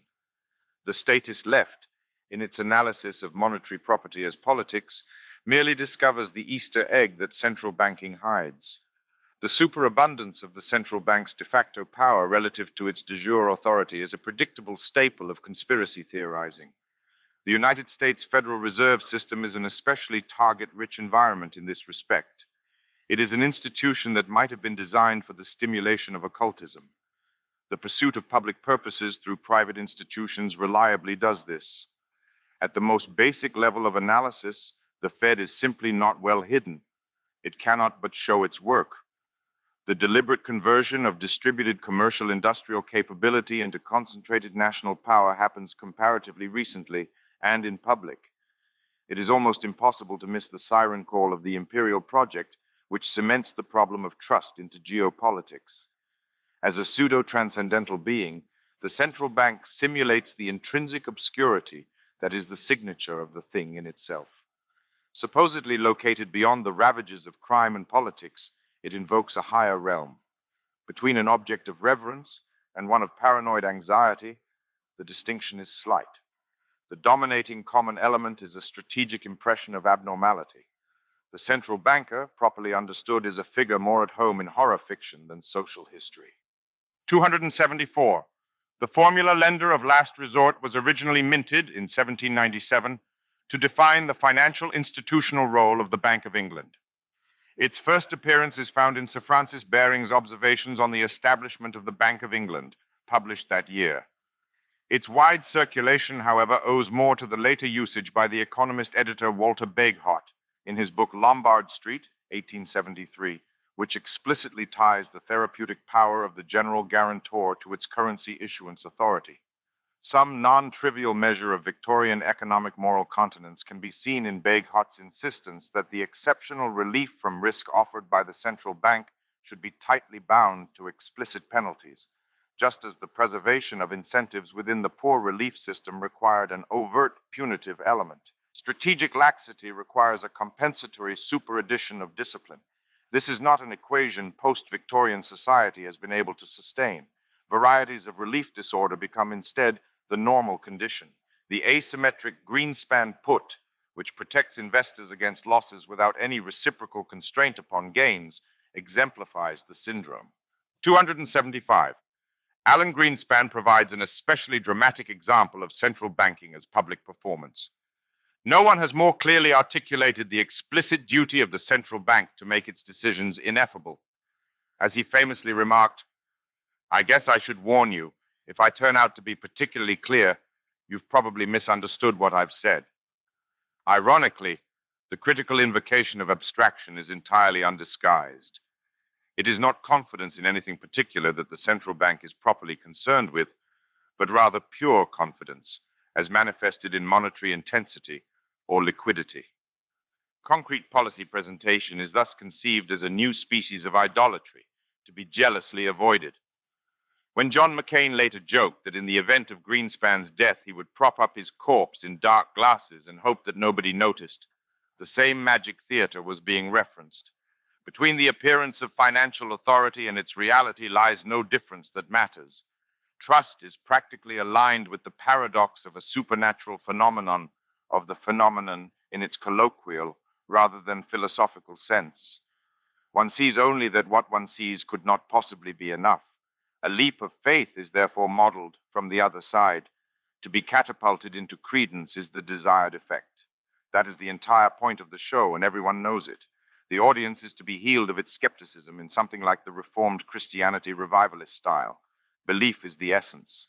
Expressed within the suitable Protestant idiom, financial salvation is earned by faith alone. That macro has come to sound like a Stephen King plot is only by shallow estimation a coincidence. 276. The systematic taxonomy of magical effects remains an underdeveloped and controversial subject. No general consensus exists as to whether a full categorization is possible. Still less is there any agreement as to its final architecture.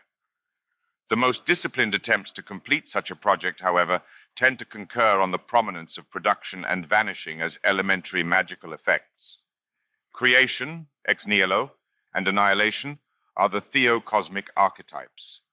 Stage magic dramatizes ontological modality. monetary conjuration complies neatly with this scheme. In the era of financialization, credit expansion and contraction attest to an absolute process of money production backed by nothing beyond itself. At the limit, money demonstrates radical insubordination relative to the question of being. With all material constraint on minting lifted, monetary production submits only to magical will. In this context, Bitcoin looks like a spell cast during a magical war. Its restriction upon money creation is characterized by unprecedented severity from one regard. From another, however, the entire cryptocurrency is an ex nihilo creation, bringing a virtual 21 million BTC into existence spontaneously, out of nothing. Money creation switches phase. It is no longer amplification, but sheer innovation. Reciprocally, an updated model for monetary annihilation can be expected, no longer based on credit contraction, but rather on cryptocurrency extinction events. Proliferation and culling of new currencies begins to increasingly regulate the money supply.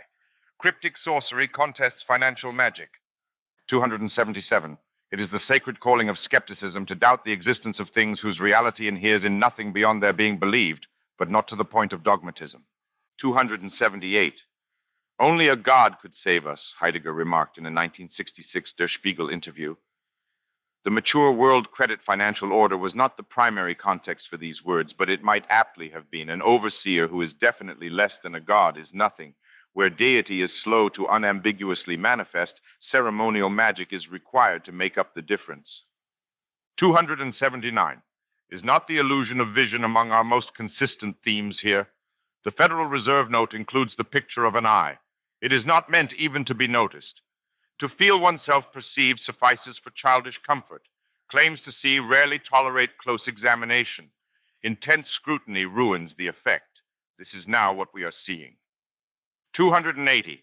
Within 6 years of the 1688 Glorious Revolution and the installation of the Orange Monarchy, the Bank of England was born.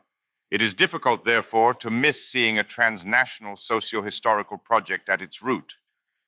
Many nations undoubtedly find a way to frame their fate exceptionally, within the terms of a mission exceeding common geopolitical interest. A country is thus conceived as a vehicle for something other than its people. The Glorious Revolution illuminates the English version of this. Protestantism, and more profoundly, capitalism, is the cargo. Neil Stevenson's Baroque cycle of historical novels captures the process in its cultural essentials. National independence, holy war, and unprecedented financial technology composed an original compact system. Catholic conspiracy theory in this regard is not unwarranted. The hostile perspective of an E. Michael Jones brings out the contours of this new thing more sharply than its liberal defenders can. It was built so that schismatic theology might prevail in global conflict. With all due diligence to the hazards of unfettered teleological apprehension, it remains near irresistible to ask, what was the Bank of England designed to finance? Nothing less than a planetary revolution could count as an adequate answer. The Dutch Revolt, or 80 Years' War, 1568 to 1648, had set the template. Advanced financial infrastructure offered near miraculous strategic geopolitical advantage. The defeat of the Spanish Empire in the Dutch independence struggle meant that the culture of modernistic schism, or autonomizing capital, would not be stopped. No future foe would present comparable challenges, whether estimated in terms of the apparent balance of forces or even the clarity of ideological decision. Globalization in the neoliberal sense was henceforth implicit, dominating the historical horizon of the world. All of its subsequent contestants would be compelled to articulate their resistance within a framework fundamentally shaped by the liberation of capital and benchmarked to it. 281. There is no doubt a globalist idea, and most probably several. The ocumenon tilts towards one. One is never less than simply compelling. It would be precipitous, nevertheless, to assume that the supranational points unambiguously towards global unity. Delocalization and globalism are synonymous only under strained dialectical assumptions. It takes more than an entire planet to complete the logical sense of a globe. Comprehensive globality has no possible empirical instantiation. Proselytizing religion is its natural territory, and it evokes concreteness only to mock it. From the perspective of ecumenical globalism, the empirical process necessarily underperforms at oversight. It is critically excessive in its singularity, Ethnic peculiarity in particular inflects it.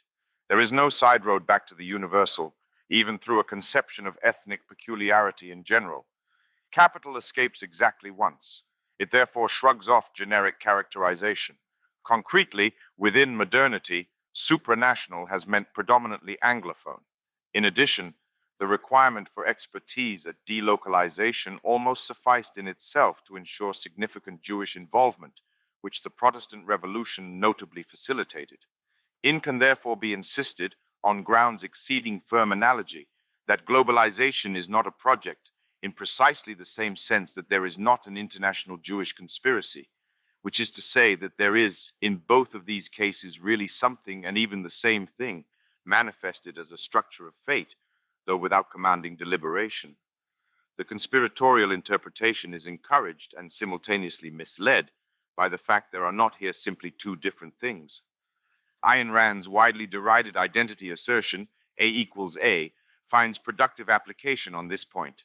Capital as historical fatality is what it is and nothing more. 282.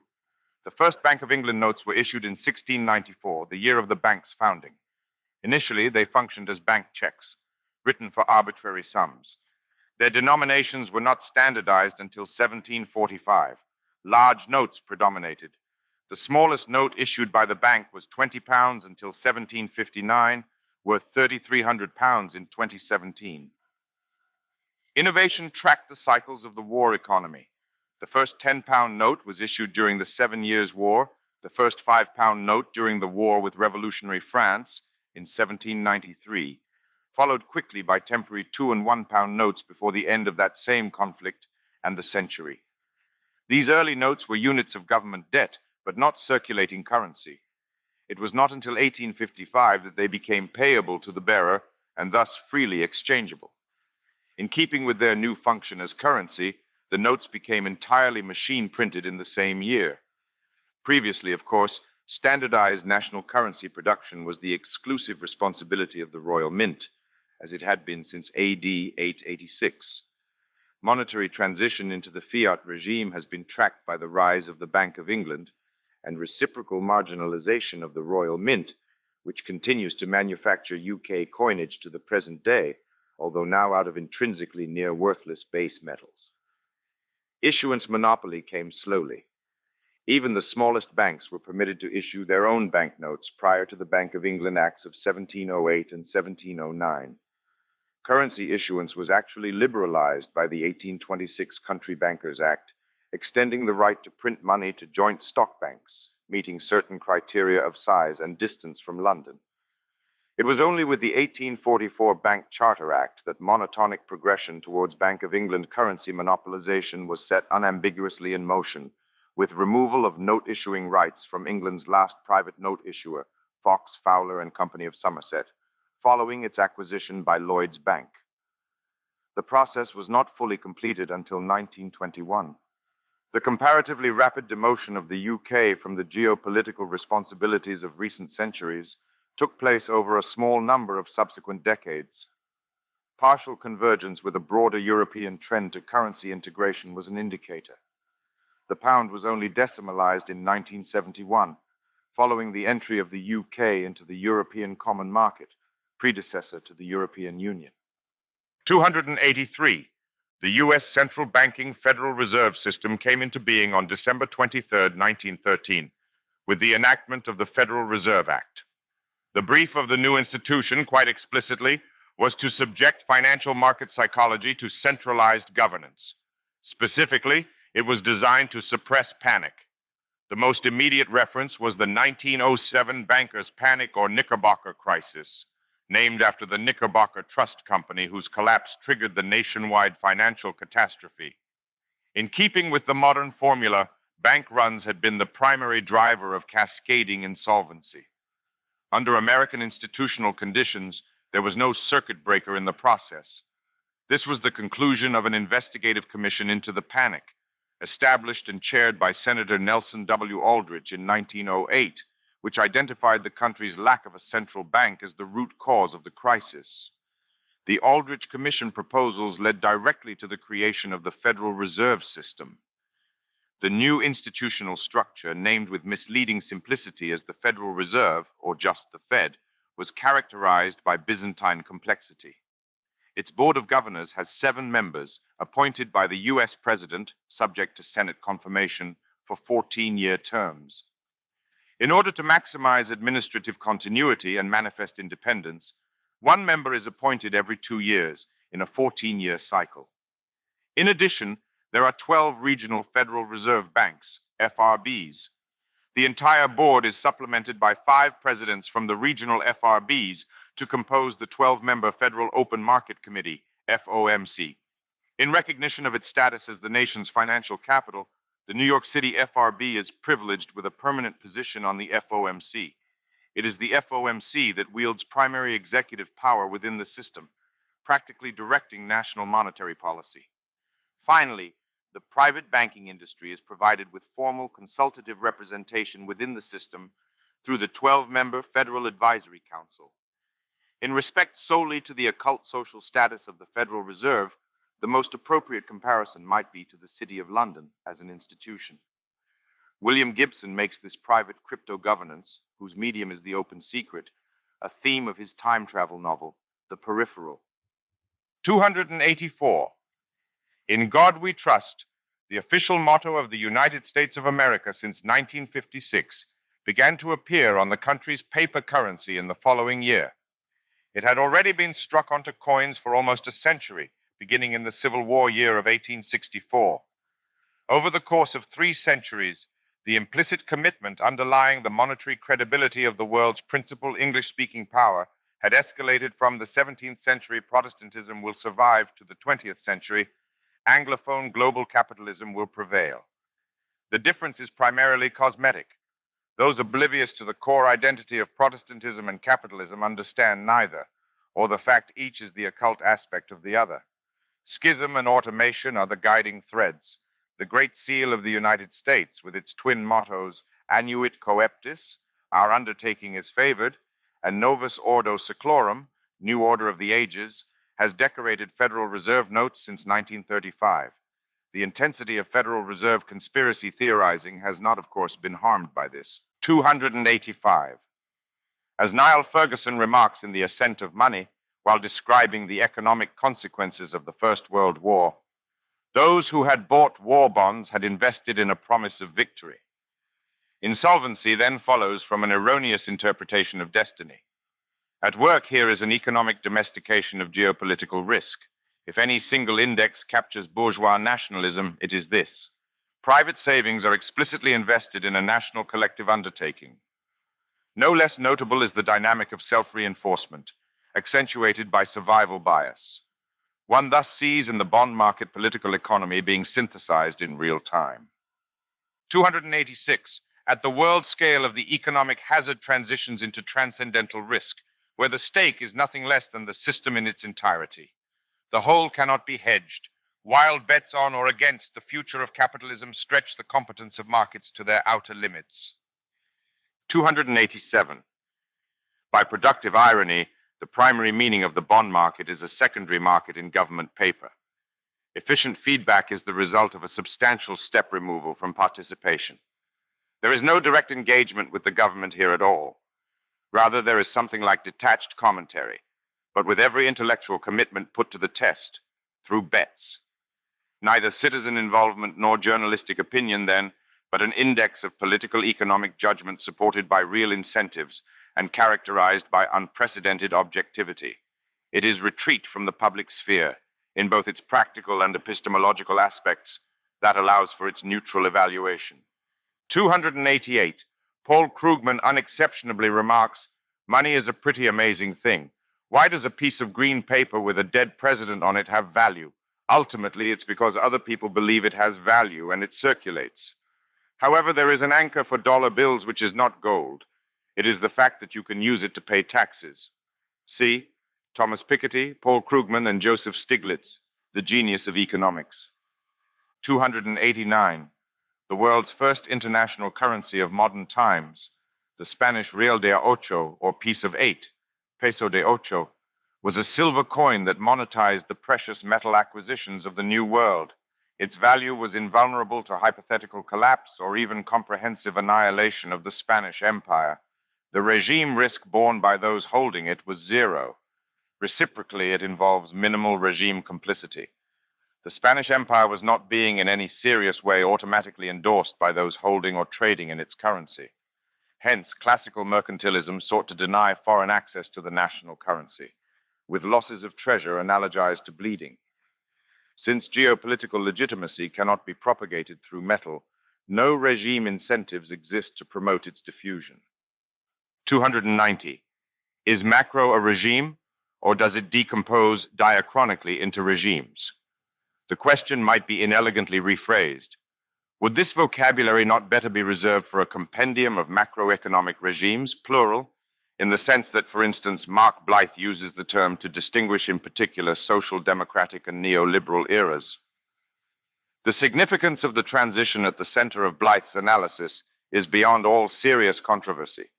Yet upon examination, the problem tends to self-liquidation.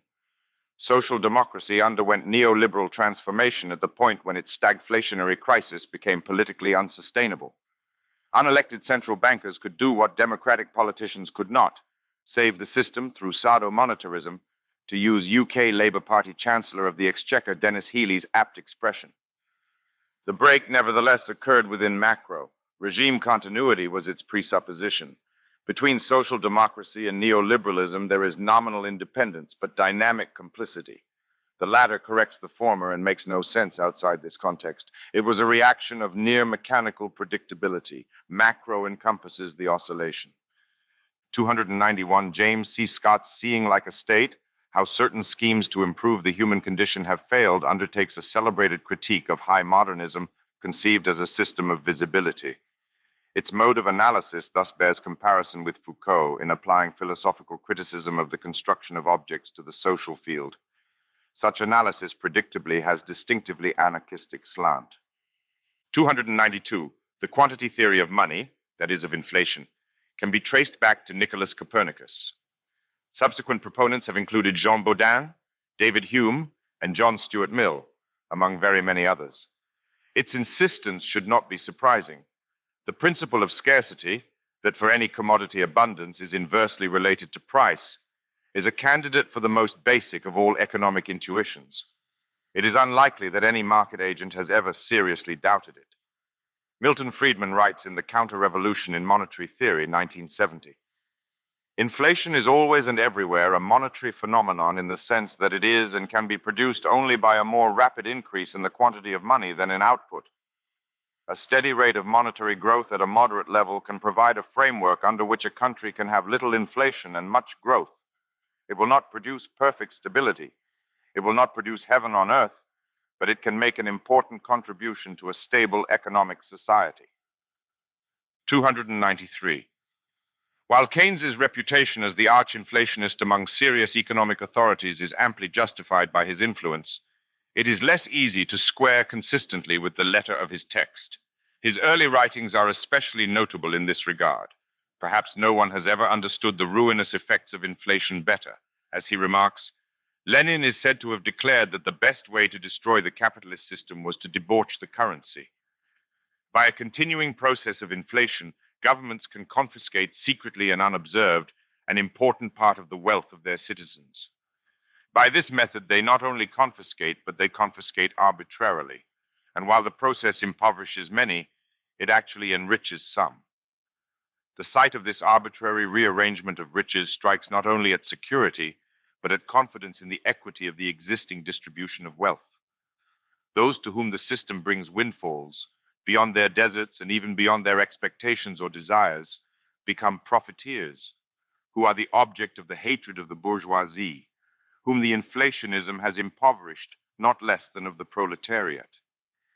As the inflation proceeds and the real value of the currency fluctuates wildly from month to month, all permanent relations between debtors and creditors, which form the ultimate foundation of capitalism, become so utterly disordered as to be almost meaningless, and the process of wealth-getting degenerates into a gamble and a lottery. Lenin was certainly right. There is no subtler, no surer means of overturning the existing basis of society than to debauch the currency. The process engages all the hidden forces of economic law on the side of destruction, and does it in a manner which not one man in a million is able to diagnose. The Economic Consequences of the Peace, 1919. 294.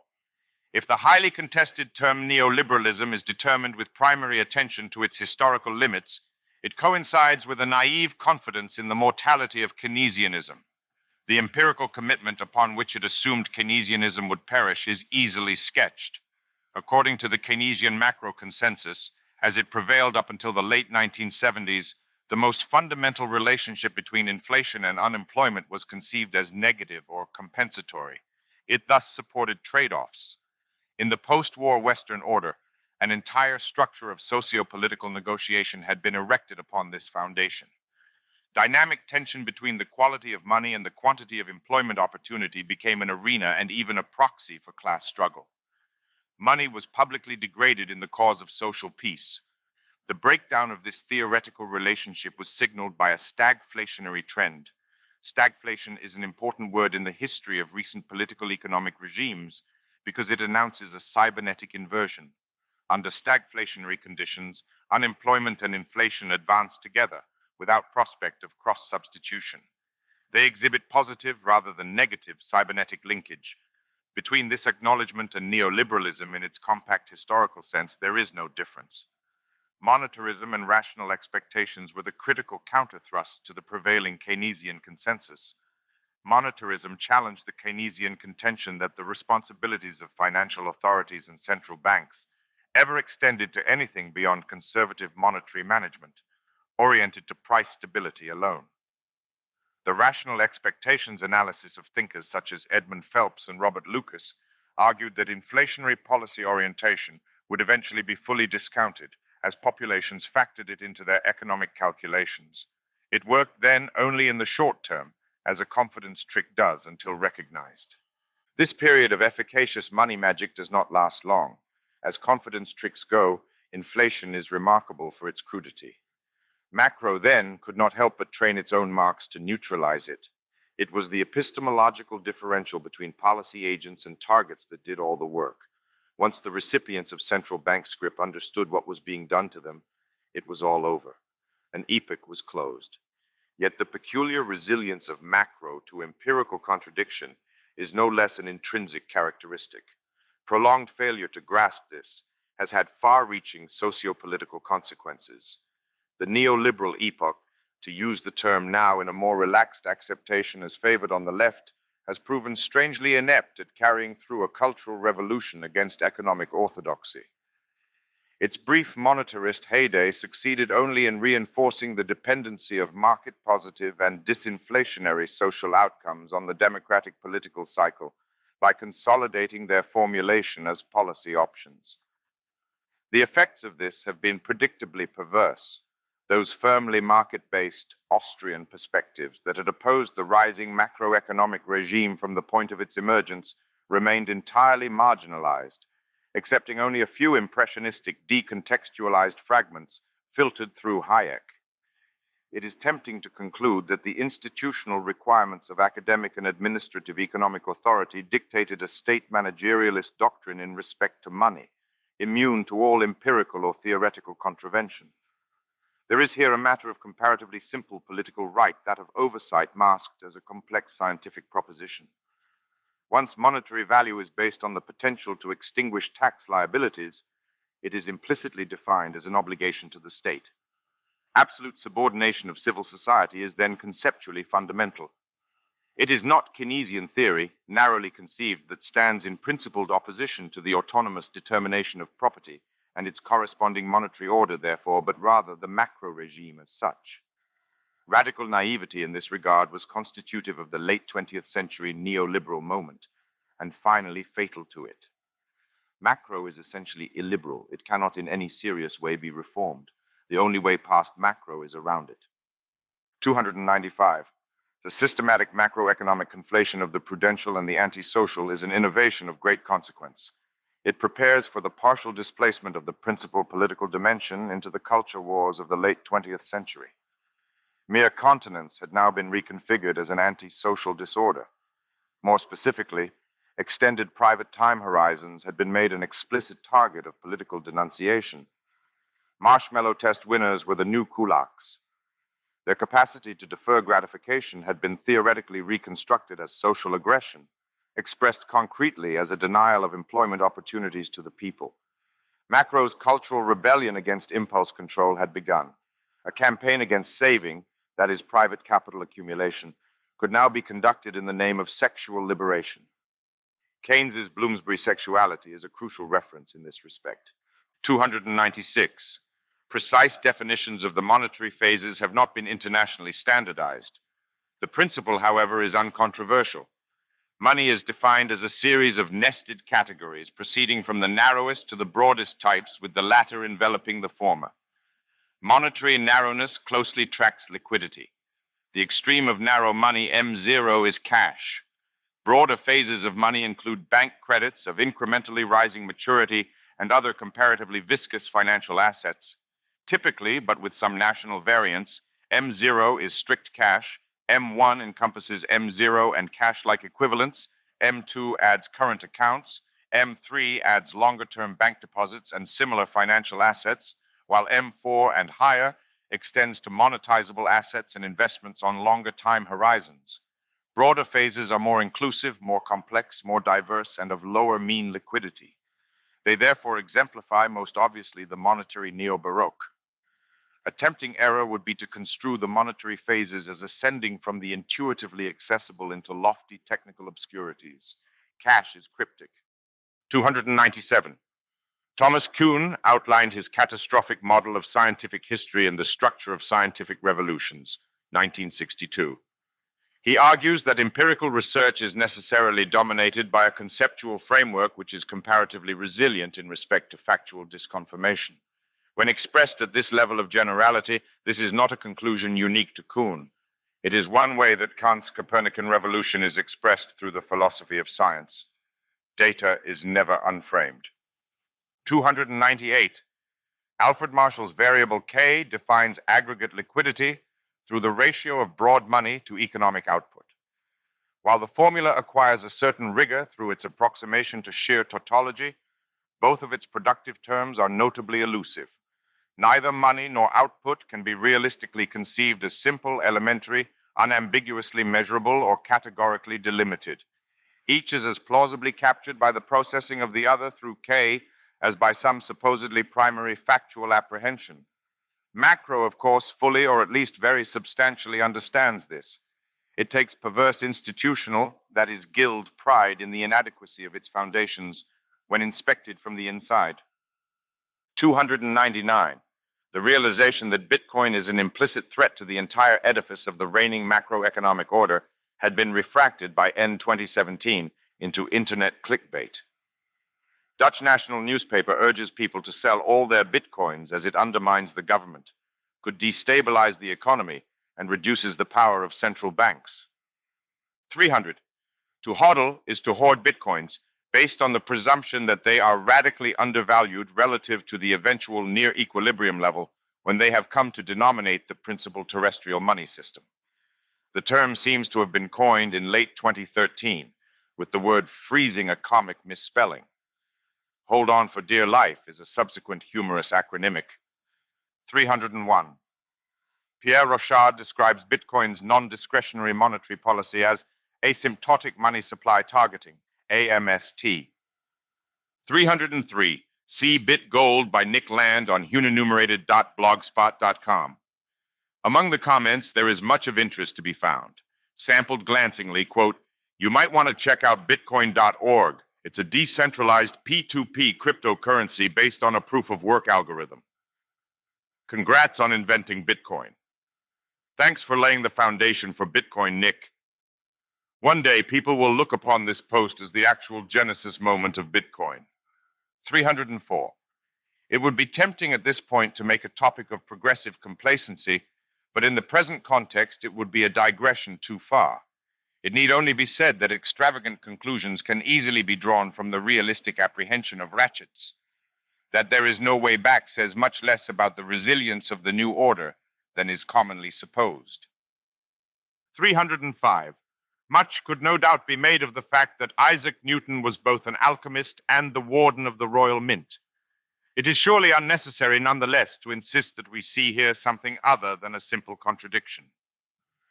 The poacher-turned-gamekeeper phenomenon is surely an important part of the story. Having paid serious attention to the possibilities of magical money creation, Newton was well placed to understand how the enemies of hard money think. 306. Thus gold is hated among magicians. The antagonism is explicit. In the macro era, the gold market offers an audience reaction to financial conjuration. It measures negative applause. Jim Grant describes the price of gold as the reciprocal of the credibility of central banks. 307. In a January 2014 article, Joe Weisenthal cites Citigroup currency analyst Stephen Englander on the inequality of Bitcoin holdings. He attributes a Gini coefficient of 0.88 to its distribution. This significantly exceeds any wealth disparity ever measured within nation states. Despite this, Englander suggests the figure is probably an underestimate. 308. A fully monopolized monetary stock would correspond to a multiplication by 0.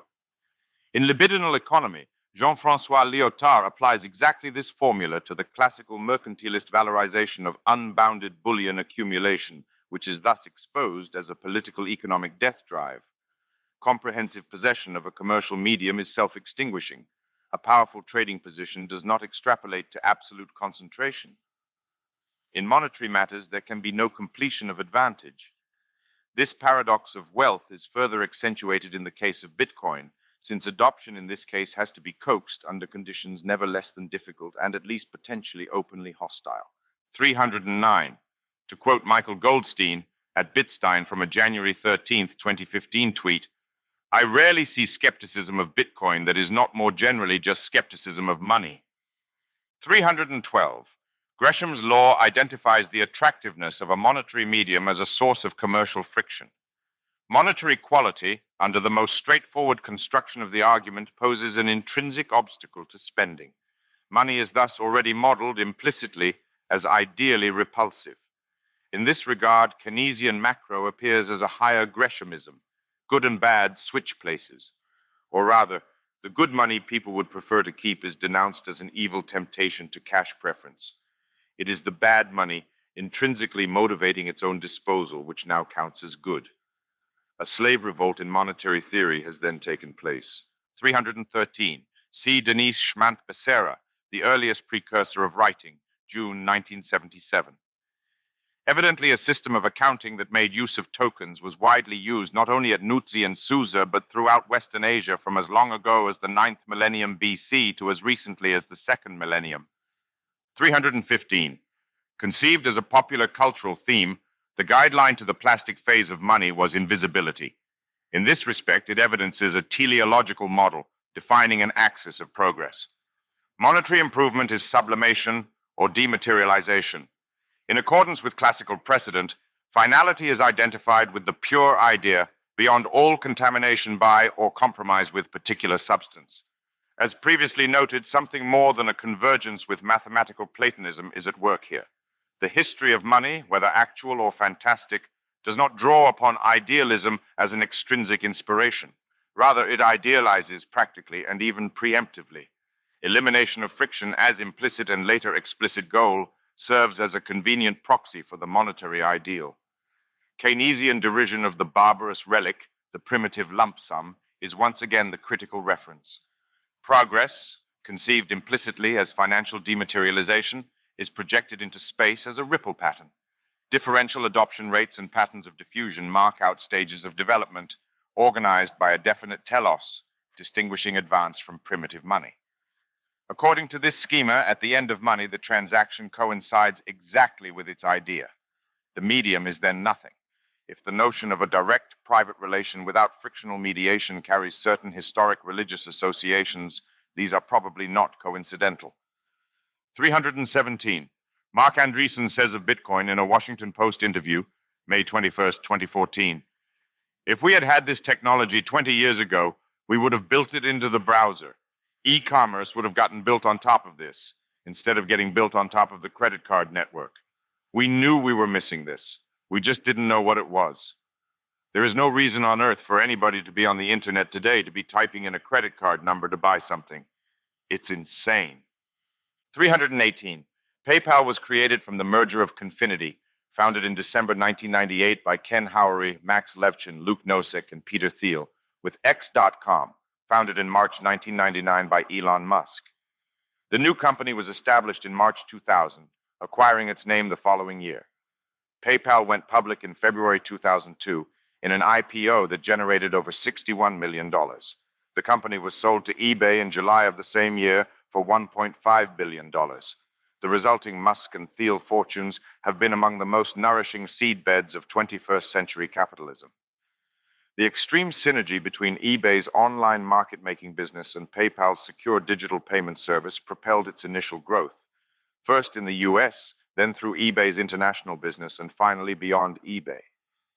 PayPal was spun off from eBay in July 2015 following the firm recommendation of hedge fund manager Carl Icahn. It began to accept Bitcoin in September 2014, announcing partnerships with Coinbase, BitPay, and GoCoin.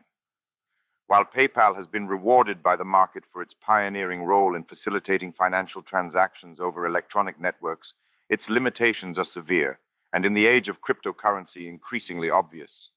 Its users are entirely unprotected from the company's radical discretion and receive no exit benefits from the service in respect to the national financial regime in which they operate. Essentially, PayPal adds a new trusted third party to the financial ecology and one of minimal autonomy. Nothing very much has been disrupted by it. 319. The resonance between mobile consumer technology and portability as an essential monetary quality cannot be coincidental to the emergence of mobile currency. A desktop wallet is patently inconvenient. By its abstract nature, money is destined to eventual convergence with the communicative situation in general, which it tends to haunt as an accessible semiotic dimension. Wherever speech can occur, the potential for contractual execution will finally follow. Only in this way is Homo economicus completed. At the confluence of these currents lies the inevitable formula: money is speech.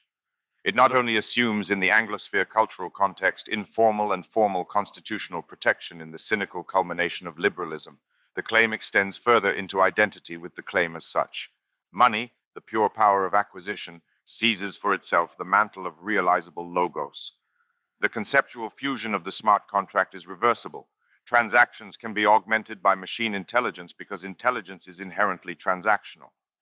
Minds and marketplaces tend to convergence. 320.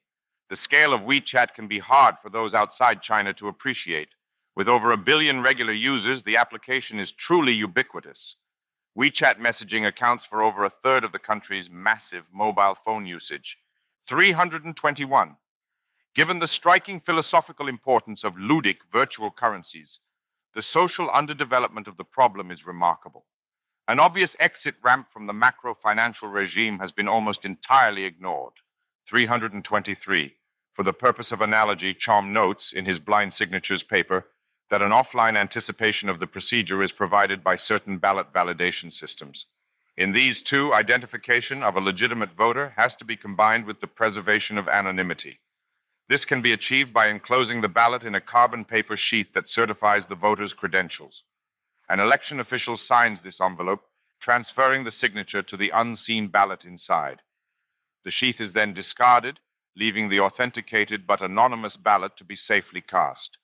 Neither signer nor eventual vote counter are able to connect the message, vote decision, with the individual who transmits it, and who has nevertheless been securely certified to do so. In the paper, Chaum redescribes the system algebraically to identify the algorithm. 1. Provider chooses X at random such that Rx forms CX and supplies CX to signer. 2. Signer signs CX by applying S' and returns the signed matter S' CX to provider. 3. Provider strips signed matter by application of C', yielding C' S' CX equals S' X. 4. Anyone can check that the signed matter S' X was formed by the signer by applying the signer's public key S and checking that RSS' X. 326. Chaumian cash falls short of a full cryptocurrency. It is not, for instance, denominated in its own currency units. No mechanism for currency production is involved. Its deficiencies do not stop there.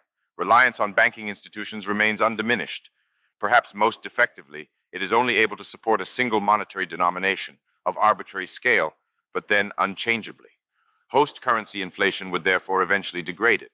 In Chom's words, the critical concept is that the bank will sign anything with its private key, but anything so signed is worth a fixed amount, say $1. 327. C. Arvind Narayanan and Jeremy Clark, Bitcoin's Academic Pedigree, 2017. Bitcoin is a triadic dynamo. In Bitcoin, a secure ledger is necessary to prevent double spending and thus ensure that the currency has value. A valuable currency is necessary to reward miners. In turn, strength of mining power is necessary to secure the ledger. Without it, an adversary could amass more than 50% of the global mining power and thereby be able to generate blocks faster than the rest of the network, double spend transactions, and effectively rewrite history, overrunning the system. Thus, Bitcoin is bootstrapped, with a circular dependence among these three components. 328. Narayanan and Clark capture the philosophical essentials well. In a simplified version of Haber and Stornetta's proposal, documents are constantly being created and broadcast. The creator of each document asserts a time of creation and signs the document, its timestamp, and the previously broadcast document. This previous document has signed its own predecessor, so the documents form a long chain with pointers backwards in time. An outside user cannot alter a time-stamped message since it is signed by the creator, and the creator cannot alter the message without also altering the entire chain of messages that follows. Thus, if you are given a single item in the chain by a trusted source, for example, another user or a specialized timestamping service, the entire chain up to that point is locked in, immutable, and temporally ordered. 329.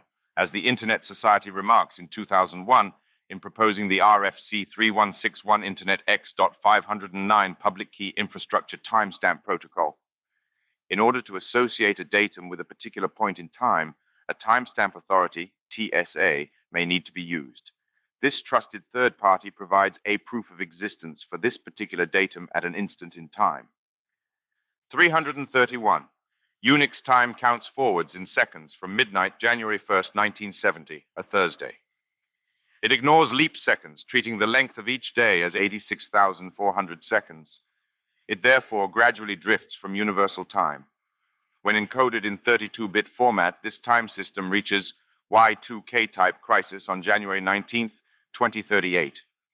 This poses no direct threat to Bitcoin, which employs a fully future-competent 64-bit Unix timecode.